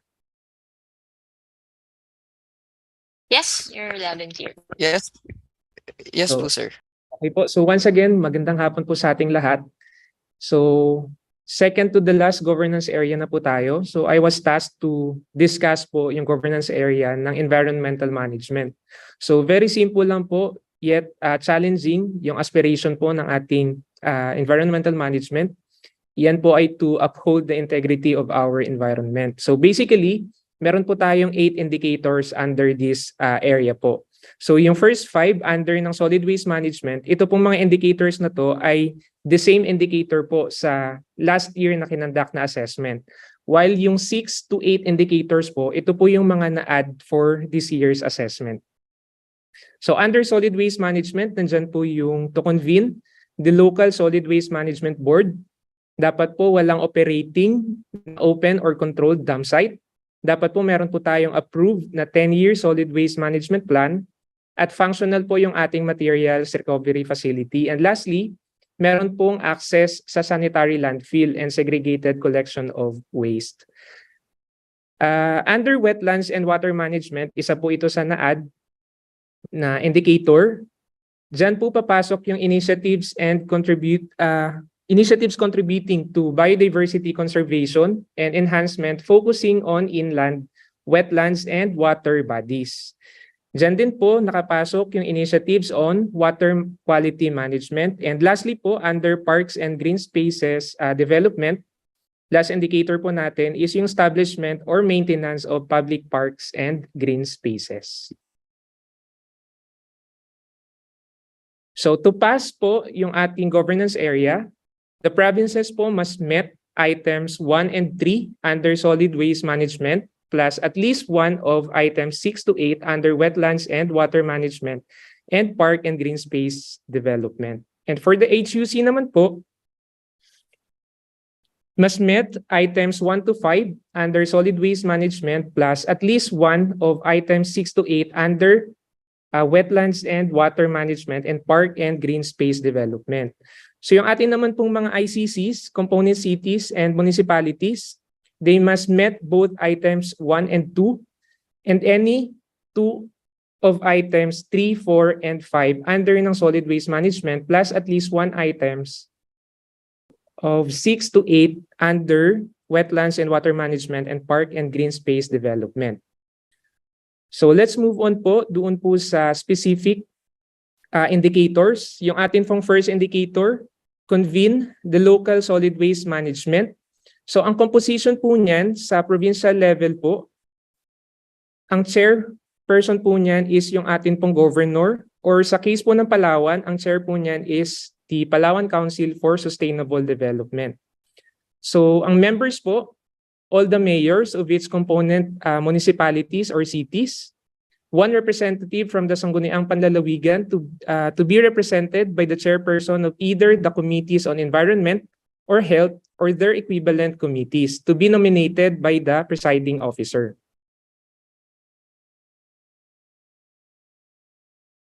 And another member po, the provincial health and or general services officers, whichever may be recommended by the governor. So the provincial environment and natural resources officer, the provincial engineer, congressional representatives from each congressional district within the province, a representative from the NGO sector whose principal purpose is to promote recycling and the protection of air and water quality, a representative from the recycling industry, representative from the manufacturing or packaging industry, and a representative of each concerned government agency possessing relevant technical and marketing expertise as may be determined by the board. So yan po yung part ng or member or composition po ng ating Provincial Solid Waste Management Board.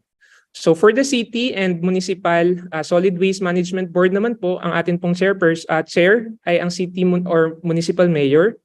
And members po niyan, one representative from the Sangguniang Panglungsod or the Sangguniang Bayan, preferably the chairperson of either the committees on environment or health, will be designated by the presiding officer. So the same din po siya.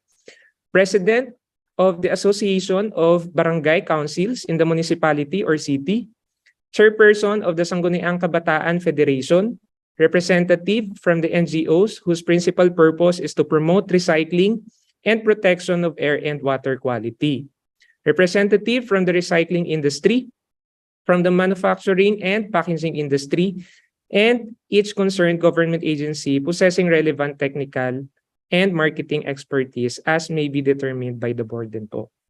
So ang atin pong minimum requirement under this indicator, for the provinces po, yung atin pong SWM board should have, number 1 po dyan, a composition showing the CSO and private sector membership. So kailangan po na convene din po in joint meetings of the provincial, city, and municipal solid waste management boards every quarter nung calendar year 2022. So every quarter po dapat nako-convene yung board. So for the cities and municipalities naman po, yung ating solid waste management board should have a composition showing CSO and private sector membership. And nakapag-convene din po sila at least once nung calendar year 2022 po. So in cases po na ang atin pong LGU ay wala po talagang recycling industry or manufacturing or packaging industry. So may consideration naman po dyan as long as it is certified po ng ating ENRO and BPLO. So next indicator po natin under solid waste management is no operating open or controlled dam site. So under po ng Section 37 of RA 9003, it prohibits the use of open dam sites for solid waste sites. So ang atin pong minimum requirement po dyan for cities and municipalities, ang nakalagay po dito, actually isa po to sa medyo naging discussion po ng national orientation po. Ang nakalagay po kasi sa ating tech notes ay has not operated open controlled dam site within jurisdiction per National Solid Waste Management Commission or DNR-EMB list. So ang nakalagay po kasi dyan has not operated. Pero nilagay din po naman nila dito sa baba na may consideration po na ibibigay doon sa mga LGU with closed dam site per EMB na central office list or certification inspection report ng EMB, provided that it has met the following. So ito po, meron po silang approved safe closure rehabilitation plan or yung tinatawag po nating SCRP. And meron pong access doon sa authorized sanitary landfill or with operational residual containment area with programs for access to authorized SLF, LGU-owned or contract with private operator. So budgeted under the LGU's approved 10-year SWM plan. So i-verify po natin yan dito po sa list of LGUs with operating has closed or open and controlled dam site na ipoprovide po sa atin ng DNR-EMB Central Office. So, hahanapin din po dyan yung certification or inspection report from the DNR Regional Office regarding the closure of dam site for those with operating dam site per DNR-EMB-CO data po. So, titingnan din po yung ating approved safe closure and rehabilitation plan and yung certified Form 2M from the Local Environment and Natural Resources Office. So next indicator po natin is yung approved 10-year solid waste management plan. So these indicators looks into the capacity of the LGU to safeguard the environment by complying with RA 9003, particularly on the adoption of a 10-year SWM plan pursuant to Section 2 and 17 of the said Act. So ang atin pong minimum requirement dyan for provinces, cities, and municipalities, kailangan po meron tayong approved 10-year solid waste management plan na kinakover niya po yung calendar year 2023. May considerations po na ibibigay kung wala pa po tayong approved na SWM plan and basta po siya ay na-submit na and still under review ng atin pong National Solid Waste Management Commission. So i-verify po natin yan through the list of SWM plans approved and under review by the NSWMC. And hanapin din po dyan yung NSWMC resolution approving the LGU SWM plan kung meron na po silang approved. And syempre po yung ating approved solid waste management plan. So in the case po yung plan natin, yun nga po tulad ng sinabi ko kanina, is under review pa po siya. kailangan po natin magpakita ng document na na-receive po siya or letter na na-receive po siya sa NCWMC's sa commission para po sa review and approval. So nabanggit po doon during national orientation, ito pong in case of inconsistency in LGU data and provided data, yung RAT po ay mag-fill out ng change request form for further verification. Pero upon checking po ng ating tech notes, siya po ay naka-cross out na. So di ko sure kung talaga bang i-implement pa po nila itong change request form po sa indicator po na ito. Jeric. Ayun. Kasi nga, crossed out na yan. Kasi nga, yung change request ay sa DOH data na lang applicable. Yes, Opo, sir. Yun po. So, hindi na rin talaga siya applicable po sa indicator na to since sa health na lang po applicable yung atin pong mga change request forms. So, next indicator po natin is yung Functional Materials Recovery Facility. So, yung atin pong Materials Recovery Facilities shall be designed to receive, sort, process, and store compostable and recyclable material efficiently and in an environmentally sound manner. So, ang atin pong minimum requirement dyan for cities and municipalities, all component barangays must be serviced by an operational MRF with a recording system of waste. So, meron po tayong consideration na ibibigay sa mga LGUs with planned programs increasing kung wala pa po silang functional MRF, kung meron po silang planned na program on increasing operational MRFs or expanding its operation of a single MRF servicing multiple barangays. So, i-verify po yan sa atin pong mga data source. Una po dyan yung Certified Form 2M from the Local Environment and Natural Resources Office. Yung atin pong photo documentation, Certified Form 2E ng DILG Field Office. Yung atin pong actual Material Recovery Facility. Yung ating recording system. And kung yung facility po natin ay in partnership with a private entity, kailangan po natin maipakita yung atin pong Memorandum of Agreement. So for clustering po ng MRF, kung may mga nagka-cluster po tayo sa atin pong mga barangays, dapat meron din po tayong maipakitang Memorandum of Understanding or Agreement. So kung meron po tayong central MRF, meron po dapat ding maipakitang recording system na naki-indicate po doon na kaya pong i-cater yung mga recyclable and biodegradable waste doon po sa lahat ng barangays ng atin pong LGU. Ayan. So, last indicator po under solid waste management, yung atin pong access sa sanitary landfill and segregated collection of waste. So, syempre po, upon final sorting, segregation, and composting and recycling in the MRF, the resulting residual waste should be transferred to a long-term disposal facility or sanitary landfill.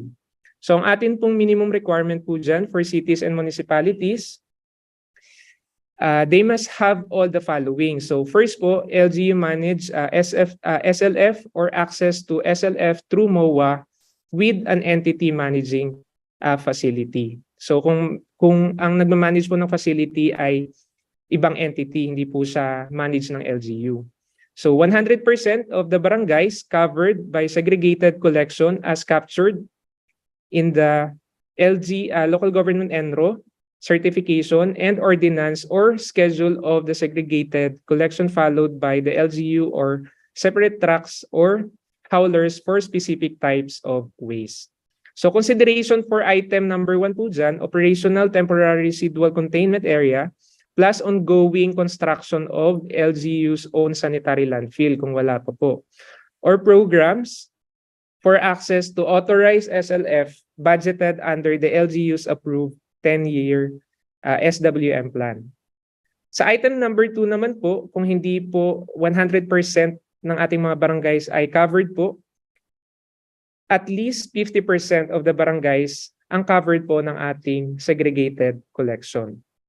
So this will be verified po through the list of LGUs with access to sanitary landfill from NSWMC or DNR-EMB, yung atin pong actual sanitary landfill.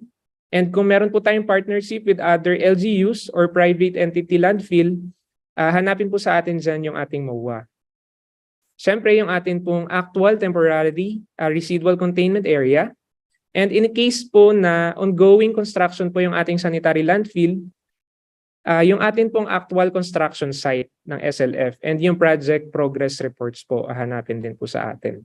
Siyempre, dyan din po yung Certified Form 2M from the Local Environment and Natural Resource Office of the LGU, access to SLF.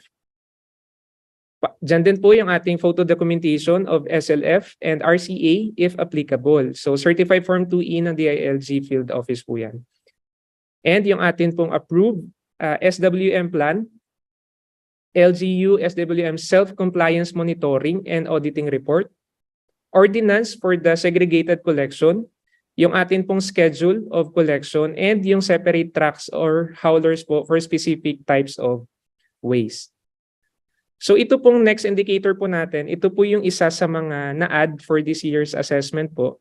Under wetlands and water management, dyan po papasok yung initiatives contributing to biodiversity conservation and enhancement focusing on inland wetlands and water bodies. So this indicator po will focus on the enhancement and conservation of inland wetlands and water bodies, including but not limited to rivers, streams, creeks, springs, waterfalls, lakes, natural ponds and pools, freshwater, swamps, and marshes and peatlands. So ang atin pong minimum requirement dyan for provinces, cities, and municipalities, they must have at least 3 of the following. So 3 lang po. A registry and map of wetlands and water bodies within their administrative jurisdiction. Included po yan sa LGU Ecological Profile, sa atin pong CLUP, PDPFP, CDP, and LCCAP. So, ordinance establishing wetlands or water body as a conservation area or with protection purposes. So, integration of projects, activities, and programs on biodiversity conservation and enhancement in the local development investment program or annual investment program covering po yung ating calendar year 2023. So dapat meron din po, kung kaya po, yung management plan for an inland wetland or water body kung may available na po. And wetland information sheet with the profile and assessment of the wetland water body prepared in coordination naman po yan with the DNR. And program or project conducted on biodiversity and conservation or water management in calendar year 2022 or 2023.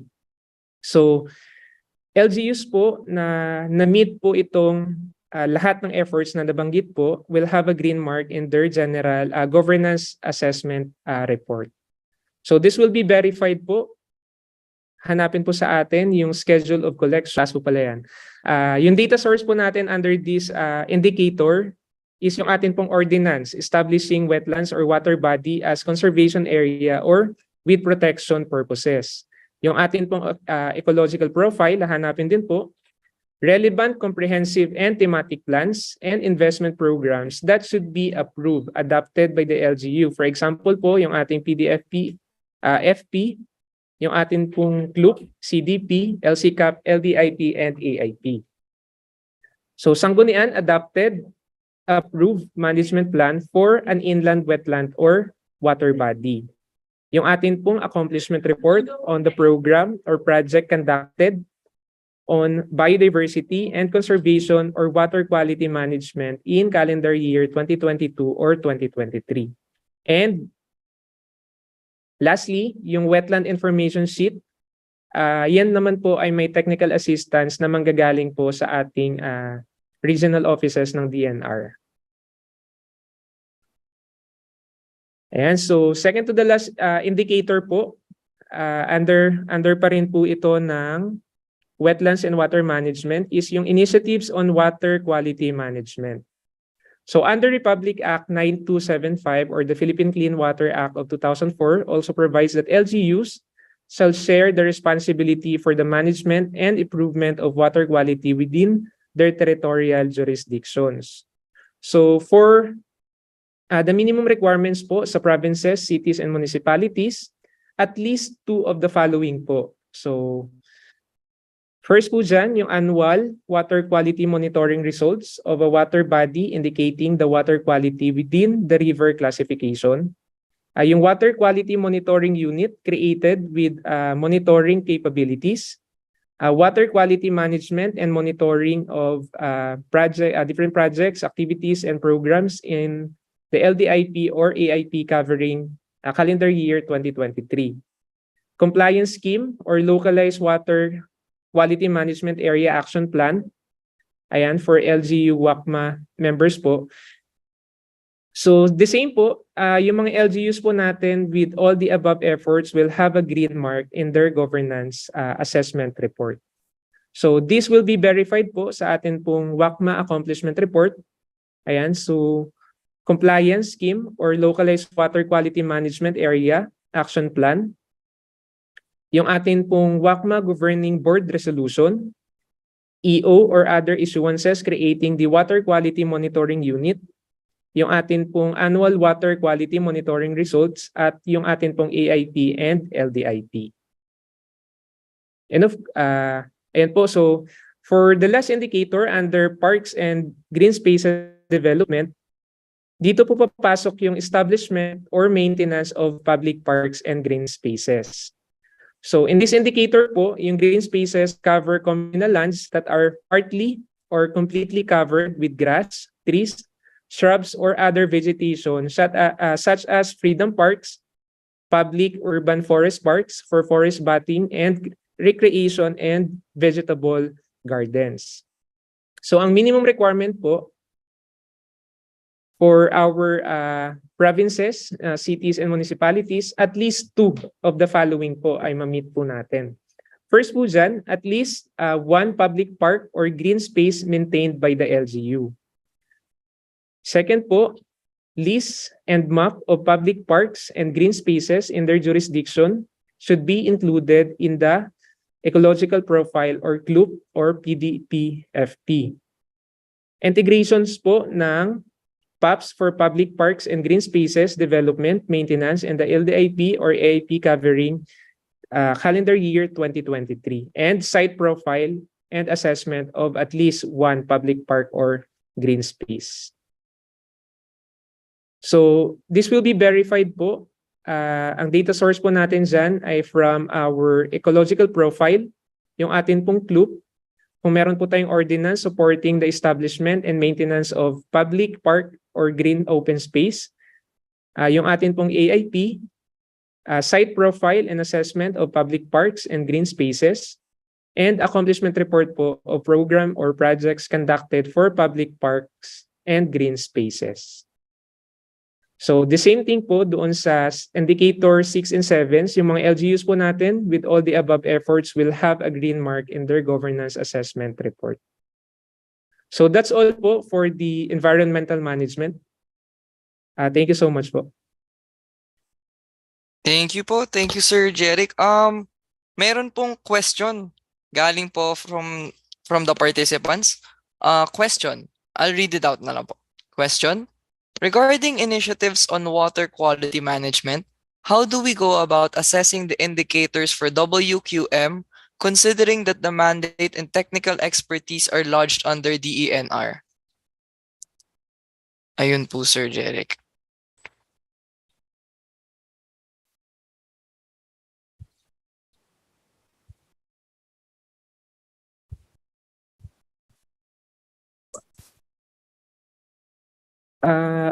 Wait na po. Come again, sir? Yung sa question po? Sige po. Regarding initiatives on water quality management, how do we go about assessing the indicators for WQM considering that the mandate and technical expertise are lodged under DENR? Dito kasi, sir, water quality management and monitoring. Based kasi, sir, sa technical notes or sino po ba nagtanong from? Lalagay ko na lang po sa ating sa ating chat para po mas mag-guide po kayo. From ano po siya? From Ma'am Camille. Ito po. Medyo choppy po kasi yung dating sa akin. Okay po. Regarding initiatives on water quality management, how do we Pasensya na po. Ayan po, sir. considering the mandate? Okay. Yeah, we understand, no, hindi sa atin ang expertise. But you see dun sa ating minimum requirements, makikita naman na ata natin yan. They have a water quality monitoring unit and they have the monitoring results. So, ang basis naman natin for assessing this one is their accomplishment report. So, if they say naman na nandun na they're doing this, they have this and that, then that would be enough. Anyway, this is the initiatives naman. We're measuring or we're assessing or looking at the initiatives of LGUs in terms of water quality management. Hindi yung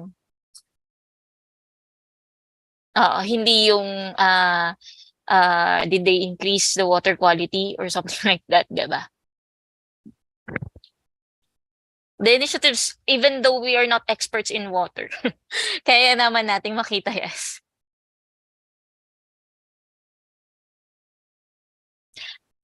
May isa pa. Okay. Mas maganda siguro na wag na kayo mag-DM. Diretso nyo ng everyone, no? Pero anyway, I'll read yung direct message, no? Nasagot. How do we reconcile the SGLG minimum requirements for initiatives on water quality management sa taas ay nakalagay na at least 2, pero sa baba ay LGUs with all the above efforts will have green mark in their GAR. Jerry, could you answer that or would you like me? Ikaw muna. Ma'am, again po, medyo choppy na talaga yung dating sa akin, ma'am. Diba sabi dito, halimbawa, at least 2 of the following, yun yung sinabing SGLG minimum requirements. Yes, dun sa pina-flash mo. Pero dun sa baba niya, LGUs with all the above efforts will have a green mark in their GAR. Reconcile that.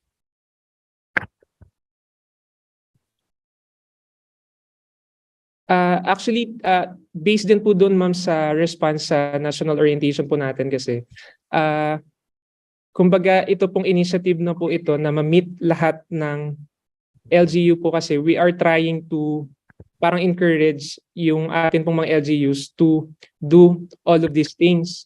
So kapag hindi po nila na-mark yan, I mean hindi po nila na-meet yan, cities at least 2 of the following. So mamimit pa rin po nila yung minimum requirement. Nasa yellow part lang po ba sila dito, ma'am? Hindi sila magi-green? Yes. Bale, hindi maganda yung phrasing, no? Pero ang meaning lang niyan is, ito yung minimum requirements, itong 4 na to. Consideration ang at least 2.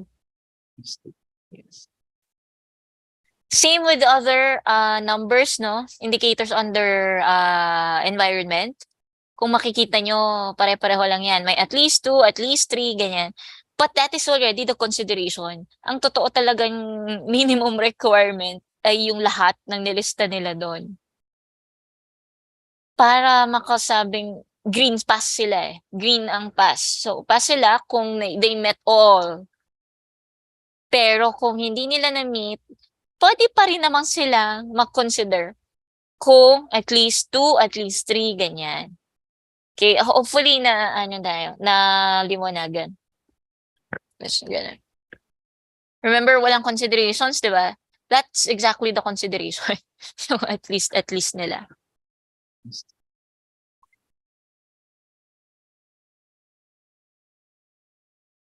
Are there any questions po? Concerns? Reactions?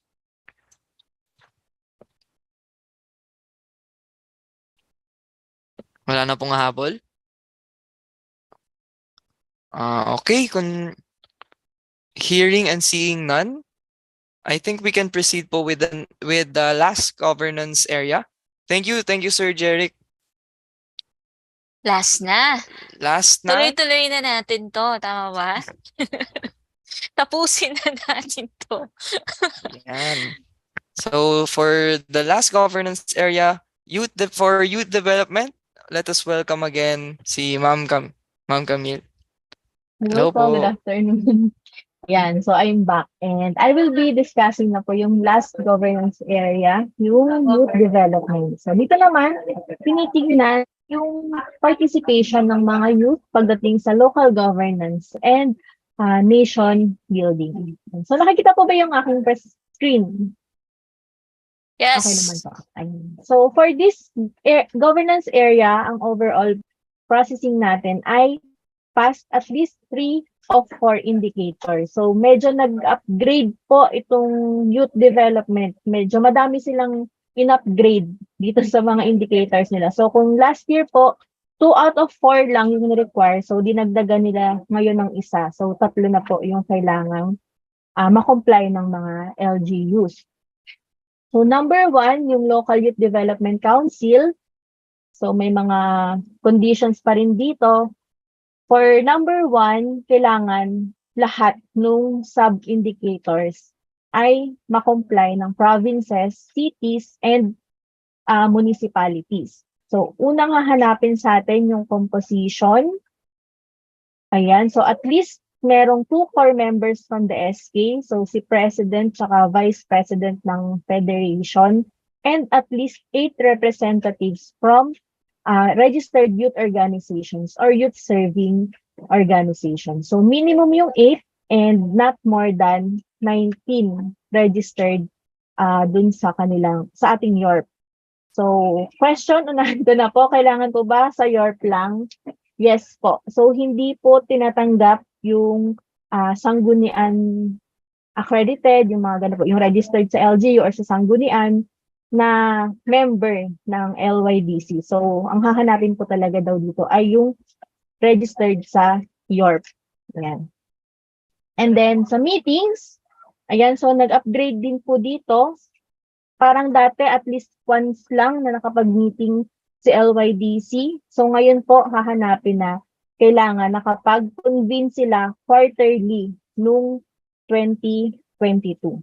So, at all levels, so province, cities, and municipalities as evidenced by the LYDC approved minutes ng mga quarterly meetings nila.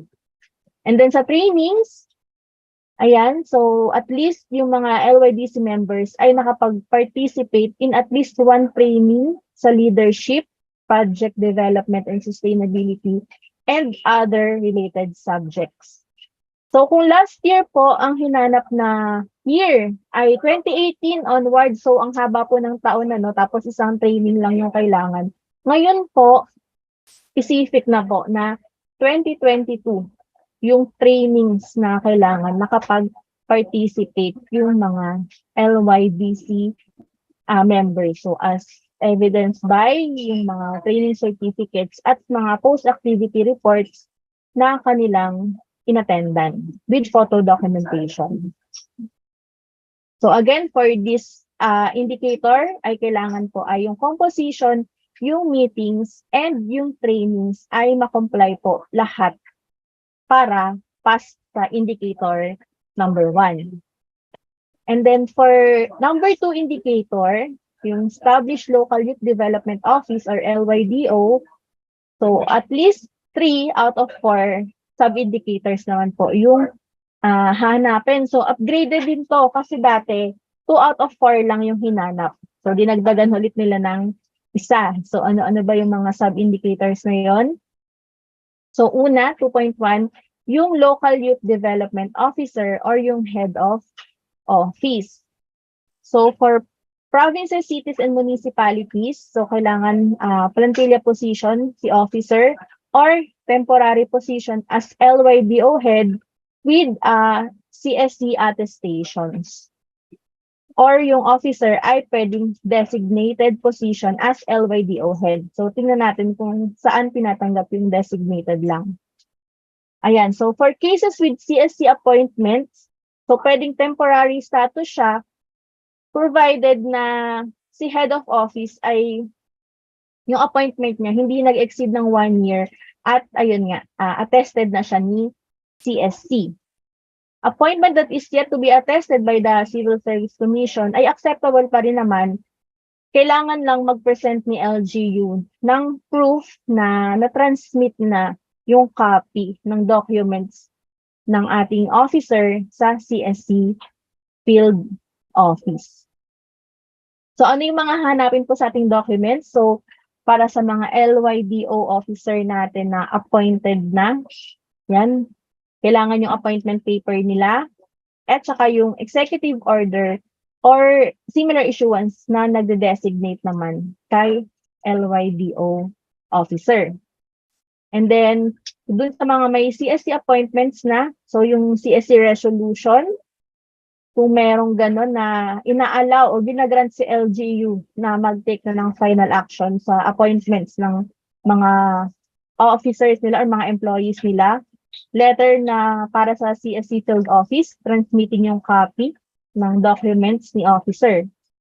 And then, para sa naman po sa mga designated LYDOs, ito, appropriation ordinance or any budget or financial document na nagpapakita ng PS, current PS ng LGU na dapat, di ba po, hindi siya mag-exceed sa 45 and 55%. So, ang sabi po dito, kapag daw si LGU ay talagang na-maximize na niya yung PS or nasa PS cap na siya na-reach na niya yung pinakang maximum ng kanyang PS limitation, ay i-allow yung designated na LYDO. And then another, number 2 sub-indicator, so database of registered youth organizations or yung YORP na po. So katulad po sa other indicators, so ang hahanapin ay latest. So nag-upgrade din dito. Dati po kasi 2018 onwards din. So ngayon po, kailangan latest updated list ng YORP registered organizations yung maipakita ni LYDO. So as of 2022. And then bukod dun sa list, hahanapin din yung process flow of registration or kung meron kayong revitalized YORP guidelines, so hindi available yung localized process flow, and yung list ng kanilang certificate of registrations ng mga youth organizations. And then number 3, utilization rate ng at least 75% ng budget para sa LYDO functions and operations. So ito po, nag-upgrade din. Dati kasi 50% lang yung hinahanap. So ngayon po, ginawa na nilang 75%. So para sa provinces, cities, and municipalities, so kailangan po meron na appropriate na budget para sa operation ni LYDO noong 2022. And ayun nga, at least 75% ay na-utilize para sa budget ni LYDO. So ano pong hahanapin? Certification ng na-utilize na budget from accountant. And yung approved 2022 annual work and financial plan ng LYDO, signed the LCE at ng budget officer. And of course, supported ng resolution ng local development council. So medyo madaming hahanapin dito sa utilization. Hindi lang basta yung certification ni accountant. So kailangan din yung kanilang plan at yun nga, merong resolution ng LDC approving yung kanilang work and financial plan. And then last sub-indicator ay provision of by LYDO of technical assistance in the conduct of training for sangguniang kabataan and LYDC members. So kailangan nag-render ng technical assistance ang ating LYDO. So the same din po, kailangan nung 2022. So updated technical assistance rendered ni LYDO yung hahanapin. As evidenced by post-activity reports highlighting yung training with photo documentation. So again, for indicator number 2, kailangan ay 3 out of 4 yung ma-comply ni LGU. So yung sa LYDO, database ng YORP, utilization rate na 75%, at provision ng technical assistance ni LYDO. Then, third indicator natin, presence of local youth development plan. So, kailangan daw si LYDC ay approved ni LYDC or kung draft pa lang si LYDP, kailangan ma-prove na under review na siya at transmitted sa LYDC. Ayan, so hanapin sa atin yung ating approved LYDP kasama yung resolution ng LYDC approving yung plan. And then ito daw approved CDP, baka alisin na kasi parang beyond the level na siya ng hinahanap natin ng LYDC approval. Kasi pag sinabing na-integrate na siya sa CDP, parang umabot na siya sa level ng sanggunian, ng other kung sino pa mang mag-a-approve ng mga plans. So dito lang naman kasi ang hinahanap daw po ay approval ng LYDC. So baka alisin na tong approved CDP na MOV. And then ayun nga, kapag hindi pa approved and under review pa lang ng LYDC, so kailangan ng certification na nasa level na ni LYDC yung draft LYDP and currently under review. And receive copy ng letter galing sa SK Federation na nag-transmit talaga kayo ng final draft ng inyong LYDP sa LYDC para sa kanilang review. So meron ditong note na the LYDP must cover 2022 and 2023 period. And then indicator number 4, provision of LGU support for youth development. So, at dito naman po hanapin ay 2 out of 3 sub-indicators. So, unang sub-indicator, yung policy on youth development. So, province, cities, and municipalities, kailangan meron lang at least one ordinance or resolution on youth development or nag-adapt ng local youth anti-poverty agenda noong 2022. So, latest issuances ulit. Latest policies ng LGU pagdating sa youth development. So, noong 2022. So, ano ba yung hahanapin? Ordinance or resolution on youth development or, yun nga, ina-adapt yung local youth anti-poverty agenda. So, example daw yung mga IRP ng ating SK Federation. And then, youth development facilities, hinahanap lang naman din dito ay at least one facility or designated space na dedicated para sa mga youth-related programs or activities. So, other facilities na aside from the LYDO office. So, kailangan meron kayong ma-identify na nagagamit ng mga kabataan pagdating sa kanilang mga programs. So, ang hahanapin dito ay photo documentation ng facility as certified by DILG Field Office using Form 2E. And then last dito ay yung program for youth development. So isa lang din naman po yung hinahanap, at least one youth-related program or service na kinandak ng other LGU office aside from LYDO. And again, noong 2022, ulit po yung hahanapin. So ang hahanaping MOV sa atin dito ay yung mga post-activity reports ng mga kinandak nating services. Ayan, other than the LYDO. So again, for indicator number 4, 2 out of 3. So policy on youth development facilities, and program for youth development. So yun po yung mga indicators under youth development. So medyo madami silang in-upgrade. Kasi parang last year, madami ang compliant dito sa buong Pilipinas. Kaya in-upgrade po nung technical working group ng youth development. Ayan. So may questions po ba tayo? Thank you, Ma'am Cams. So for our open forum, we encourage encourage those who have questions, concerns.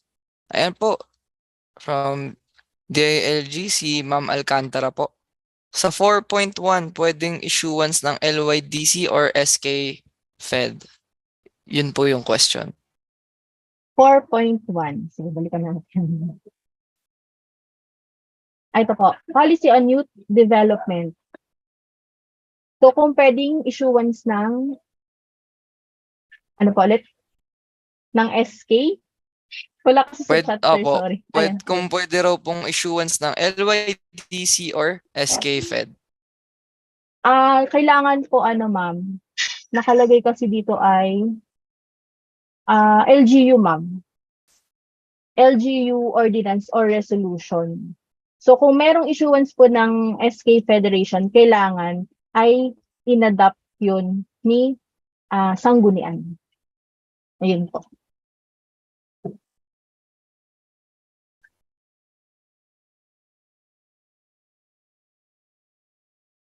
Mukhang na-address naman po yung question ni ma'am. Wala na pong ibang question? Follow-up questions, concerns, reactions po. Okay, so hearing none po, no? Napangunahan nyo na rin po naman kanina, Ma'am Cams. Na-address nyo na po yung mga pwede pong may tanong kanina. So ayun po, we're done with discussing the 10 governance areas. We will now proceed with, ayan po pala, may hinabol po. What if hindi pa registered yung LYDC members? Ayan. So, hindi po siya consider ma'am, kasi ang kailangan po talaga ay registered. Yung sa York ba yan, ma'am? Yung mga members po, So, York registered po talaga yung hinahanap. According po dun sa ating resource person nung national orientation. So, ang sabi po kasi nila, wala naman daw pong problema sa system, kaya at madali naman daw po yung process ng pag-register ng mga youth organization. So, wala po silang binibigay na consideration doon.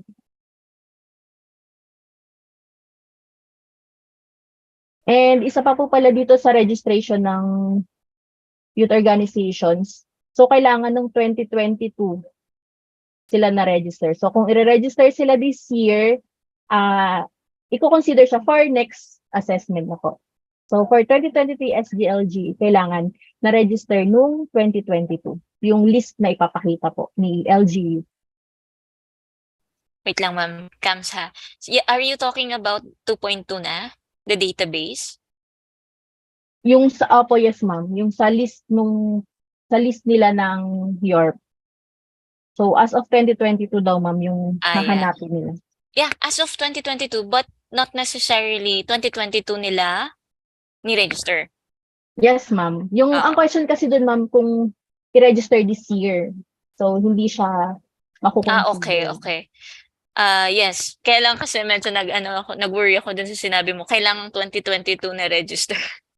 So, okay lang naman na prior to 2022, na-register na sila. Yes, ma'am. Basta as of yung latest po ay as of 2022. Yun yung ipakita, yung update list as of 2022. Yan. Yes. Okay na po, ma'am? Ma'am Cams? There po, may question po si Ma'am Claire. May question lang po sa isa naming field officer. Yung conducted by any LGU office, aside from LYDO, pwede daw bang activities ng PNP?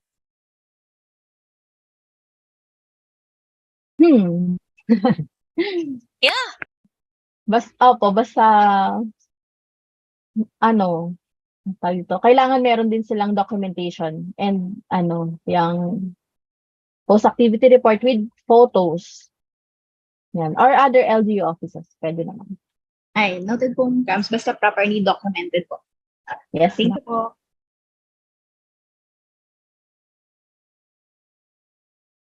May magpapahabol pa po ba? Okay, hearing none and seeing none.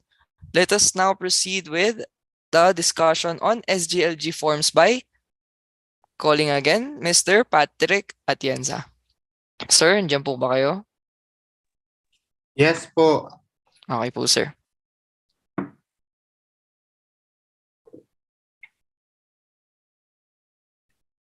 All right. So, again, good afternoon po and congrats dahil po matatapos na natin. So, very short lang po, papahapyawan lang natin yung forms na gagamitin natin.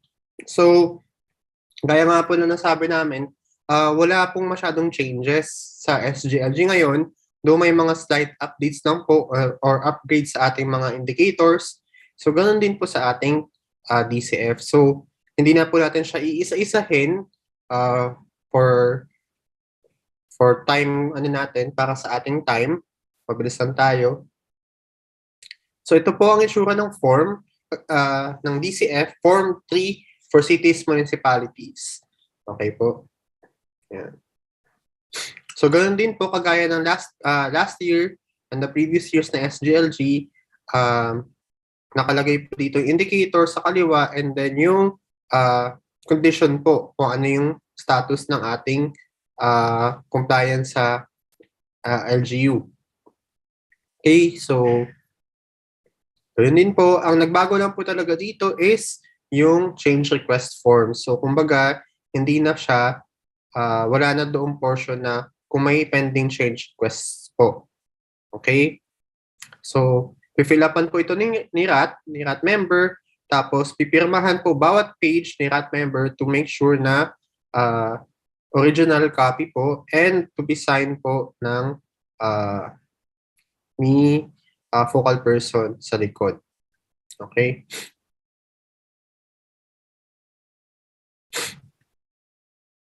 Ganoon din po sa form ng province. For the provinces, ganoon din po ang itsura ng ating DCF. Okay?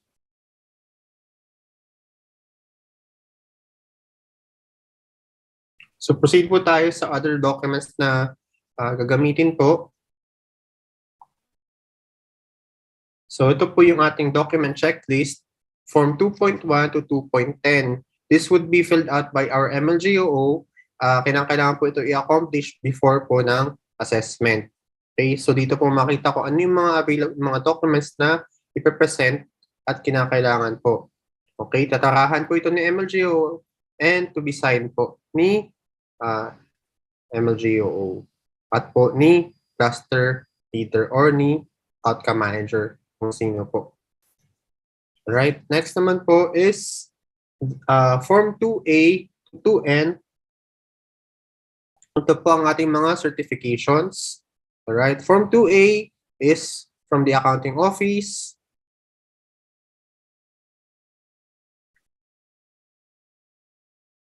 Okay po, signed by the municipal accountant and the municipal mayor. Alright, tapos po, kinakailangan po ay may seal. Okay, official seal of the LGU or yung released po. Okay, Form 2B is the business permit and licensing from the business permit and licensing office. Okay. Ganoon din po, pipirmahan po ni BPLO at saka po ni MLGOO, ni BPLO, saka po ni Mayor and official stamp.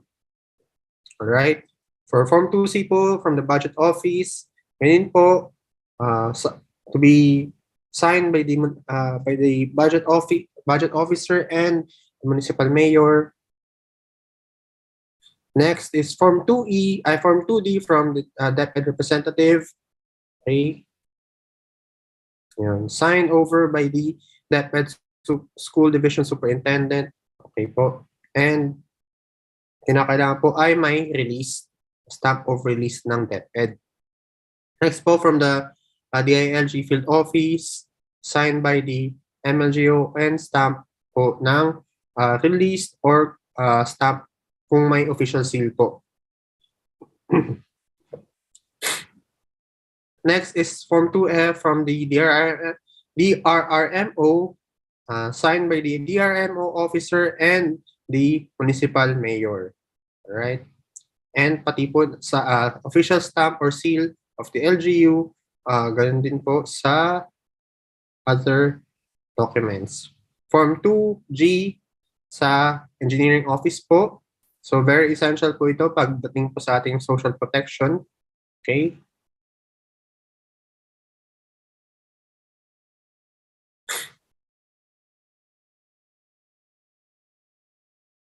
Ayan.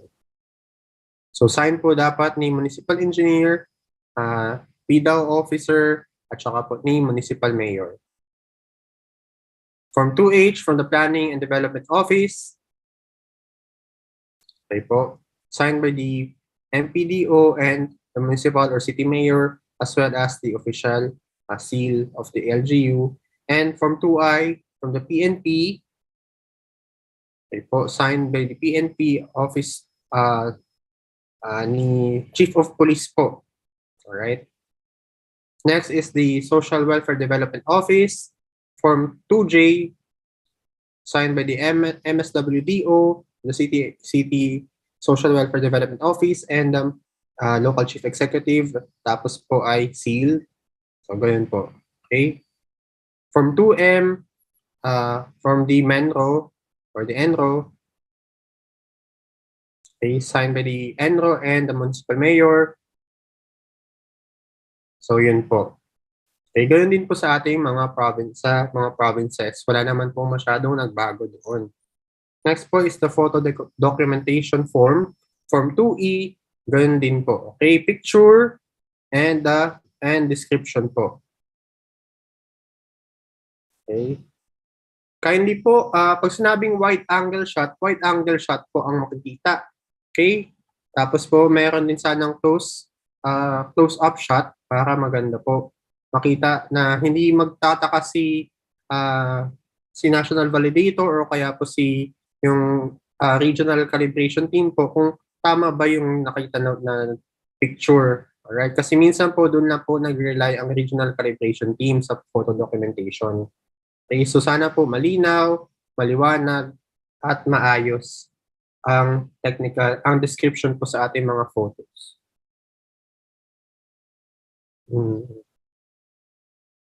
And lastly po, ang ating mga tab C or the upload checklist.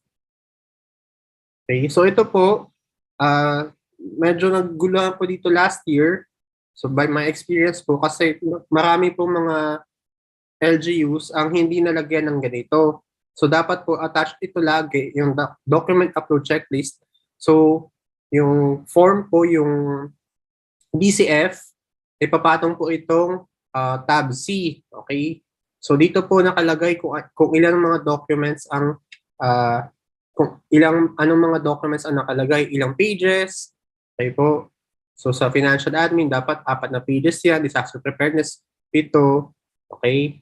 So sign po ni PFP and ganun po. So nakalagay din dito yung mga documents na i-upload for na mga MOVs po to be uploaded.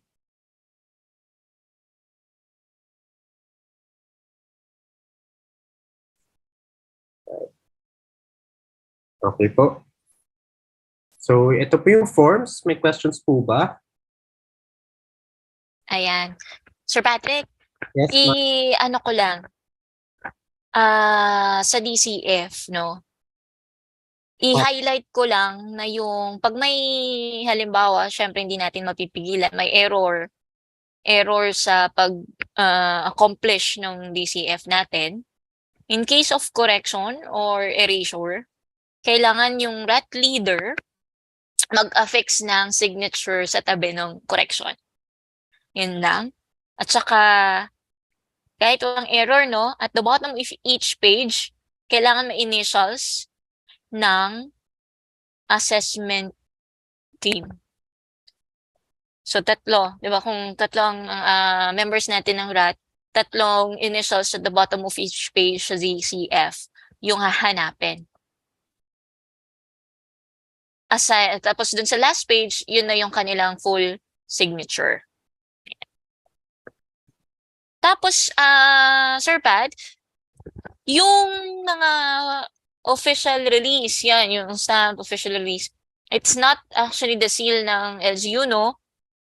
Hindi naman kailangan yung seal ng LGU, kundi yung stamp release ng records officer ng LGU. Okay. Nagsasabi, ito ay galing sa LGU PAC. Yun yan. Nirelease namin. Yung Gusto certifications. namin feel talaga eh. Ay, gusto nila seal. Walang problema. Hindi kaya lang kasi yung iba yung seal ng records, 'di ba? Parang release this date of ganyan. Pero okay lang din. Mas madali yun, ma'am, kung ganun. Mas madali yun kasi, 'di ba? Yung records lang ang may stamp. Yun naman talaga yung kailangan. Noted po, ma'am. Thank you. Tsaka reminder po, yung pirma po ni CSO, always make sure po na nandoon yung pirma ni CSO kasi may times po na yung ibang mga DCF ay hindi na pirmahan ni CSO. Okay, si RAT member tsaka si RAT leader madali lang mapapirmahan, pero si CSO, mahirapan pa po tayo. So for our RAT members, kindly po make sure and ensure natin na nandoon lagi ang pirma ni CSO representative natin.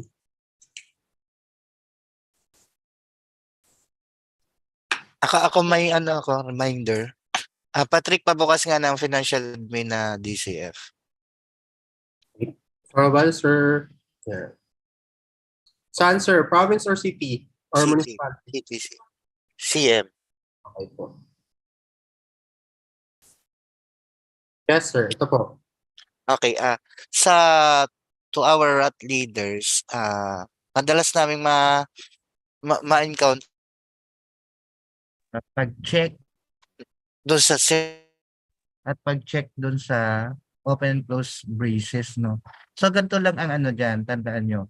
Pag circle yung ang mga options ay circle yung nasa unahan niya, ibig sabihin yan, isa lang ang ititik nyo. So, for example, itong sa COA findings, circle, di ba nakalagay? So, isa lang dyan sa unmodified, qualified, adverse disclaimer, or no AAR ang ititik nyo, ang i-check nyo. So, it's either check naman or i-shade nyo yung circle. It doesn't matter. And then, ano ang kaibahan nito dun sa mga options na open and close braces? Magpakita ka nun. So ito, halimbawa sa LGU fully complied with posting in. 'Di ba? Braces yung ano bang tawag? Bracket na lang.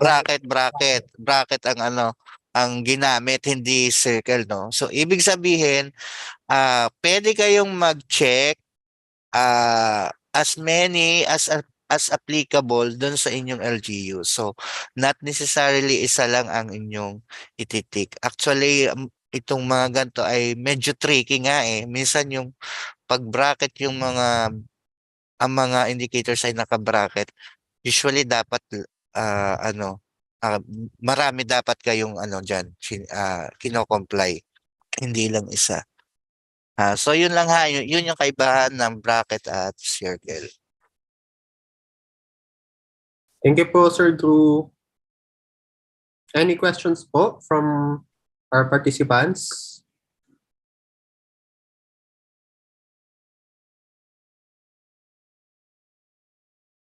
Yan. Anyway, Sir Patrick, ang kailangan lang naman ng ating LGUs na i-accomplish dyan is the Forms 2. Yes po. Those are the certifications. The rest naman ay sa DILG na po. Yes po.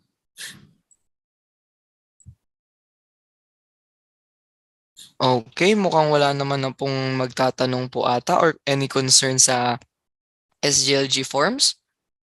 Let us proceed po. Thank you, Sir Patrick. Let us proceed with online platforms, Google Drive and LG PMS that shall be discussed by Attorney Erica. Okay. So, yung ginagawa natin, actually tinatapos na natin today. Wala nang bukas dahil mabilis ang ating discussion, no?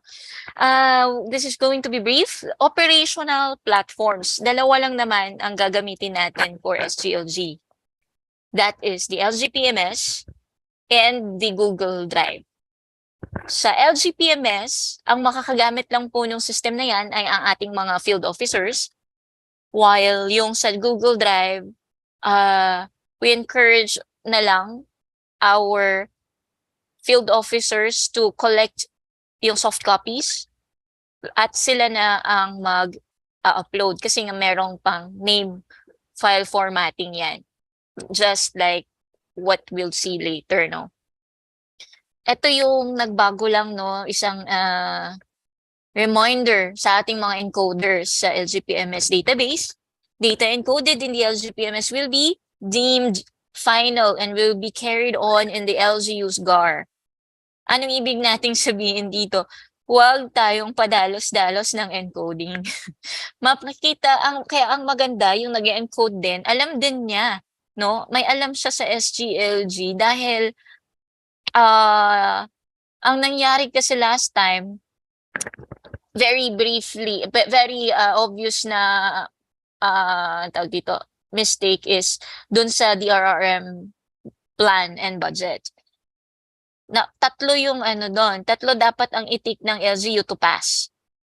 Merong plan and budget, naka-integrate siya sa AIP at meron doon yung results ng I think it's basta yung assessment, hazard assessment or something like that.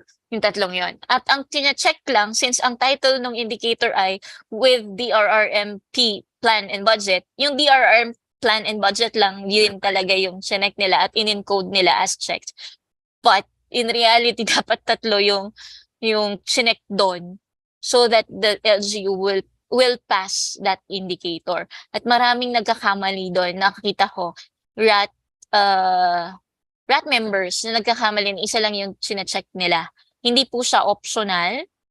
Lahat po dapat itik na gano'n. So yung mga ganong simpleng errors, hindi na po siya dapat mangyari ngayon sa encoding. Dahil sabi nga dun sa MC, the data encoded in the LGPMS will be deemed final. Hindi na sila kung may ipapakorek man, that would be just siguro updating na lang ng may bagong COA opinion, ganyan. No?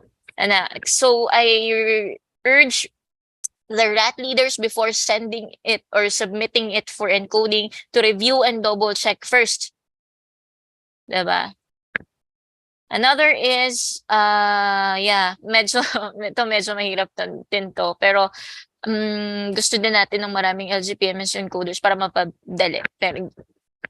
Pero ang purpose lang naman kasi is yung MLGOO assigned that LGU will not encode the RAT form. Hindi yan iiwan ni RAT dun sa LGU.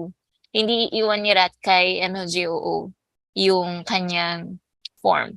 No. So yun. So Google Drive uploading. Only the nominated accounts shall be able to access the G Drive for uploading. Ito yung mga nominated accounts na pre-provide ng ating field officers, provincial HUC offices. Yan lang yung makaka-access at mabibigyan ng access sa Google Drive ng BLGS. At meron tayong tatlong files lang. Tatlong files lang. Una, yung certifications, which is forms 2. A to P or A to N, isang file. Yung form 3, yung DCF, isang file. At yung selected MOVs na naka-list sa document upload checklist na pinakita ni Sir Patrick kanina, yun ang pangatlong file. The LGU, the officers naman, our field officers naman are well-versed in using ilovepdf.com or any emerging PDF software for this purpose. Ang importante, nakasunod-sunod siya. Huwag naman sana pong balibaliktad.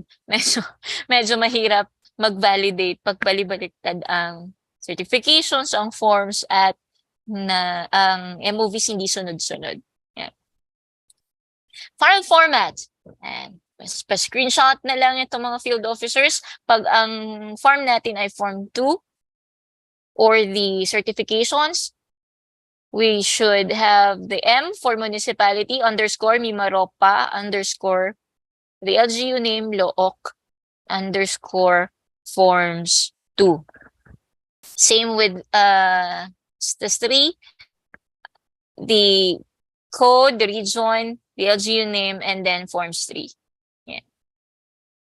So wala namang problema dyan. Madali lang tandaan. Yung Google Drive na bibigyan tayo ng access may be found sa shared with me tab pag nagpunta kayo sa drive ng account na pre-provide nyo kanina. And then, look at the folder 2023 SGLG assessment.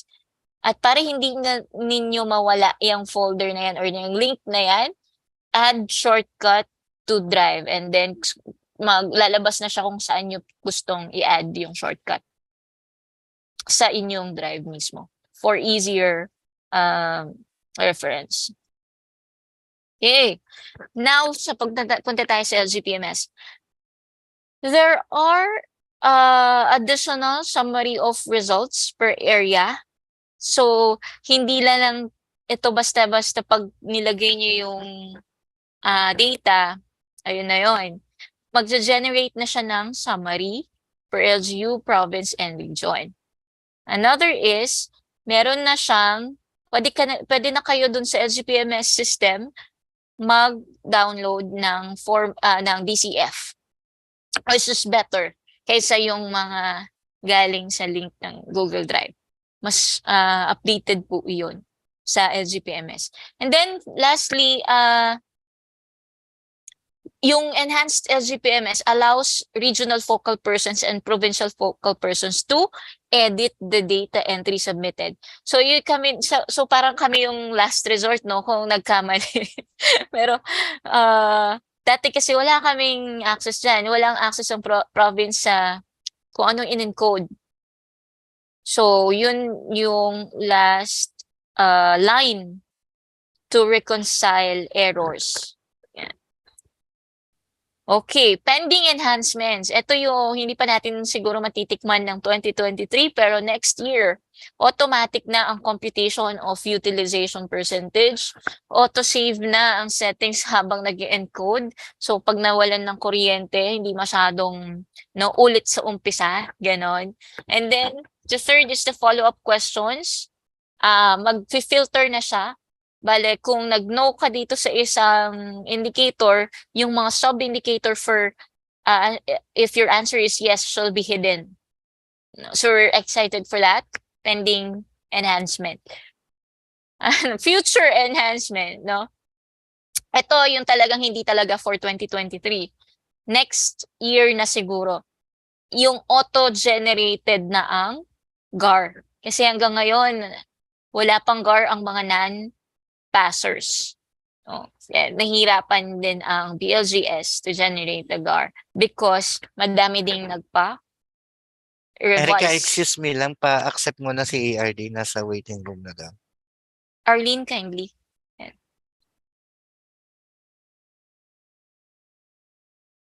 Okay. Sige. Tapos naman na tayo sa LGP. Hindi pa. Wait lang.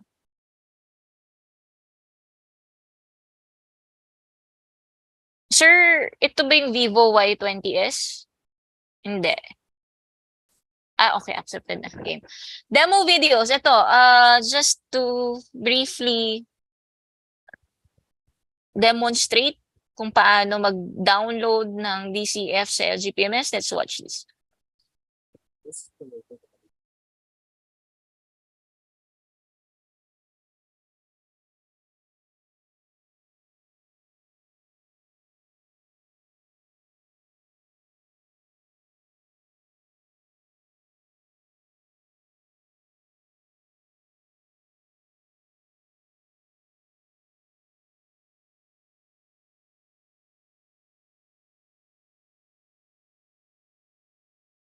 SGLG Internet account. Under the My Application sidebar, click the Local Governance Performance Management System. On the menu bar, select Encoding, and then click Encode. Complete the encoding details by filling in your region, your province, city or municipality, the form, and the year. Once the encoding details are complete, the data capture form will be generated. Select the form template that you need and it will automatically be downloaded. And that's it! For more details about the LGPMS website, please refer to the Local Governance Performance Management System User Guide.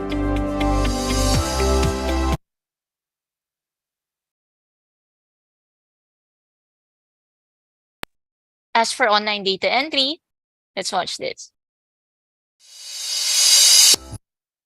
This is the Local Governance Performance Management System.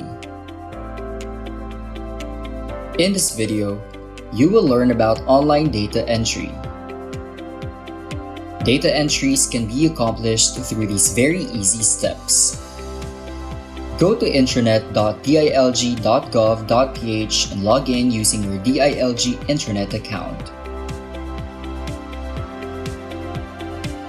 Under the My Application sidebar, click the Local Governance Performance Management System. On the menu bar, select Encoding, and then click Encode. Complete the encoding details by filling in your region, your province, city or municipality, the form, and the year. Once the encoding details are complete, click Proceed. Select the area that you will be encoding and start the data entry. Once all data entries are complete, click Update.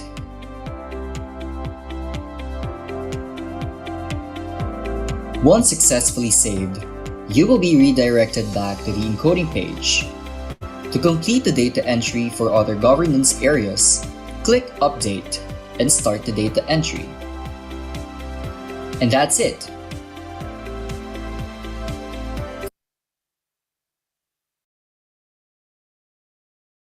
As for data entry monitoring, This is the Local Governance Performance Management System.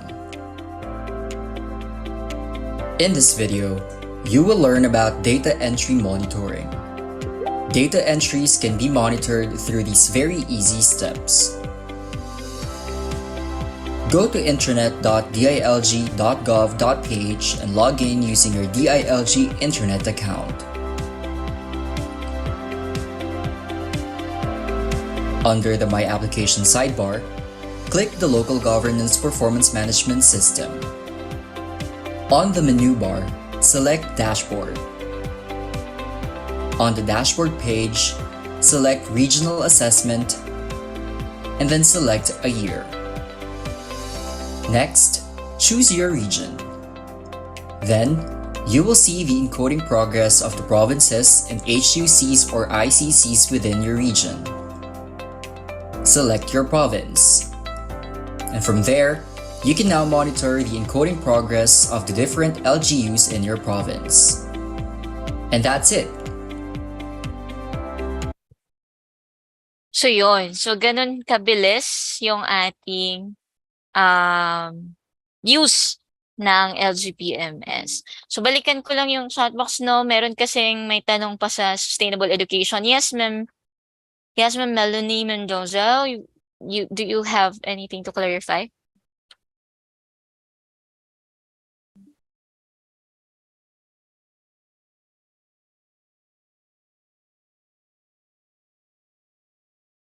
Andito pa ba si Ma'am Melanie? Yeah, andito pa po si Ma'am Melanie. Yes, good afternoon. Good afternoon. Afternoon Yeah, po. I'm from Schools Division of Marinduque. So I was actually i-screenshot ko yung presentation ni Sir Matining kanina and I was talking to him a while ago regarding my concern. Medyo meron lang po kasi akong tanong dito. Yung to conduct collaborative programs, yung to support the PAPs ng DepEd. For example, nakalagay po dito Brigada Eskwela, Brigada Pagbasa, Gulayan sa Paaralan and all. And then sa source, accomplishment report signed by the LGU. Actually, ang division office po, we conduct or we forge partnership with external partners para po masupport yung mga PAPs namin. Like for example is Brigada Pagbasa. Meron lang po kaming partners to support Brigada Pagbasa pero hindi na po namin siya pinapasok sa local school board. Ang karaniwang programs and projects po namin na nasa under local school board ay yung pinapapondohan. Halimbawa po, office equipment or learning equipment ng mga bata. So yun po yung nilalagay namin. Kaya sabi ko, paano namin kaya magagawa yung number 2 when all the other activities listed down are partnered by DepEd Division Office sa external partner na hindi dumadaan nga po sa local school board. So paano po namin kaya mako-comply yung accomplishment report signed by the LGU or the external partner when actually wala nga pong partnership na nagagawa kami because we do it on our own from Division Office with our external partners. Okay. Pero ma'am, you mentioned na you do the activity with external partners. So sino po gumagawa ng accomplishment report? Ako po kasi ako po ang Adapt a School Coordinator, Division Coordinator ng Adapt a School. And all these listed down activities yung Brigada Eskwela, Pagbasa, ginagawan po namin ito or ini-implement po namin ito kung hindi sustained yung budget na binibigay sa amin ng DepEd. Kami na po ang nagpa-partner pero hindi na po namin siya pinapasok sa Hindi naman sa LSB. Opo, hindi na namin siya pinapadaan sa local school board. We do partnership to support these activities. Yung Festival of Talents, mga ganun po. Opo. Okay lang naman po yan. Kasi ang gusto lang naman na i-prove is kung meron kayong activities or at least 2 PAPs conducted in collaboration with 2 different external partners. But not necessarily through the local school board. Yes. Yun, maliwanag na po. Okay po. So yung paano po namin magagawin? Accomplishment report signed by the LGU. Ibig sabihin, yung mga activities namin, if we have terminal report or a narrative report. Yes, you are considered as external partner na po. Come again, ma'am. So, ano po ulit?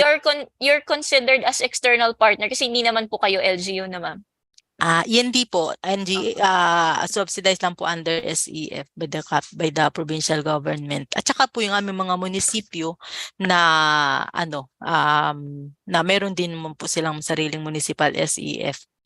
Ayun po. So okay lang din po na sign niyo lang. Signed lang namin po yung report. Pwede na po yun yung i-present namin. Halimbawa po, nagkaroon na kami ng terminal report doon sa isang activity na kinandak namin with a partner, MOA. Isa-sign lang po namin. Tapos i-present na po namin siya as proof. Na may partnership na nangyari. Po kami. Opo. Yes po. Okay. Sige po. So 2 PAPs po yun. Ano po? Another question ko po ma'am sa number 3, fund utilization rate. Kung tama po yung pagkakaintindi ko, clarification lang po. Sa SGLG, minimum requirement of 85% completion rate on either PAPs or utilization rate po nung fund po namin. 85%. Or po on either PAPs or utilization rate. Basta yes, 85% in any, kung yung PAPs ba na hinatay namin dun sa pinropose namin na activities sa local school board, 85% po nun ay na-accomplish namin. Kung yung utilization rate ay hindi naman 85, so dun kami sa PAPs. Yun po ba ibig sabihin? Doon po kayo doon kayo magbabase ma'am sa LSB plan and accomplishment report. So ito yung plan, ito yung accomplished PAPs. dun sa PAPs. Kung na-reach na po yung 85%, okay na po yun. Hindi na po, regardless kung less than 85 yung utilized sa budget. Utilize sa Yes. budget. Okay po. Thank you very much, ma'am. And siguro po kung meron pa po akong ilang nakita. Kasi kanina hindi ko na naitanong lunchtime na nag-hypo na ang lola. Kaya No worries, kumain ma'am. na. Si Sir Eric will be there naman. Yes, of course, of course. Lagi naman pong madali ko matawagan si Sir Eric kapag may tanong po ako. Thank you very much po.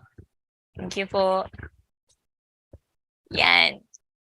So, Hans, anong next natin? Thank you, Attorney Erica. So let us now proceed with the implementation schedule and deployment planning that shall be discussed by Sir Andrew Gonzalo. Sir?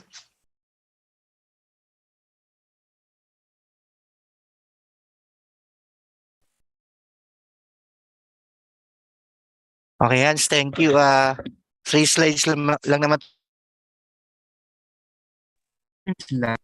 about the SGLG implementation this year. So first, to distribute the certifications immediately. So as of today, hindi pa natin ito magawa, no, because the forms and the certification, the DCFs and the certification forms are not final yet. So baka sabihin nyo na, bakit kayo nagre-regional orientation kung hindi pa naman pala final? So yun nga po kasi nga pressed for time na tayo, kaya kung meron na mga changes man sa technical notes, sa mga forms, ay ihahabol na lang po namin through our provincial focal persons and HUC focal person. So as soon as the DCFs and the certificate, especially the certification forms of the LGU are finalized, the MLGOs are directed, no, or requested to disseminate them immediately sa ating mga LGUs. Then check the indicators for profiling even though they are not included the DCF. So never ignore the profiling indicators. Although wala po yung weight sa SGLG 2023, may gamit po yan sa ating next SGLG sa 2024.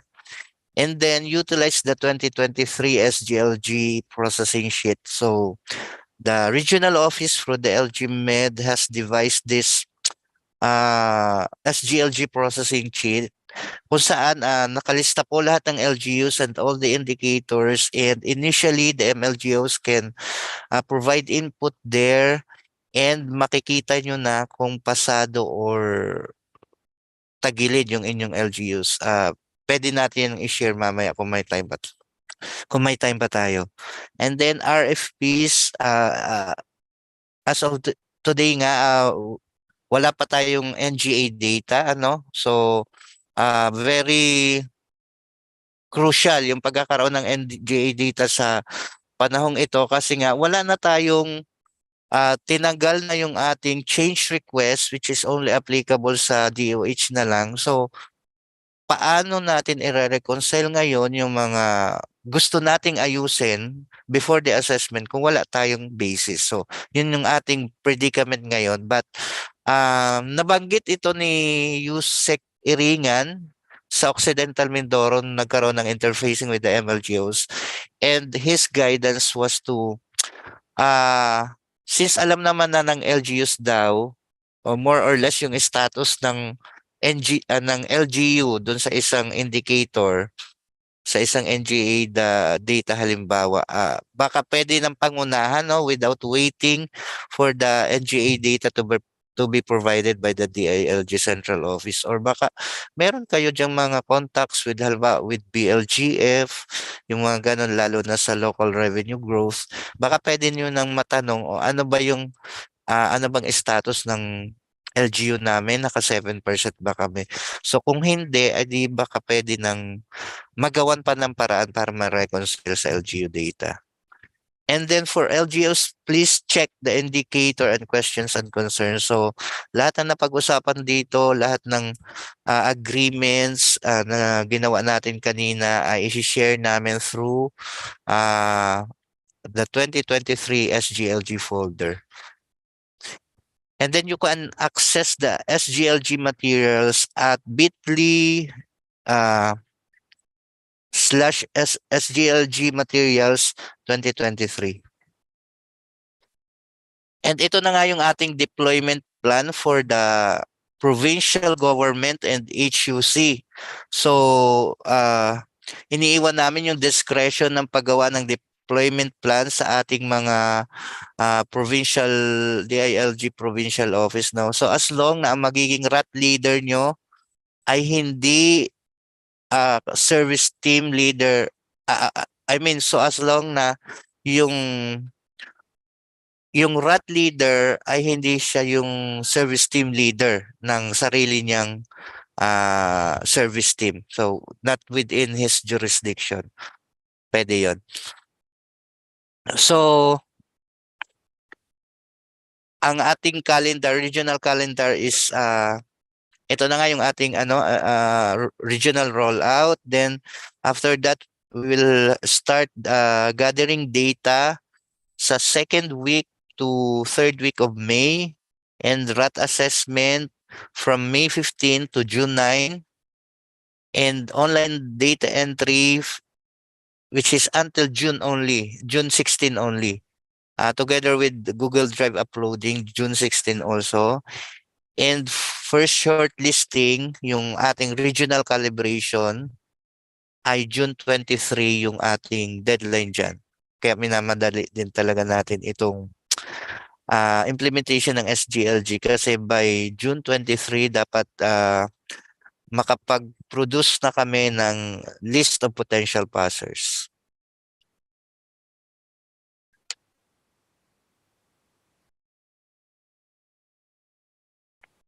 At ito yung sinasabi ko kanina na SGLG RAT schedule in the for the provincial government and the HUC. May 25 for Romblon. The RAT members are ARD Ray and Attorney Erica together with the CSO representative from that province. May 30 to June 1, Palawan Province and Puerto Princesa City. Yours truly and Miss Arlene yung ating RAT members dyan. And one CSO from Palawan or PBC. May 31, Occidental Mindoro, ARD Ray and Attorney Erica. June 1, Oriental Mindoro, ARD Ray and Attorney Erica. And June 6, Marinduque, yours truly and Miss Arlene.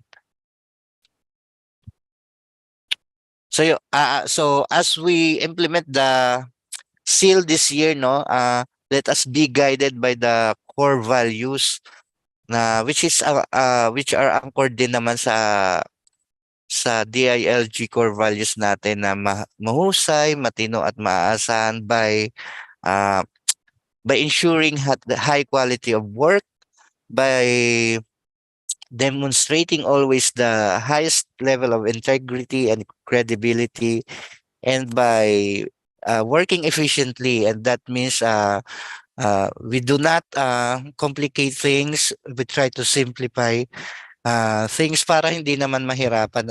But while we try to work efficiently, sana hindi natin na kakalimutan yung second core value, yung na-ensure pa rin natin yung integrity and credibility ng ating ginagawa. So, yun lamang, Hans. Kung may questions, pwede po. So, ayun po, meron po bang questions regarding sa diniscuss po ni Sir Drew? Okay, mukhang wala. Ayan, mukhang wala naman na po.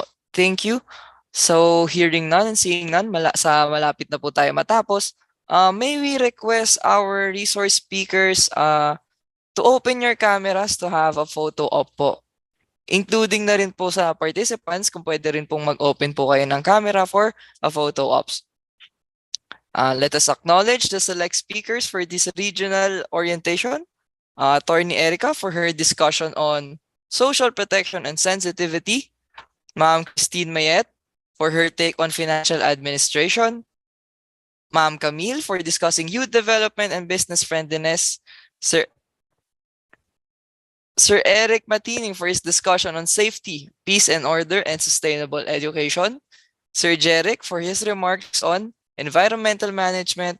Sir Patrick on taking on the topic of disaster preparedness. Ma'am Claire for focusing on tourism, heritage development, culture and arts, and health and compliance. And Sir Drew for his discussion on implementation schedule and deployment planning. So, ano po, no? Mag-picture po muna tayo. First slide po muna. One. Hence, sorry, wait. Yung certificate.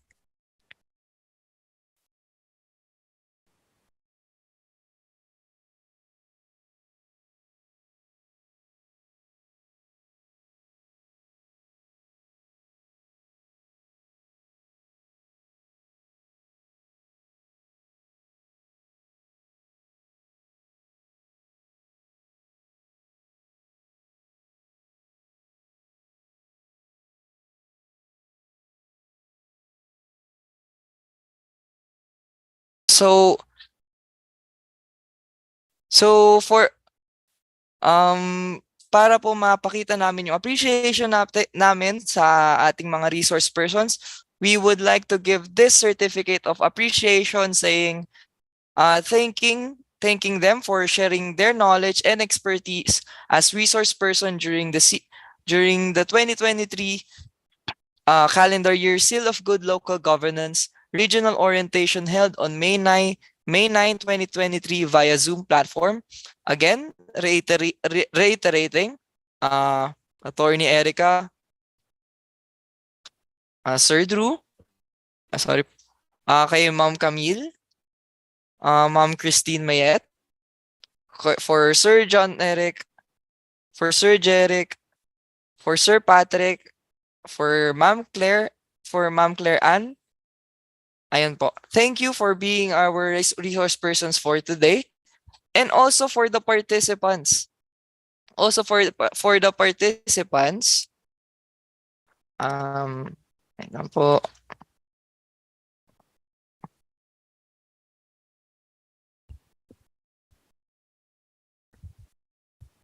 We would also like to thank you for an active and effectual participation in this regional orientation.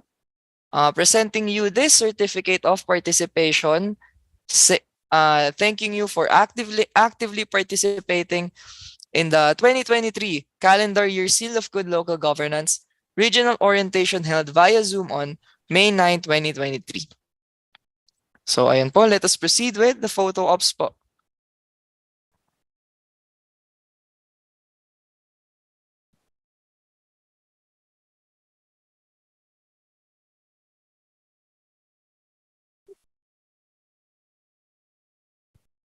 Okay po. So, first slide po muna tayo. 1, 2, 3. Smile po. 1, 2, 3. Okay. Next slide po. Para po makita ang mga magaganda at mga poging mga ngiti. 1, 2, 3. 1, 2, 3. Thank you so much po. So, after a day of productivity, the regional orientation now comes to an end. Let us welcome Assistant Regional Director Ray S. Maranan, CESO 5, to give us his closing remarks. Hey, thank you, Hans. Good afternoon. Good afternoon, sir. Good afternoon, sir. Good afternoon po. Thank you, and everyone, our greetings of good afternoon. Okay, so this orientation is scheduled for 2 days, today and tomorrow, and yet we were able to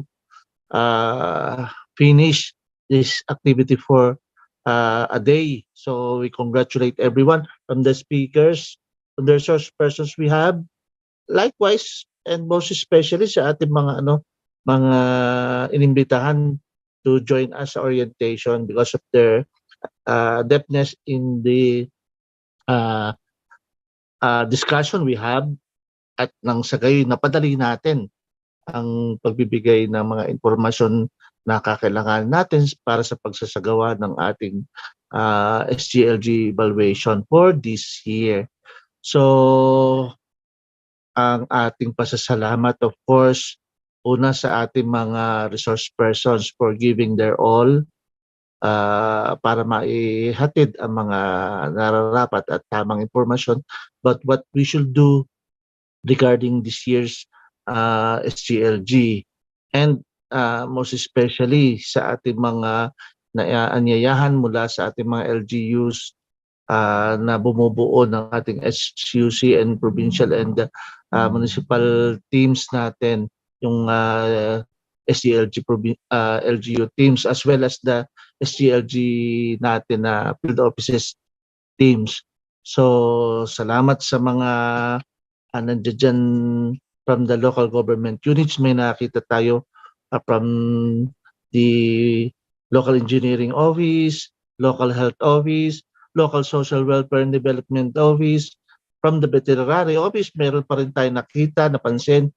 Of course, ang ating BPLS, ang ating agriculture office, some personalities from the budget office, planning office, sanggunian, our accounting, our civil registry, our local disaster risk management office, and from the partners natin na agencies, we have the PNP, the Bureau of Fire Protection, from the DepEd, from the DOH, lahat kumpleto ang kasama natin ngayong hapon. That only shows yung ating eagerness at saka yung ating love for this program ng SGLG, wherein we have our certain contribution dito sa gagawin natin mga assessment to ensure na during the things that we will be doing para dito, our particular LGU is in good situation or stand. We are giving our all and very best na maipasa ng ating mga LGUs ang SGLG for this year. And for that, inyong presensya here, ating ipinagpapasalamat. So, we thank the still 82 good souls na nandito sa ating platform. Alam natin marami pa sana tayong makakasama. But then, hiwa-hiwalay at sabay-sabay ang ating mga activities ngayon. Currently, we have this batch 1 of the Barangay Development Planning, duly attended ng ating mga field officers ng Palawan, ng Puerto Princesa. There they are sa Puerto ngayon para sa 5-day face-to-face activity. Our RD is currently and hopefully they are through with the COA exit conference at the central office. Kami naman with the ating chief ng Finance and Administrative Division and our HRMO are currently in Baguio City para sa isang activity for the learning and development program ng department. Kaya tayo magkakalayo, and this is the beauty of the Zoom na wherein tayo still can do things, sharing our things through this platform. Okay. So, nasabi ni Sir Andrew ang tatlong bagay, but then we give focus to this particular two values na inherent sa ating program. I for integrity, and C for the credibility. So the integrity and credibility of the results ng ating assessment, come what may, is of paramount para sa ating lahat. Itinataya natin at itataya natin ating mga respective office, ating respective personality dito sa ating assessment na gagawin. Of course, we all understand, mahal natin ang ating LGU, mahal natin ang ating LGU of assignment, but then at kaya we are doing everything na sana ay sa ganitong klase ng assessment ay ma-ensure natin na maganda ang kalalabasan. But then we only want now what would be the true status, yung tunay na kalagayan ng ating LGU ang siyang makita for the simple reason na firstly, maipagtagumpayan natin yung ating gagawing assessment. And secondly, kung meron pang kahinaan, we know for the next years, ang anong aspeto ng ating governance and administration ang dapat natin bigyan ng attention at pahalagahan so that in the coming years, tayong pantli bigyan natin ng karangalan ng ating LGU. So for this year, sana we want na mas madami pa from the previous number that we have, 6, sana mas dumami pa. Because this is not for the DILG alone. This is for the LGUs ng ating pinaglilingkuran. Tayo, pinapaganap natin ang SGLG assessment, not because ito ay ating responsibility and obligation bilang isang programa na maisakatuparan, but we want ng ating mga LGUs ay duly ma-recognize sa kanilang mga efforts. At tayo ay tagapamagitan dito, but we all want na those really who are deserving at the end of the year, ang makasama natin sa National Awards program. So we thank the efforts of everyone sa paghahanda nyo. At the start of the year, alam natin ganun ang inyong focus kung ano yung mga items or details or particulars or areas na may kahinaan tayo. Alam natin binigyan nyo yun ng pansin at tinatry talagang maiayos yan. Hanggang sa ngayon, tinitry natin na through the request we are receiving na all information and data na relative dito na para maging maganda, still some LGUs are really trying na maayos to. And we thank the efforts of everyone. Truly, their heart and passion for this SGLG ay in their thoughts and in their hearts and in their minds. At gusto natin maging bahagi nito to our assistance to the LGUs as well as to the credible as well as yung assessment na may integrity. So we would like to give aside from the appreciation, the hope and prayer na sa gagawin nating assessment ay maging maayos ang lahat, maging ligtas ang lahat. We know we will be traveling to certain places na alam natin will take risks, lalo sa panahon natin ngayon, the nature and elements are there, harsh for us to travel. So we hope everyone sa safety and security ng bawat isa sa ating gagawing at gagampan ng mga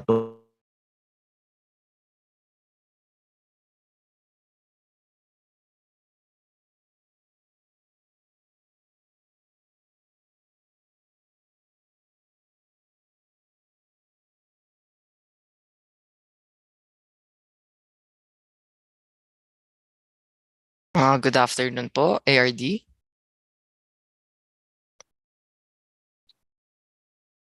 Ayun, parang naghang si ARD siguro. Na-disconnect siya. Baka mahina yung internet.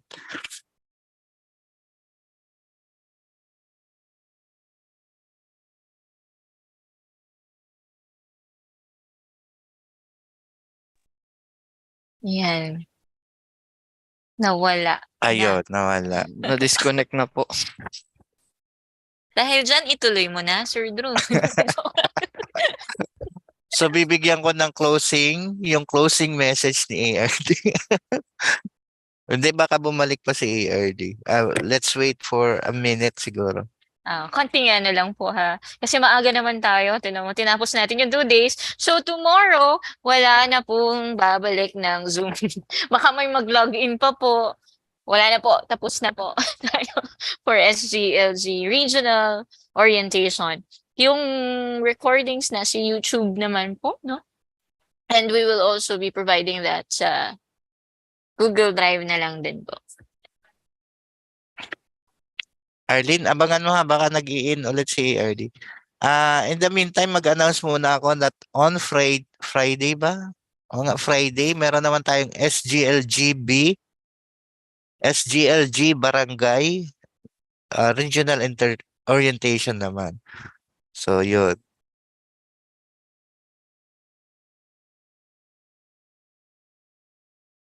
Hello po Sir Drew. Another reminder din po that if I may add po, the certificates of participation shall be sent to your respective emails po. Yung mga email po na nilagay nyo sa ating attendance link.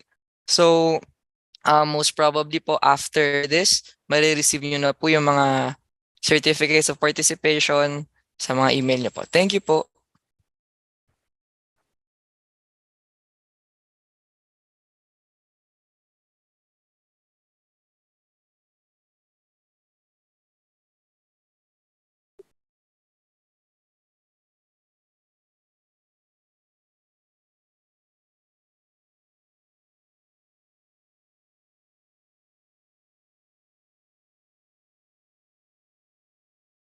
So, minessage ko na rin si ARD, no? Wala palang reply. At mukhang wala nga siyang signal kasi hindi naka-green yung, di ba pag may signal ka, naka-green yung ano mo, messenger. Pero sir, nasan ba siya si ARD, sir? Andito ba?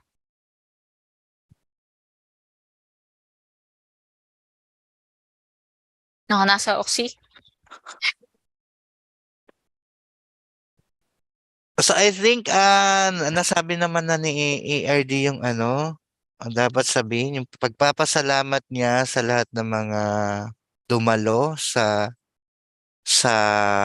SGLG Regional Orientation and yung kabilin-bilinan niya na as much as we want to help our LGUs pass the very elusive SGLG, do not compromise the integrity and credibility ng ating pinakaiingatang mother of all awards, yung ating seal. So that would be all. Thank you po sa lahat, especially to our resource persons and our very, very hardworking MLGOs at sa ating mga LGU counterparts po. So tomorrow po pwede na po tayong mag-start ng ating mga preparations. So yun, thank you. Thank you so much po. This is your host, Hans Gabriel Vigan, saying, angat pa, may maropa. Ingat po kayo sa lahat. Thank you po.